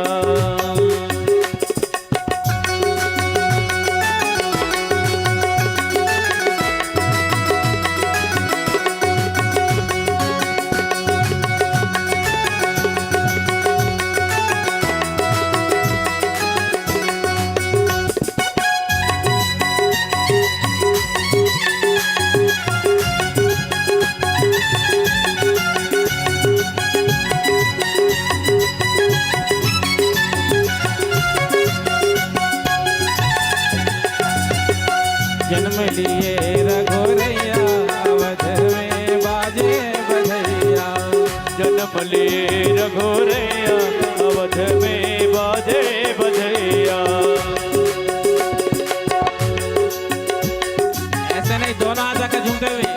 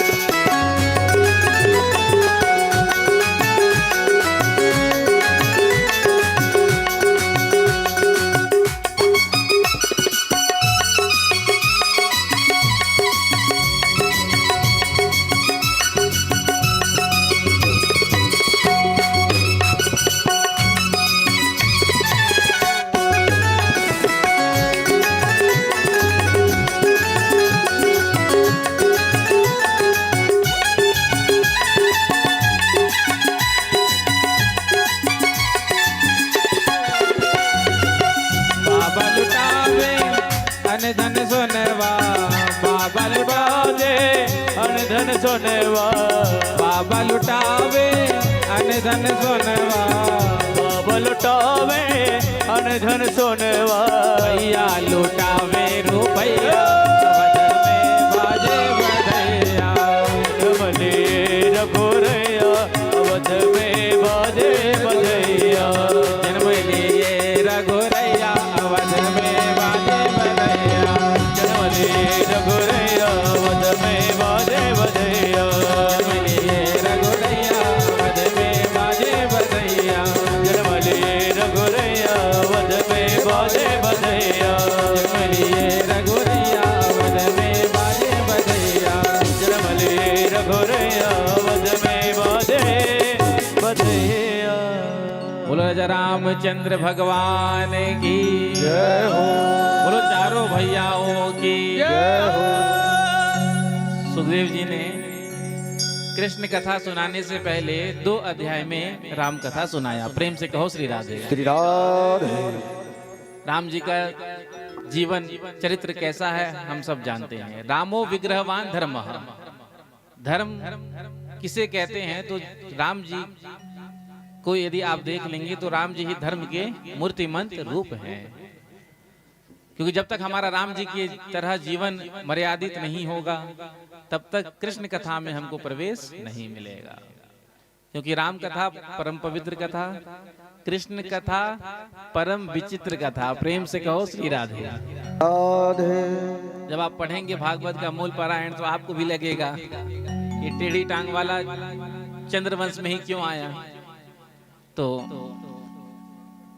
सुखदेव जी कहते हैं यदु का जो वंश है ये बड़ा पावन वंश है। इसी वंश में भगवान श्री कृष्ण का प्राकट्य हुआ। नवम स्कंद के अंतिम अध्याय में 2 श्लोक में संक्षिप्त रूप से कृष्ण कथा परीक्षित को सुनाया। भगवान श्री कृष्ण का प्राकट्य मथुरा के कारागार में हुआ। वहां से लेकर वसुदेव जी गोकुल में गए, गोकुल से भगवान वृंदावन आए, वृंदावन से मथुरा आए, मथुरा से द्वारिका, द्वारिका में 16,108 राजकन्याओं से विवाह किया। उसके बाद कौरव पांडव को निमित्त बनाकर भूमि के भार का हरण किया और 125 वर्ष की आयु में भगवान परम धाम चले गए। इतना कहकर सुखदेव जी मौन हो गए। देखना चाहते हैं परीक्षित के हृदय में भाव प्रेम कैसा है। तो परीक्षित ने कहा कथितो वंश विस्तारो भवतः सोम सूर्ययो राज्ञां चोभय वंश्यानां चरितम परमाद्भुतम। आपने सूर्य वंश का वर्णन विस्तार से किया, चंद्र वंश का वर्णन विस्तार से किया, लेकिन जब बंसी वाले की कथा कहने का समय आया तो झट आपने 2 श्लोक में संक्षिप्त रूप से सुना दिया। मैं उन श्री कृष्ण की कथा को तो सुनने यहाँ बैठा हूँ जिन्होंने मेरी रक्षा मेरी माँ के गर्भ में की थी, जिन्होंने मेरे पितामहों को महाभारत युद्ध जिताया था। सुखदेव जी ने कहा परीक्षित 4 दिन हो गया, अब तक तुमने कुछ खाया पिया नहीं है, जलपान कर लो। परीक्षित ने कहा आपके मुखारविंद से जो मैं ये अमृत के समान कथा सुन रहा हूँ, अब इसके सामने तो मुझे भूख और प्यास कुछ दिखाई ना समझ पड़ती है। आप तो कृष्ण कथा सुनाएंगे। तो श्री सुखदेव जी कृष्ण कथा में प्रवेश कराते हैं। जब ये भूमि भार से पीड़ित हो गई, जरासंध कंस जैसे राजा ने बड़ा अत्याचार किया, तो पृथ्वी गौ रूप धारण करके देवताओं की शरण में गई। देवताओं ने आज पृथ्वी को साथ में लिया और ब्रह्मा जी के शरण में गए, और ब्रह्मा जी ने पृथ्वी देवताओं को साथ में लिया और क्षीर सागर में गए और भगवान नारायण का स्तवन किया। तत्र गत्वा जगन्नाथम देव देव वृषा कपिम पुरुषम पुरुष सुक्तेन उपतस्थे समाहितः। पुरुष सुक्त के द्वारा आज आवाहन किया। इतने में ही आज ब्रह्मा जी को भगवान की वाणी सुनाई पड़ी हृदय आकाश में। वही वाणी ब्रह्मा जी देवताओं को संबोधित करके कह रहे हैं वसुदेव गृहे साक्षात् भगवान पुरुषः पर जनिष्यते तत्प्रियार्थम संभवन्तु सुर स्त्रिया। हे देवताओं, हे पृथ्वी, अब बिल्कुल भी चिंता मत करो। भगवान ब्रज में अवतार लेने वाले हैं, गोकुल में अवतार लेने वाले हैं, इसलिए आप सब भी जाकर के ब्रज में अवतार धारण करें। भगवान अकेले नहीं आ रहे हैं, भगवान अपनी आह्लादनी शक्ति के साथ आ रहे हैं। तत्प्रियार्थम राधा जी के साथ आ रहे हैं, इसलिए आप सब भी अपनी पत्नियों के साथ जाकर अवतार धारण करें। तो ब्रज में देवताओं ने अवतार लेना शुरू कर दिया। इधर मथुरा के राजा थे उग्रसेन, उग्रसेन के पुत्र कंस। कंस ने अपने पिता को ही कारागार में बंद कर दिया और राजगद्दी में बैठ गया। इधर जब निकले महल से बाहर तो सब देख कर कहते देखो कितना दुष्ट है, इसने अपने बाप को ही कारागार में बंद कर दिया और राजगद्दी पर बैठ गया। ऐसे पुत्र से तो अच्छा कि पुत्र ही ना हो, जहां कंस जाए बस यही सुनने। अब किसी के मुख को तो बंद किया जा नहीं सकता। तिजोरी के ताला के तिजोरी में जो ताला है उसको आप बंद कर सकते हैं, लेकिन किसी के मुख को बंद करना पॉसिबल नहीं है। तो इसने सोचा कि क्यों ना मैं कुछ ऐसा नाटक करूं जिससे प्रजा में मेरे लिए सद्भाव प्रेम सम्मान जागे। तो अपने चचेरी बहन का विवाह वसुदेव जी के साथ तय किया। विवाह हुआ, उसके बाद जब विदाई का समय आया तो खूब सारा दहेज दिया और रोने भी लगा। आज कंस रो रहा है अपनी चचेरी बहन के विदाई पर। जो प्रजाजनों ने देखा, देखो देखो हम तो महाराज को कितना दुष्ट समझते थे, कितना कठोर समझते थे, लेकिन महाराज तो कितने कोमल हैं। महाराज का हृदय तो बिल्कुल नारियल की तरह है, जो ऊपर से कठोर है अंदर से नरम है। जो कंस ने देखा मेरा नाटक काम कर रहा है तो सोचा एक हाथ और आगे बढ़कर कुछ करूं, तो सारथी को रथ से उतार दिया और कहा कि हम अपनी बहन को स्वयं छोड़कर ससुराल आएंगे। जो देखा प्रजाजनों ने, तो अब तो प्रजाजन कहने लगे हमारे महाराज के जैसा तो कोई है नहीं, हम ही महाराज जी को गलत समझ रहे थे। कंस ने सोचा कि आप बढ़िया काम कर रहे हैं हमारा नाटक। अब रथ लेकर के जैसे ही चले, बीच राजपथ पर जब रथ पहुंचा तो आकाशवाणी ने कहा, देवताओं ने कहा कि जब तक इसकी पोल नहीं खोलेंगे तब तक काम होगा नहीं। तो आकाशवाणी ने कहा, अस्यास्त्वाम अष्टमो गर्भो हंतायाम वह से बुधा। अरे कंस, जिस बहन को तू इतने प्रेम से विदा कर रहा है इसका 8वां गर्भ तेरा काल होगा। जो सुना सारा प्रेम समाप्त हो गया, तलवार निकाल लिया, देवकी के केशों को पकड़ लिया। आज मैं इसे नहीं छोड़ूंगा, मैं अपने काल को समाप्त कर दूंगा। इतने में ही वसुदेव जी ने समझाया, अरे कंस ये तू क्या कर रहा है, ये तेरी बहन है, विवाहिता, अभी अभी विवाह के चिन्ह भी अभी इसके हाथ में प्रकट हैं और तू इसे मार देगा, इससे तो तेरी बड़ी अपकीर्ति होगी समाज में, संसार में। कंस ने कहा, तुमने नहीं सुना, इसका 8वां गर्भ मेरा काल होगा।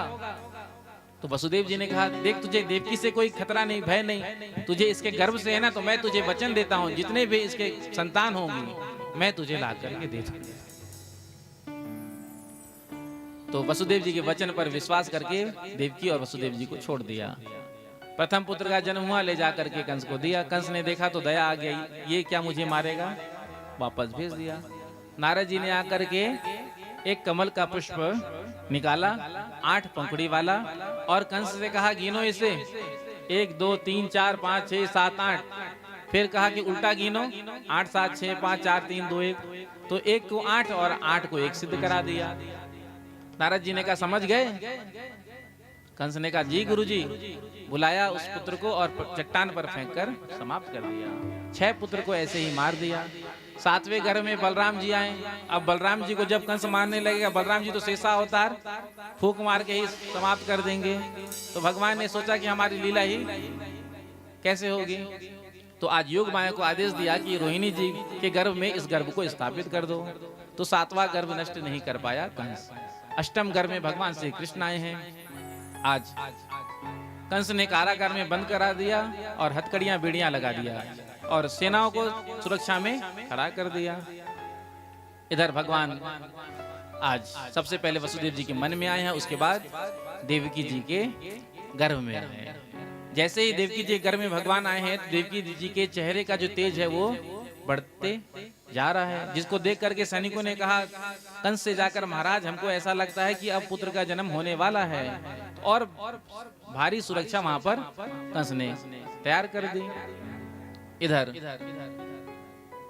आज बड़ा ही सुंदर समय आया। भादव का महीना, कृष्ण पक्ष, अष्टमी तिथि, रात्रि ठीक 12 बजे आज भगवान ने मथुरा के कारागार में चतुर्भुज रूप से अवतार लिया। निशीथे तम उद्भूते जाये माने जनार्दने देवक्याम देवरूपिण्याम विष्णु सर्वगुहाशयः। चतुर्भुज रूप से भगवान ने अवतार धारण किया। बोलो कृष्ण चंद्र भगवान की जय हो। जो देखा वसुदेव जी देवकी जी ने हाथ जोड़ करके स्तुति करने लगे। देवकी जी ने कहा, प्रभु आप तो पुत्र बन करके आने वाले थे, आपने तो वचन दिया था, लेकिन आप तो 4 हाथ वाले बन करके आए हैं। अरे संसार में जब बच्चे का जन्म होता है, बालक का जन्म होता है, तो 4 हाथ वाला थोड़ी होता है। यदि हो जाए तो मीडिया पीछे पड़ जाती है। प्रेम से कहो श्री राधे। श्री राधे। तो जैसे बालक का जन्म होता है आप वैसे हो जाइए। भगवान ने वसुदेव जी से कहा मुझे ले जा करके गोकुल में नंद बाबा के यहाँ छोड़ आना और वहां जो कन्या है उसे लेकर के आ जाना। तो आज भगवान छोटे हो गए। वसुदेव जी ने एक टोकरी में लाला को पधराया, जैसे ही अपने मस्तक पर रखा हथकड़ियां बेड़ियां जो था वो खुल गया, द्वारपाल सो गए। वसुदेव जी लेकर के निकले हैं महल से बाहर, तो देखा आज यमुना जी में उफान है, भयंकर वर्षा हो रही थी। अब वसुदेव जी उसी वर्षा में यमुना जी को पार कर रहे हैं और आज पानी वसुदेव जी के नाक तक पहुंच गया। ऐसा लग रहा है कि मानो डूब ही जाएंगे। भगवान ने मन ही मन कहा देखो अभी ब्याह भी ना भयो है, अभी से ससुर जी के नाक में आने दम कर दियो है, क्योंकि यमुना जी भगवान श्री कृष्ण की पटरानी है। तो भगवान ने अपने चरण को बाहर निकाला और जैसे ही यमुना जी का स्पर्श हुआ तो यमुना जी का प्रभाव कम हो गया। वसुदेव जी लेकर गोकुल में गए। यशोदा जी योग माया के वशीभूत थी, सो रही थी, सब सो रहे थे। तो आज जा करके कन्हैया को तो यशोदा जी के बगल में रख दिया, जो योग माया कन्या वहां थी उसको लेकर के आज वसुदेव जी आए। जैसे ही कारागार में पहुंचे हैं तो पुनः हथकड़ियां बेड़ियां लग गई। आज द्वारपालों ने जाकर के कंस को समाचार दिया, महाराज देवकी ने 8वें गर्भ को जन्म दे दिया। कंस दौड़ता हुआ आया और पूछा बता कहाँ है मेरा काल। देवकी जी ने हाथ जोड़कर कहा भैया ये तो कन्या है, इसे तो आप छोड़ दीजिए, इससे आपको क्या भय। कंस ने कहा देखो देवताओं की माया समझ से परे है। हाथ से आज कंस ने उस बालिका को छीन लिया और जैसे ही चट्टान पर फेंकने लगा आज वो हाथ से छूटकर आकाश में उड़ गई, अष्टभुजा वाली देवी बन गई। बोलो दुर्गा मैया की जय हो। और कहा कि तू मुझे क्या मारता है, तुझको मारने वाले ने तो कहीं और जन्म ले लिया। कंस ने पूछा कहाँ जन्म लिया बताओ, तो कहा पूरी जन्म पत्री थोड़ी बताऊंगी, जा करके देख ले। इधर कंस परेशान हो गया, कंस को परेशान होने दो, हम सब चलते हैं गोकुल और गोकुल में नंद महोत्सव का हम सब आनंद लेंगे। अब ब्रज की कथा 2 मिनट ब्रज भाषा में सुनेंगे, उसके बाद हम नंद महोत्सव मनाएंगे। नंद बाबा 90 वर्ष के है गए हैं, अभी तक को छोकरा छापरो ना भयो है। एक दिन संतन की मंडली आई, संतन को भोजन करायो, उसके बाद लिफाफा जब दियो, लिफाफा खोल के जब संतन ने देखो सोई आशीर्वाद की झड़ी लगा दियो, पुत्रवान भवा। नंद बाबा ने कहा अरे ब्राह्मणों कछु सोच समझकर आशीर्वाद देते, ये का आशीर्वाद दे दियो, पुत्रवान भवा 90 वर्ष की आयु में। ब्राह्मणों ने कहा अब हमारे मुख से निकल गए हो सो सफल भी होगो। अब नंद बाबा से कहा ब्राह्मणों ने आप तो भंडारा छन्ने दो। नंद बाबा ने भी भंडारा खोल दिया, जो आए सो पाए।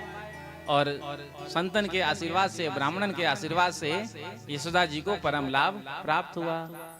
अब नंद बाबा ने अपनी बहन सुनंदा को बुलाया, भाभी माँ बनने वाली है तो सेवा के लिए। तो आज जैसे ही सुना सुनंदा जी ने कि भाभी गर्भवती हैं, गर्भ से हैं, तो आज बड़ी प्रसन्न हुई, क्योंकि जब यशोदा मैया आई थी तो उनके गले में बड़ा ही सुंदर एक हार था, हीरा जड़ित, हीरा लगा हुआ था उसमें। अब तब से सुनंदा जी सोच रही थी कब ऐसा अवसर आए जो मैं भाभी से ये हार मांग लूं, कभी ऐसा मौका आया ही नहीं। जैसे ही पता चला कि भाभी को परम लाभ होने वाला है तो सुनंदा जी 6 महीने पहले ही से आकर के नंद बाबा के यहाँ आज यशोदा जी की सेवा में लग गई। अब जिस समय वसुदेव जी आए थे योग माया के प्रभाव से सब सो रहे थे। जैसे ही प्रातः काल सुनंदा जी की निद्रा भंग हुई तो सोचा कि चलकर देखूं भाभी को जगा दूं। जैसे ही कक्ष के पास दरवाजे तक पहुंची हैं तो क्या देखती हैं, यशोदा जी के बगल में नील कमल सो लाला लेटे भयो हैं। जो देखा खुशी के मारे उछल पड़ी, है गयो है गयो है गयो। ग्वाल वालों ने आकर के घेर लिया और पूछा कहाँ भयो कहाँ भयो कहाँ भयो। तो सुनंदा जी ने कहा कछु ना भयो, सबसे पहले मैं अपने भैया को बताऊंगी। कहाँ है नंद बाबा? नंद बाबा अथाई पर बैठ करके माला जप रहे थे। और माला में मंत्र कौन सा? अभी तो भयो नाए, आगे को पतो नाए। सुनंदा जी पहुंची और कहा बाबा अब माला को छोड़ो और लाला को पकड़ो। जो सुना नंद बाबा ने लाला का जन्म भयो है सोई नंद बाबा ने तिजोरी की चाबी सुनंदा बुआ के हाथ में दे दिया। सुनंदा जी ने कहा मुझे तिजोरी से कुछ नहीं चाहिए, भाभी के गले में जो हार है ना वो चाहिए। तो नंद बाबा ने कहा आज तू जो मांगेगी वो हम देंगे। नंद बाबा ने जाकर यमुना जी में स्नान किया, सुंदर बगलबंदी पहने, इत्र इत्र लगाया और लाला का दर्शन करने के लिए। इधर गोपियां 84 गज का लहंगा पहले से सिला करके रख लिया था कि जब यशोदा जी के यहाँ लाला का जन्म होगा तो हम बधाई लेकर जाएंगे। प्रेम से कहो श्री राधे। श्री राधे। तो हमारे बीच ठाकुर जी आ रहे हैं, हम उनका स्वागत करेंगे।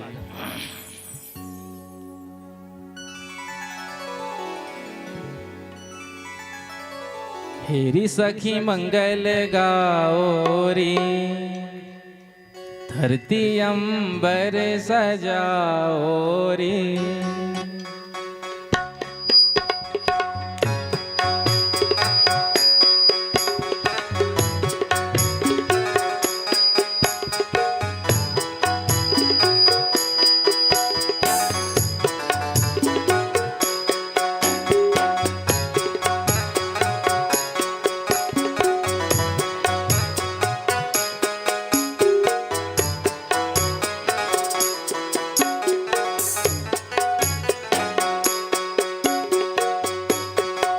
सखी मंगल गाओ रे, रे सखी मंगल गाओ रे, धरती अंबर सजाओ रे, धरती अंबर सजाओ रे। रे सखी मंगल गाओ रे, रे सखी मंगल गाओ रे, धरती अंबर सजाओ रे।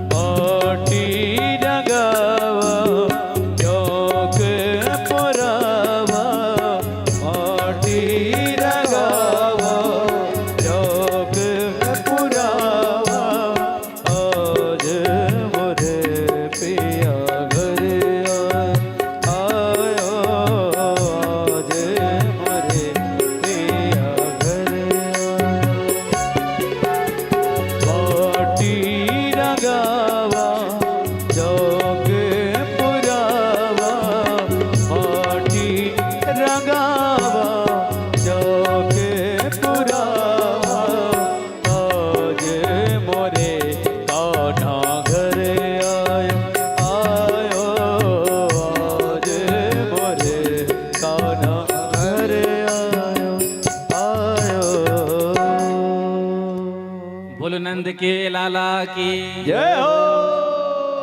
अब सबसे पहले गोपियां बधाई देंगे, ग्वाल वाल शांत रहेंगे। ठीक है, देखते हैं बधाई किसकी जोर की है। जिधर बधाई जोर की आएगी उधर ही ज्यादा माल लुटेगा। प्रेम से कहो श्री राधे। हाँ। श्री राधे। पहले गोपियां ग्वाल बाल सब शांत रहेंगे। यशोदा मैया बधाई हो,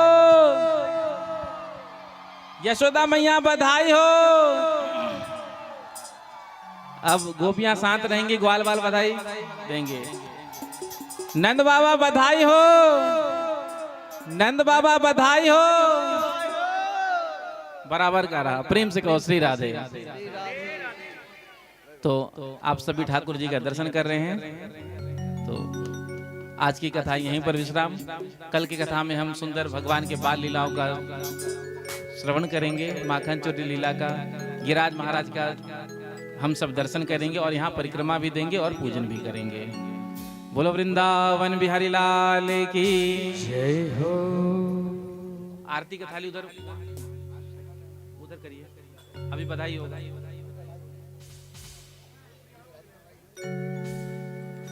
तो देखो आज जो नहीं नाचेगा ना उसको बगल वाले की सौगंध। अब बगल वाला आपको नचाएगा, भैया मेरा तो ध्यान रखना। प्रेम से कहो श्री राधे। श्री राधे। थोड़ा कैमरा का ध्यान रखना, थोड़ा पीछे पीछे रहेंगे, आगे मत आइए। हाँ, बधाई इतना बधाई आया है कि सब तक बधाई पहुंच जाएगा प्रसाद के माध्यम से।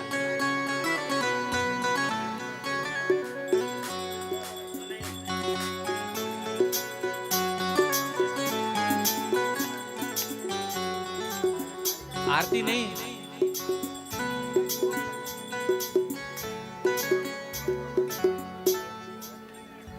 बोलो नंद के लाला की जय हो। ब्रज में है रही जय जयकार, नंद घर लाला जायो है।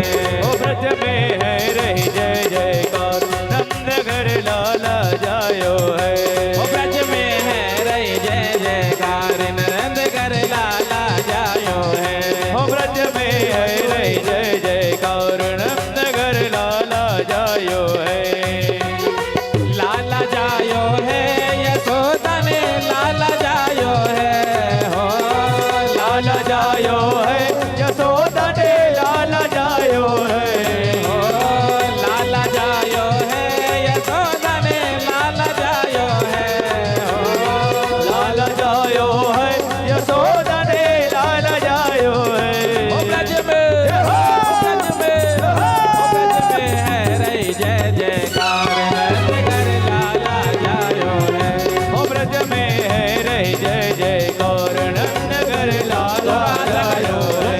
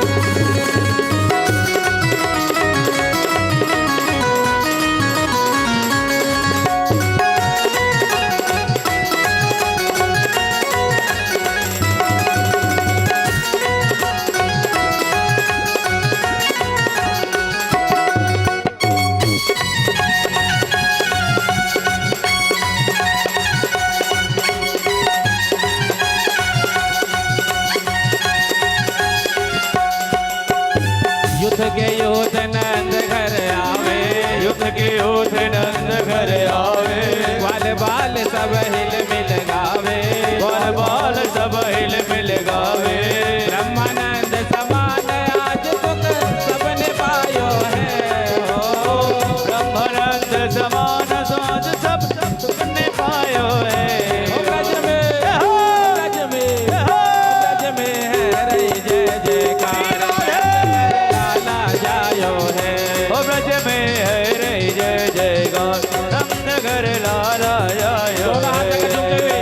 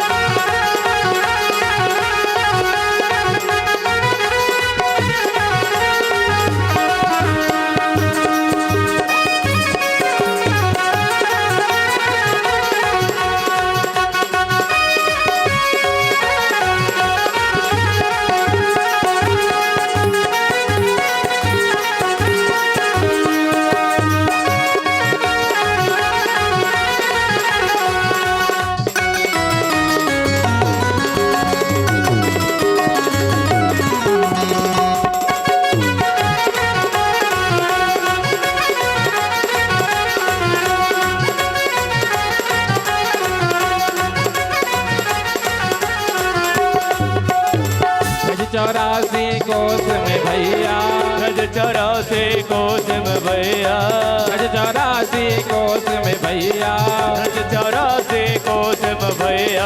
धन कहे सब यशोदा मैया, सब कहे धन यशोदा मैया, धन कहे सब यशोदा मैया, धन कहे सब यशोदा मैया।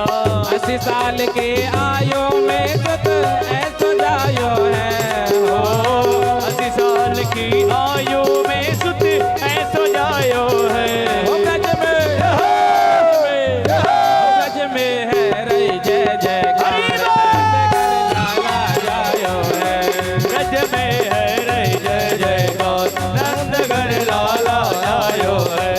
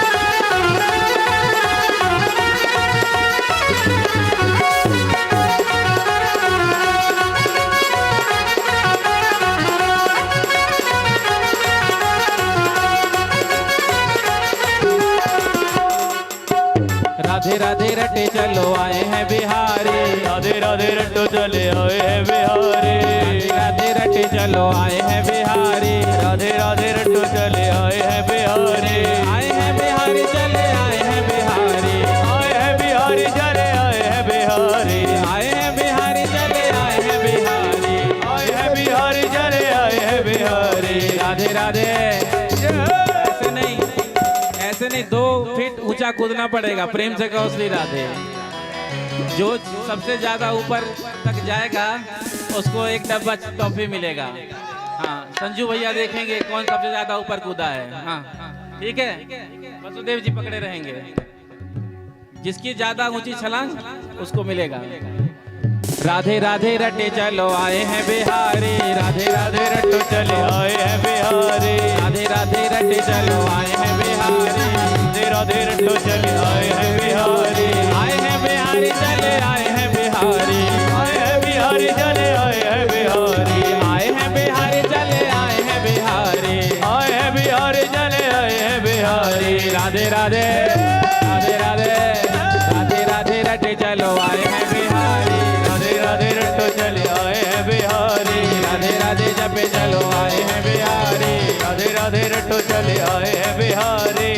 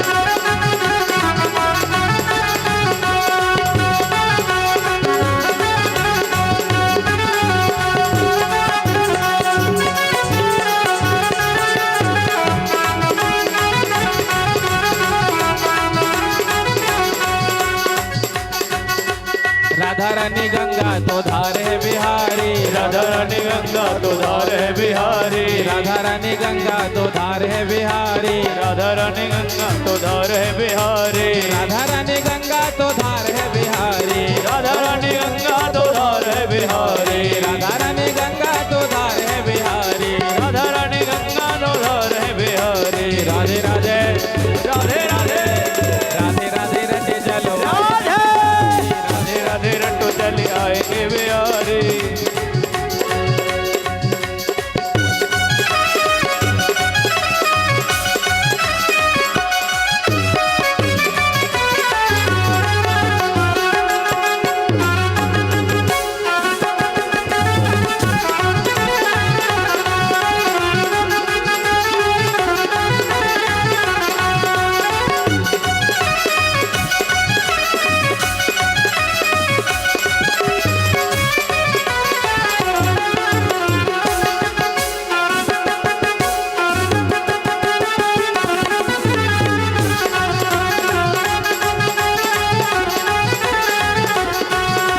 राधे राधे रटे चलो आए हैं बिहारी, राधे राधे रट्टो चले आए हैं बिहारी, आए हैं बिहारी चले आए हैं बिहारी, आए हैं बिहारी चले आए हैं बिहारी, आए हैं बिहारी चले आए हैं बिहारी, आए हैं बिहारी चले आए हैं बिहारी। राधे राधे राधे राधे राधे राधे रटे चलो आए हैं बिहारी, राधे राधे रट्टो चले आए हैं बिहारी, राधे राधे रटे चलो आए हैं बिहारी।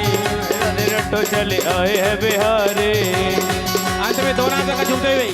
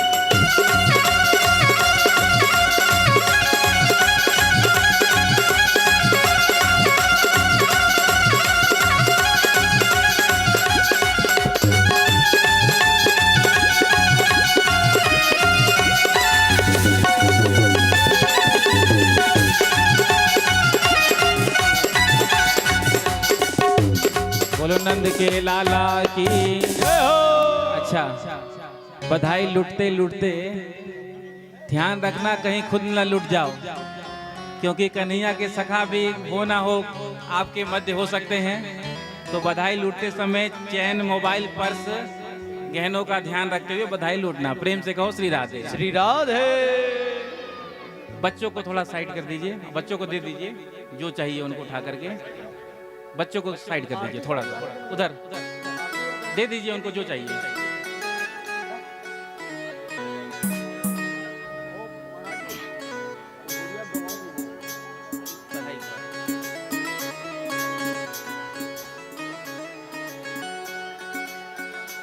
खिलौना खिलौना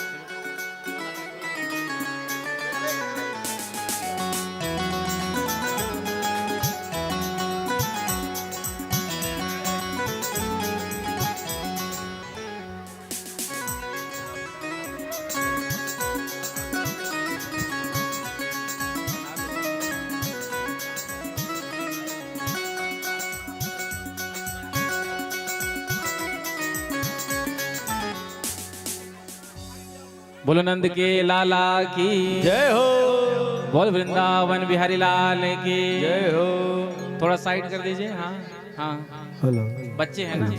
हाँ छोट पिलाମାନଙ୍କୁ ଦିଅନ୍ତୁ, ଛୋଟ ପିଲାମାନଙ୍କୁ ଦିଅନ୍ତୁ। ଛୋଟ ପିଲା ଖାଇଲେ ଭଗବାନ ଖାଇଲା ପରି, ତାପରେ ବଡ଼ମାନେ ହାତ ପତେଇବେ।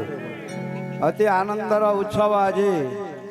ଶ୍ରୀକୃଷ୍ଣ ଆମକୁ ଗୋଟେ ଏମିତି କୃଷ୍ଣ ମିଳିଲେ ଭାରି ମଜାଳିଆ ମିଶାଳିଆ ଓ ପ୍ରେମର ପ୍ରଦାନ କୃଷ୍ଣଙ୍କର କହିଲେ ନ ସରେ। ଆଜି ଏହି ବାଲ୍ୟ ଉତ୍ସବରେ କୃଷ୍ଣ ଜନ୍ମଙ୍କର ସମସ୍ତଙ୍କୁ ଗୋଟିଏ ବିନୀତ ଅନୁରୋଧ, ଆମ ଅମରକୋଟ ମାଟିର अर्जित किसी संपत्ति जदि वृंदावन को जाता ताहले आमर भाग्य उज्जवलित हुअंता बोली मोर आशा। मन दे शुणु आसंता काली भगवानंकर विवाह उत्सव अच्छी एणु समस्ते उत्सव कृष्णंकर विवाह उत्सव वृंदावन रु आसीथिबा बाबांकर एक विराट मंडप धर्मशाला हवाक जाउछि। आम अमरकोट माटी किसी धन जाए से धर्मशाला मिशु कोटी कोटी टंकार प्रोजेक्ट यही आमर अनुरोध जहाँ भाग्य जहाँ अच्छी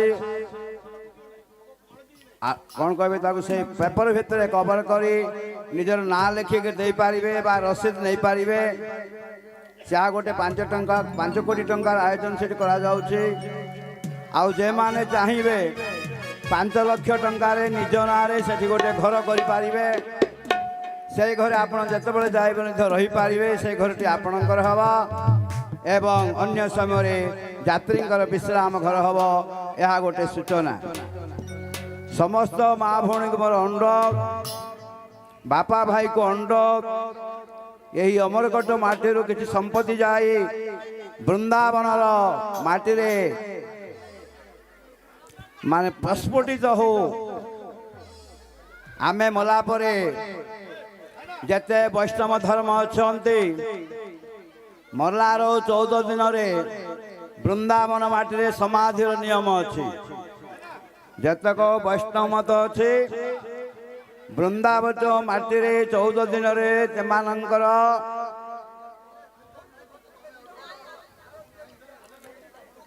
चॉकलेट खाइबा को राटू नहीं धीरे धीरे दिंतु आर्थिक बात बांटना भैया 14 दिन आमर अस्थि वृंदावन माटे जदि समाधि हेब आम कृष्ण देहरे मिशिबा आमर किछि अर्थ रोग बात बात हला रोग हला बयस हला सुगर हला नानादि रोग घासिला पुओ खदिला नानादि उपद्रव आसुची तेणु यदि कृष्ण मेक सत्यम कृष्ण जदि सत्यम जगत मिथ्या ताहाले से कृष्णंकर काम रे वृंदावन पाई आमे किछि अवदान करिवा जेउ अवदान रे बाबा समस्त को आमको स्थान देवे आमे जेतेबेले जीवा बाबा माध्यम रे वृंदावन सब किछि दर्शन करि पारिबा एवं सुख पाई परिबा। आजिर उत्सव अति सुंदर उत्सव मिष्टान बंटन घरे संतान जेपरि मिष्टान बंटन से जगतर संतान जगतर गुरु जगतर पितृ वर्तमान आरती करा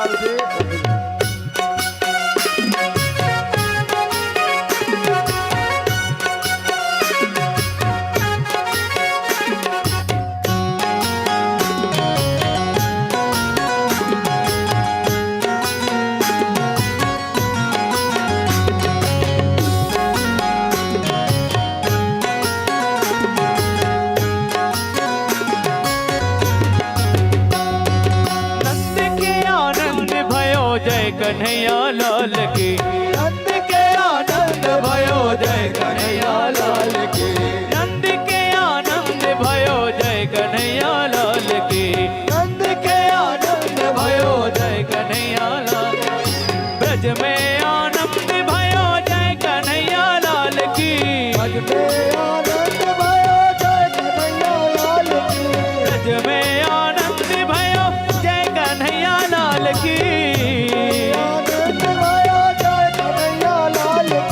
नंद के आनंद भयो जय कन्हैया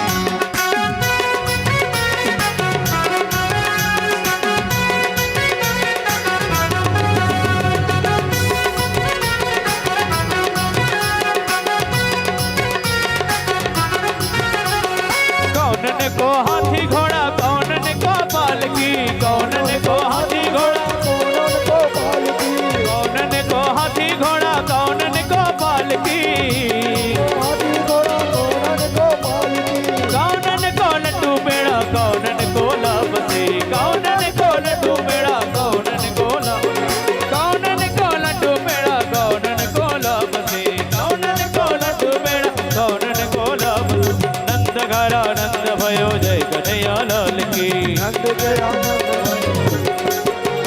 नंद घरानंद भयो जय कन्हैया लाल की नंद घरानंद भयो जय कन्हैया लाल की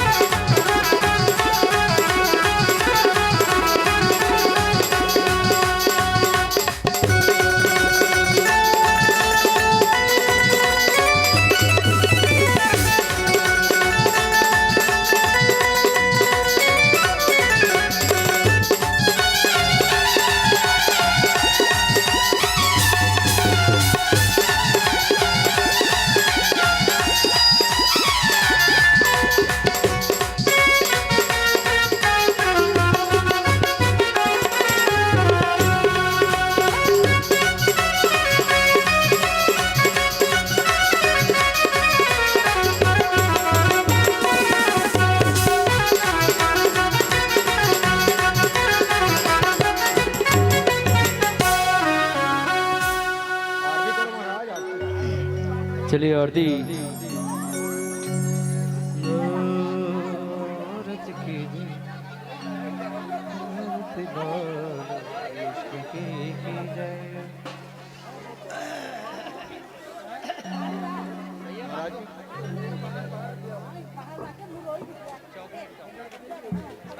आरती आरती आरती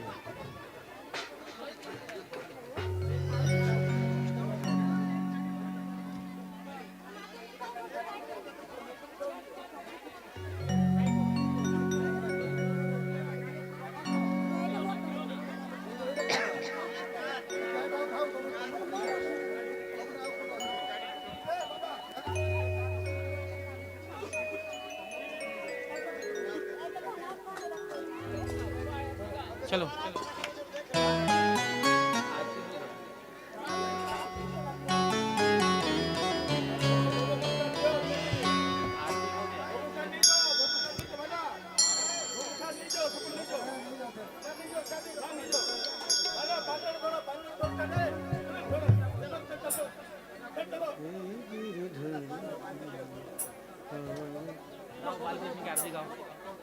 जल्दी से 2 मिनट में जल्दी से बाल कृष्ण आरती बाल कृष्ण की जय अपनो जन्म सुफल कर ले जय आरती बाल कृष्ण की जय अपनो जन्म सफल कर ले जय श्री यशोदा को परम दुलारो बाबा के अखियन को तारो गोपियन को प्राण न प्यारो इन पे प्राण न्यौछावर की जय आरती बाल कृष्ण की जय बलदाओ को छोटो भैया कनुआ कह कर बोलत भैया परम मुदित मन लेत बलैया परम मुदित मन लेत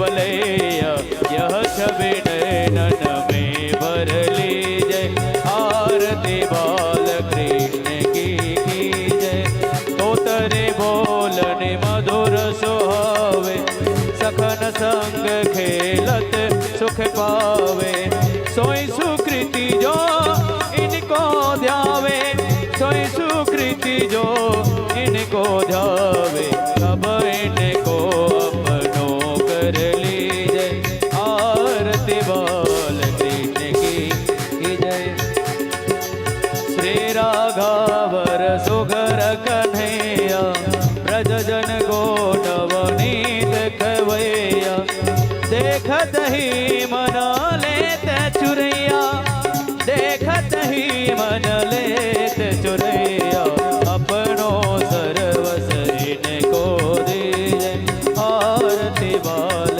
कृष्ण की जय करभोर गौरम करुणावतारम संसार सारम भुजगेन्द्रहारम सदा वसंतम हृदय रविंदे भव भवानी सहितं नमामि बोले बाल